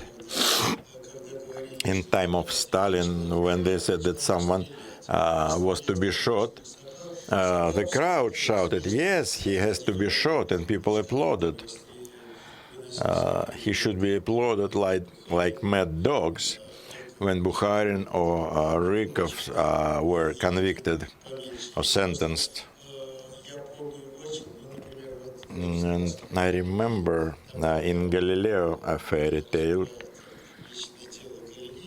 when there was Galileo's personal case, I was a victim of such cases myself.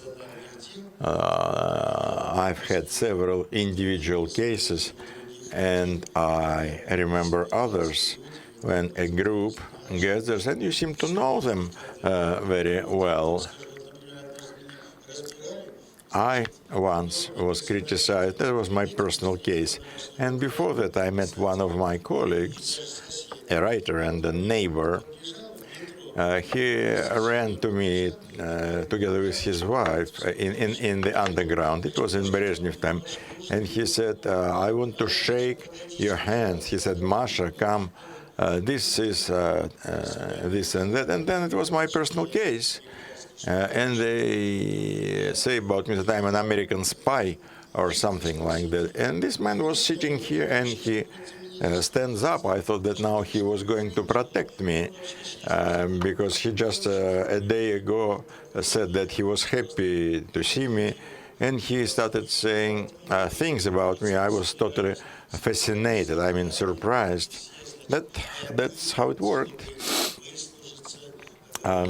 Some people voted in favor of something to show some loyalty. Others had some sins, and they were promised that these sins would be written off. There was a guy in the Union of Writers. He was the party secretary, and he stole the party money. And he was actively against dissidents, and this party money was forgotten. And some other people tried just to sit quiet, and they were pulled away, and they were asked, Comrade Ivanov, what do you think about it? And he thought that he had a wife and children, and he said, I'm also in favor of this and that. So how can you trust this kind of society?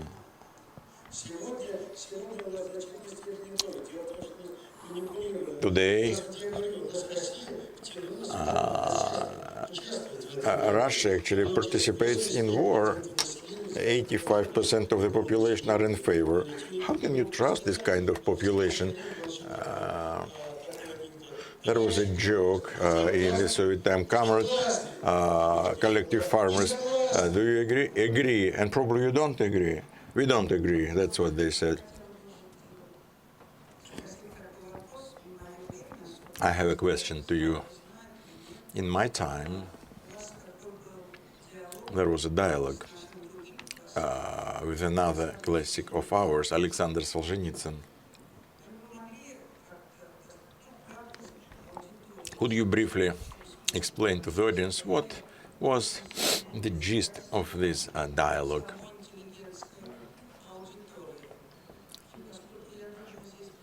And I think this is the younger generation who doesn't know anything about it.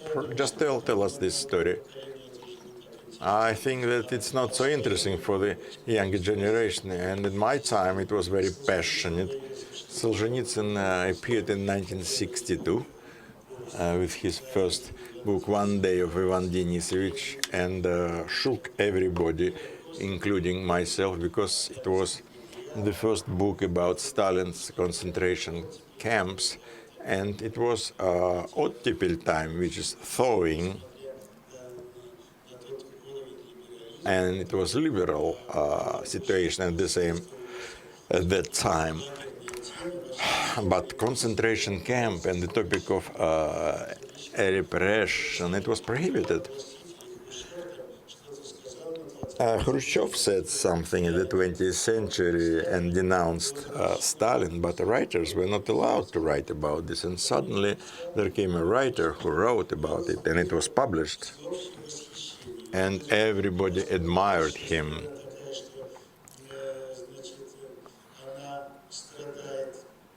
And now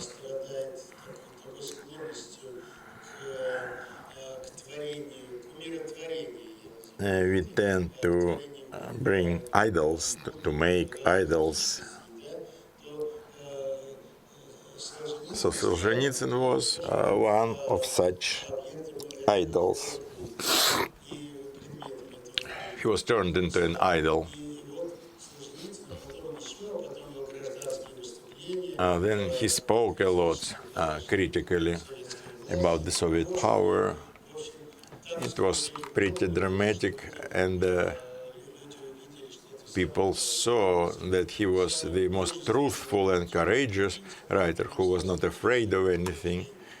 He wrote an article, "Live Without Lies,"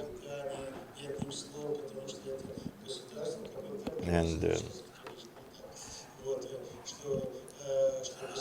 he wrote that the state is built on lies, and we all lie, and we have to change this picture. Otherwise, we help the state to be the way it is. I was also fascinated by him, but then I noticed some drawbacks in his views, in his behavior.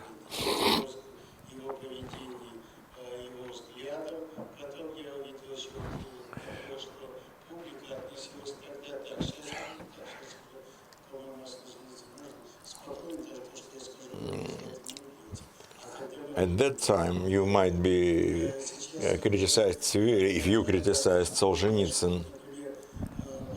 It's not the case now, of course. For instance, well, you can say that I don't like the story of Lev Tolstoy, but if you say I don't like the story of Solzhenitsyn, and I was said, how can you say things like that? Who are you, and what are you?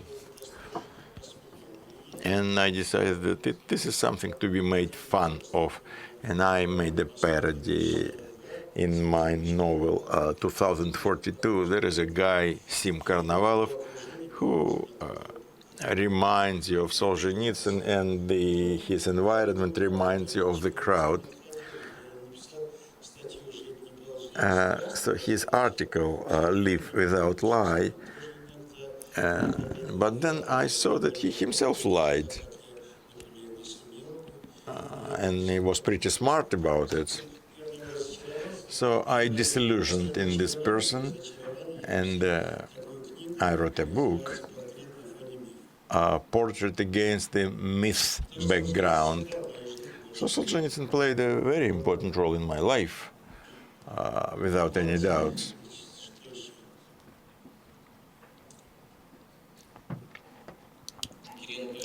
Alexei Kirienko from Ukraine, Kiev, mother of Russian towns. Nice to see you. And it is good to see someone physically, someone whose books you read. You said a nice thing for me. It's a pleasant stand. You are a citizen of Russia, and I'm a citizen of Ukraine. And speaking about Ukraine, you said in Ukraine. But of course, you are a linguist, a philologist. And Yelena Mikhailna once said, I am going to talk in Ukraine because they like it. And I will be saying this. I have a small remark about this. Why Ukrainians like in Ukraine, but when Russians go abroad, they return back to nature. But if they go to Ukraine, they also go to their motherland, because after all, the Russia was Kiev Russia. The Kremlin yoke made a lot to make a gap between our countries now. I feel it's not at this school though. So what can be done by thinking people to bridge these gaps and to avoid spiritual coffins, so to speak, and so that we are friendly people again? Well, you are intellectual people here. You just should understand, not necessarily intellectual people, there are simple folks, and they understand that whatever happens, it's not just people against people. It is something resolved by certain people, individuals, and the big countries have to suffer or counterposing. I was a boy during the war. My father was at the front and he was wounded. He returned a disabled person.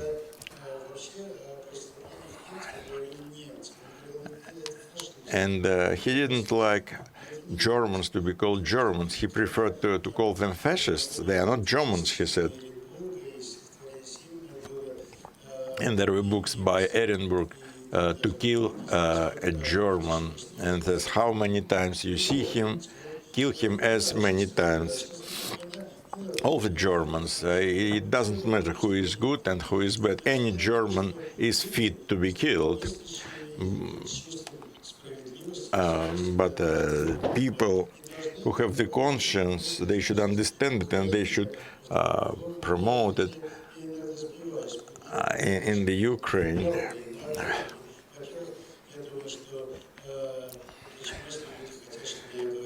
Of course, if people want me to say in, I don't mind at all, and it has nothing to do with the rules of the Russian language. Na Ukraine, on the Ukraine, it is just the tradition and nothing else. In the Ukraine is fine.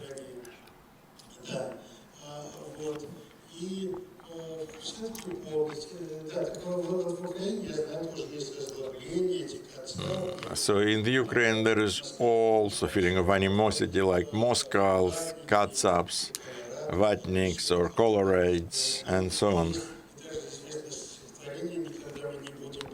And then there is a poem, We'll Never Be Brothers. It's a strong poem, but it is filled with hatred to Russians. So you have to fight against it. I, on my behalf, wherever I hear that Ukrainians are bad, I say that you are bad.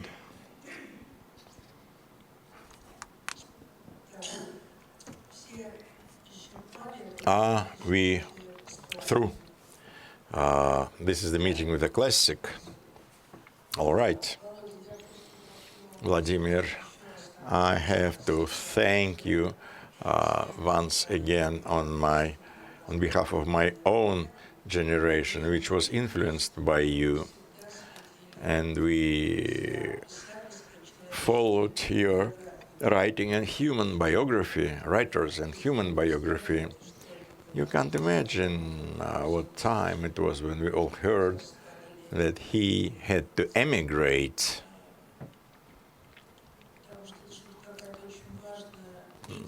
Because it's a thread, and when it is torn, it seems tragic.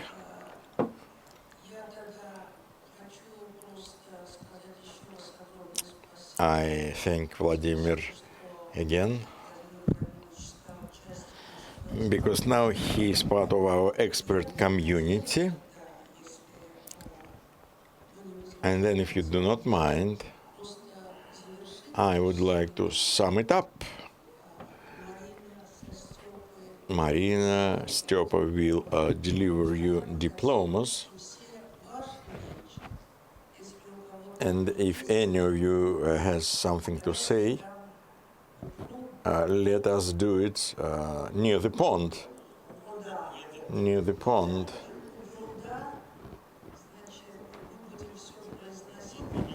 We'll make all our speeches not in the pond, not in the pond. Because I think that we are a little bit tired during these 7 days of work. We have to divert ourselves, distract ourselves, and then it will be fine. What I have to say now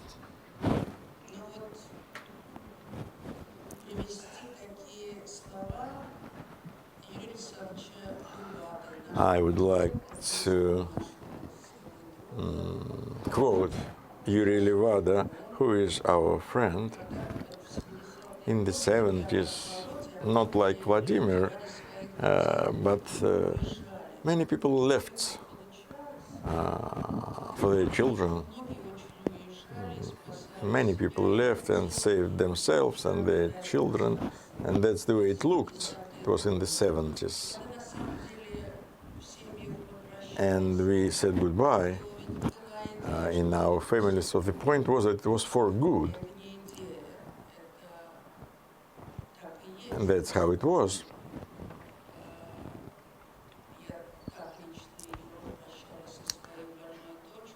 That's the way we parted with our sick daughter. And this was really for good. And Yuri Levada, at one of such farewells, he said, your soul cannot hold it any longer. And he was someone who suffered a lot, who was criticized a lot as a scientist, as a human being. And Yuri Alexandrovich said, if your soul is can't hold it any longer, that means that your soul is not big enough. So you should be filled with dignity, with proper environment. You should stick to your convictions.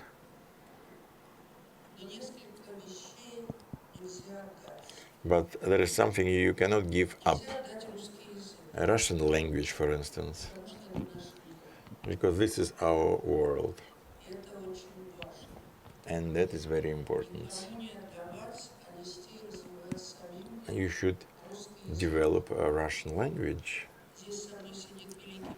There is a great writer sitting next to me.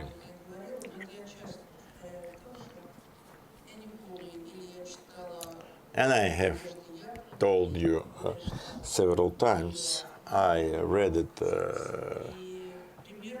in Mandelstam or Akhmatova.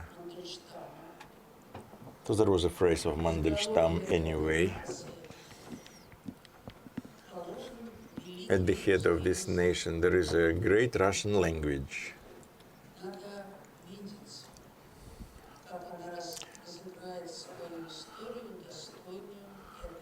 And the history of the Russian people should be in line with the Russian language, because this language contains a fantastic sense, and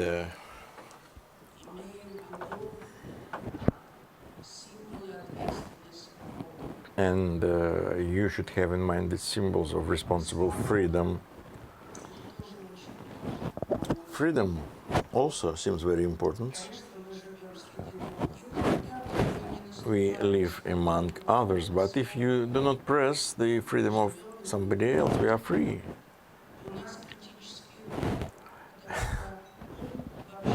And our brains are critical, and our brains are capable of comparative analysis. And we can think critically. And of course, to act is also very important. Some people can do it. If you can't, so you shouldn't press upon this floor. you shouldn't step upon this floor. But if you feel that this is your vocation, then you should act in line with the way you understand your freedom, your language, containing history and yourself. And this is also important. You can't live in a society without morals and without actions. Absence of morals eats you like corrosion. Because for such people like myself, we may think about the end of our life, as Tolstoy said, if the death is senseless, then the life is senseless as well. All these senses become very important, but only if you feel that this is your vocation. Don't panic. Well, I often do panic myself. You'd rather not do anything than just panic and be desperate. And panic and desperation are caused by the absurdity, because you want more common sense. What the school has done and is going to do in its different capacities and modifications, and it did simple things, as a matter of fact. In this particular room, it built a symbolic space of intellectual discussion.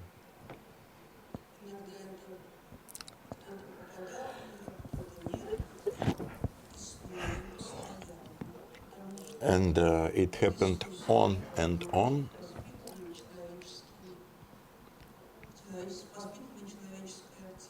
And because the discussion is also a part of human activity, your mind should be critical.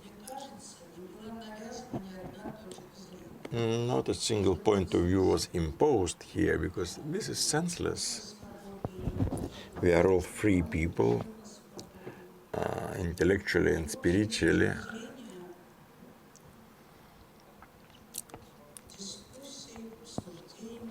And the point of view in your discussions, in publicity and transparency, does its best to develop your life.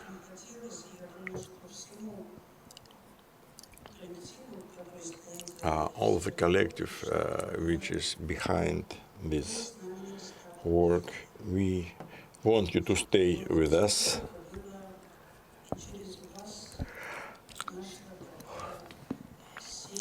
And you will increase our net of people who understand the importance of special accents.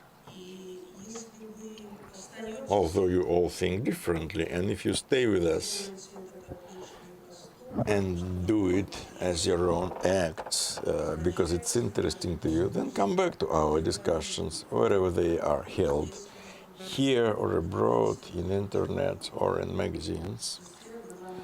We are glad to see you everywhere.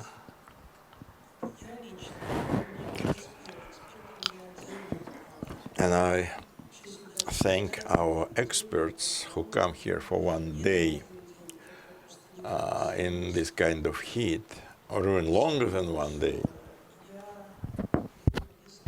Myself and Yura and all our collective, we thank you, because you were with us, you are with us, and these are not just fine words. You are part of the school.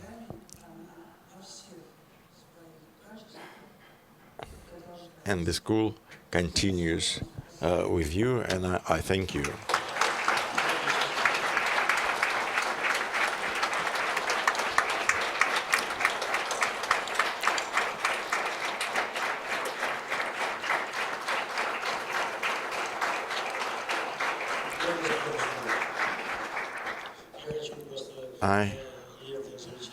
Lena said brilliant words, but I want to say something more earthly. I felt very good in this audience. The audience is smart and advanced and concerned by the civil affairs. Thank you for being invited.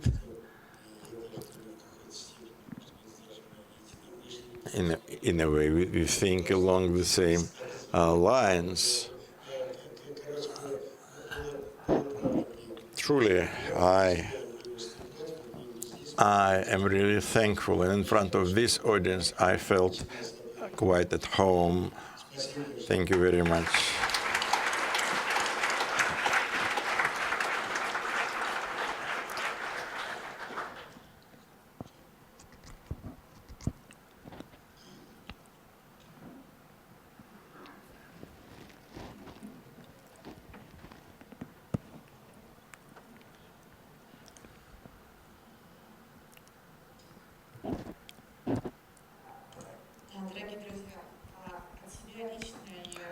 On my own behalf, on behalf of all of us, thank you for being here during this week. It's hard to say anything after Lena. And this pessimism is quite justified because you know that the school is in a fix now. You heard this story about our fine and tax. And we are glad to receive any help now. I think that we have to retain this structure, and you all felt how good it is. We need your support, if not material assistance, because all your words about our school, I should not instruct you of what you should say. And I think that each one of you accumulated a certain stock of your own words, but don't hold them, because any kind of support is important for us now.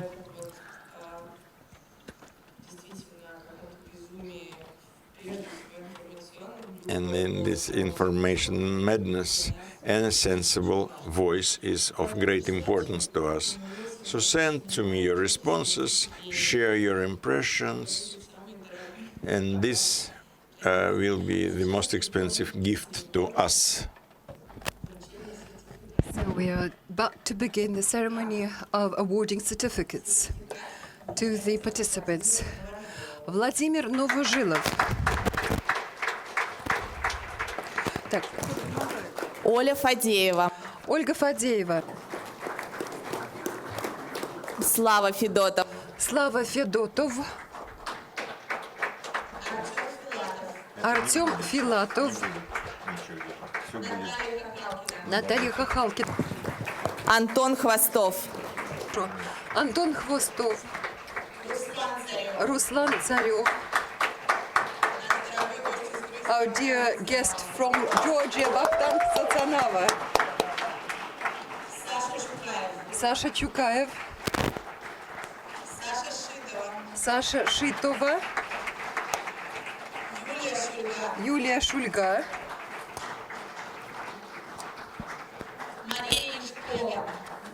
Мария Яшкова.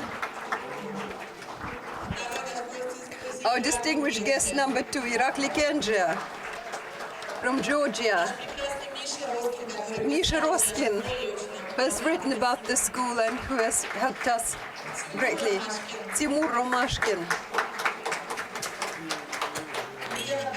Lena Protasova from Irkutsk.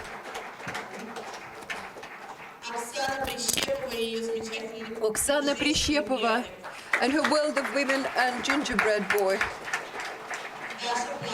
Dasha Plaksina. Dasha Pigaleva. Verboshes Anton Petrov.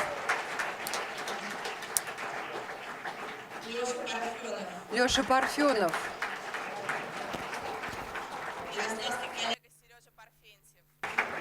Colleague from Yaroslavl, Сережа Парфентьев. Костя Островский. Женя Осенков. Нет. Никита Болчаков. Это Наташа Михеева.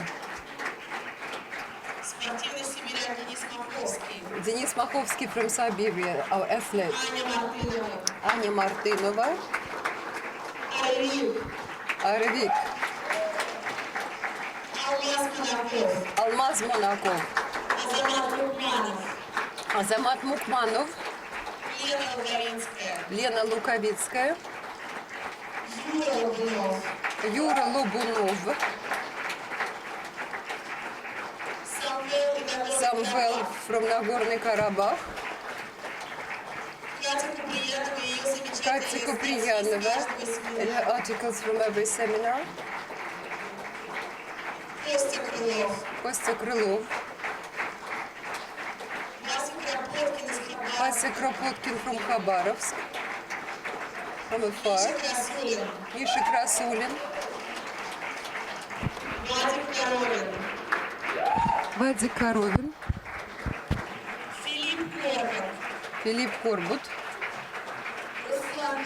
Руслан Кондратюк, a volunteer. Nina Kolipova, who I think in the last 2 years has not missed one single seminar of the school and is now graduate from I-class and now attended full class. Lena Kozlovtseva, Marina Kiviryan, Blazhenka. Альберт Карим. Лена Калюжная. Огромное спасибо. Лена Калюжная. Арам Казарян. Марина Ильющенко. Rom Ilyin and his excellent website, which he created with the photographs of the seminar.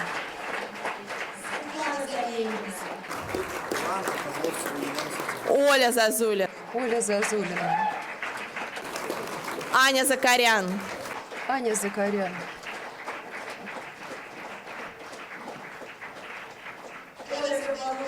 Оля Забалуева. Ира Журавлева. Эвелина Жишутка, наша польская коллега. Алдар Жамсаранов. Здесь, в Забайкалье. Саша Ефремов. Валерий Дубровин. Наш прекрасный Ажвалду де Сейта.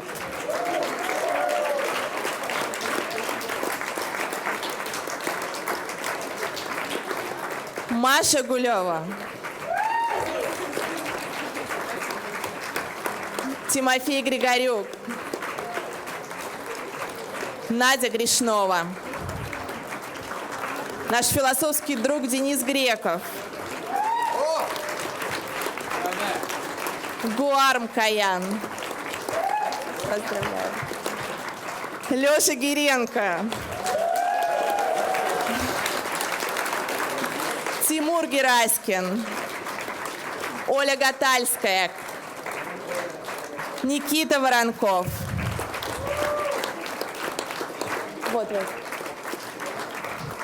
Ваня Власов. Красивой зеленой бабочки. Женя Верхозина, Иркутск. Аня Великок. Саша Васильев. Сережа Бурцев.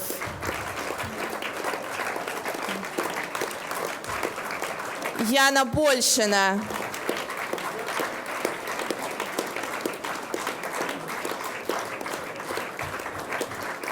Андрюша Бережной, который по легенде гулял до 4 утра, а в 7 утра его уже видела на утренней пробежке. Человек-сталь. Человек-сталь.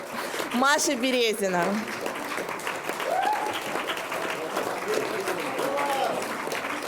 Ира Белинская. Кристина Берегенеску. Юля Базан. Наиль Байрамгулов. Женя и Володя Бабушкины из Хабаровска. Оля Арифулина. Станислав Аронович. Николя Арнаут. Наташа Андросенко. Эдуард Амиров. Саша Азархина. Стас Авраменко. Азнаур.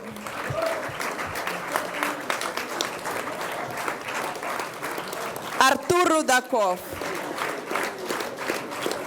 Рома Рябчук. Адилет Сапаркулов. Танечка Свинцова. Леша Семенов. Юра Сергеев. Наташа Сергеева. Маша Сиротинина. Илья Скалдуцкий. Антон Струнин. Леша Тупицын. Марина Удалова. Тимур Ужахов. Аня Урядова. Лена Романенко и Оля Прохорова. Здесь их нет. Оля Прохорова, конечно. И Лене, пожалуйста, тоже. Спасибо. А также мы приняли решение дать 3 сертификата выпускников нашим коллегам, которые не смогли... Well, we want to tell you that some of our colleagues were online because they couldn't attend and attended 3 seminars before. Viktor Ibrahimov, Lena Ushkova and Lyuta Klimovich. And we'll give them their certificates as the victim. So our community is now 115 people, more members from Kaliningrad to Khabarovsk. Thank you all. Да. Спасибо. Thank you. Да. Да, сейчас я передаю... I now give the floor to the graduates, and then at 8 o'clock we have dinner near the pond, and now our graduates want to say something. Леночка, можно мне уже как-то... Можно мне уже как-то... Да, сейчас отвезти, пойти... Сейчас отвезти уже, да? Да. Тогда можно... Большое спасибо, мы не будем оригинальны. Thank you very much. We won't be original. We repeated the gift, we sort of the present we once again brought. So we give you another gingerbread. We don't want anybody to eat it. And the second, it's from the Baltic Republics. We want to give you this. It's the school in Amba, so that it should be enshrined in, so the knowledge, so that we should keep it for many years to come.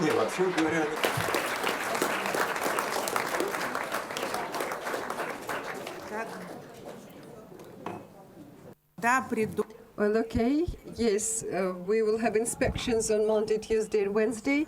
We shall immediately produce these certificates and this so that they should not eat it. Dear friends, I want to say thank you to the organizers for giving us this possibility once again to visit this excellent seminar. And we in turn, although some of us had 5 or 6 hours jet lag, nevertheless, after this busy day, we stayed in touch, we sang songs, we enjoyed oneself, and we set up videos. Please, could we have your attention? How this is a typical day in the life of the school.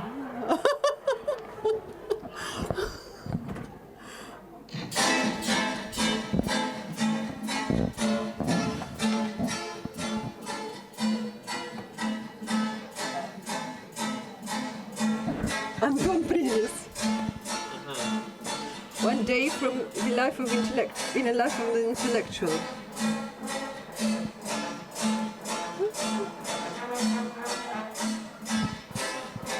Посмотри, посмотри, Вань.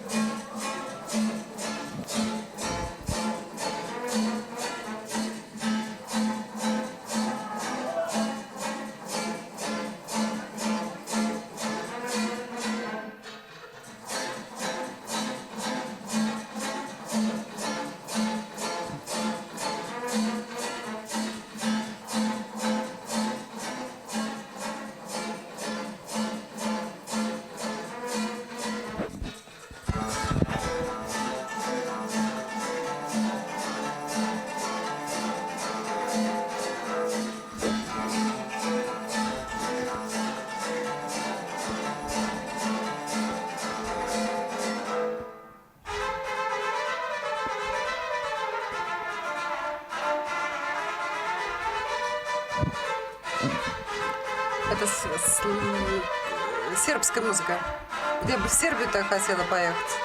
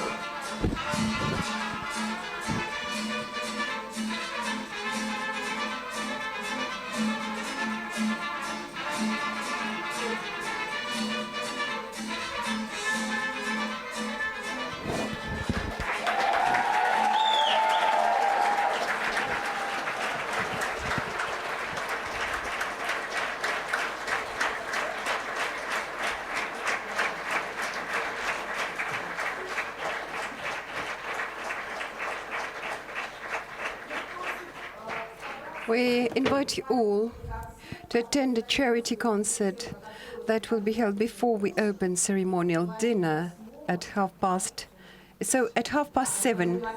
And before 7:30, we prepared also some presents for you. Don't think we'll just asking for something. You will receive some bags with some attributes. Ladies in beige, gentlemen in blue. And here you will get T-shirts. So please choose whatever you want. Till we see you again at 7:30 at the pond. The meeting adjourns. Не забудьте сдать оборудование синхронного перевода.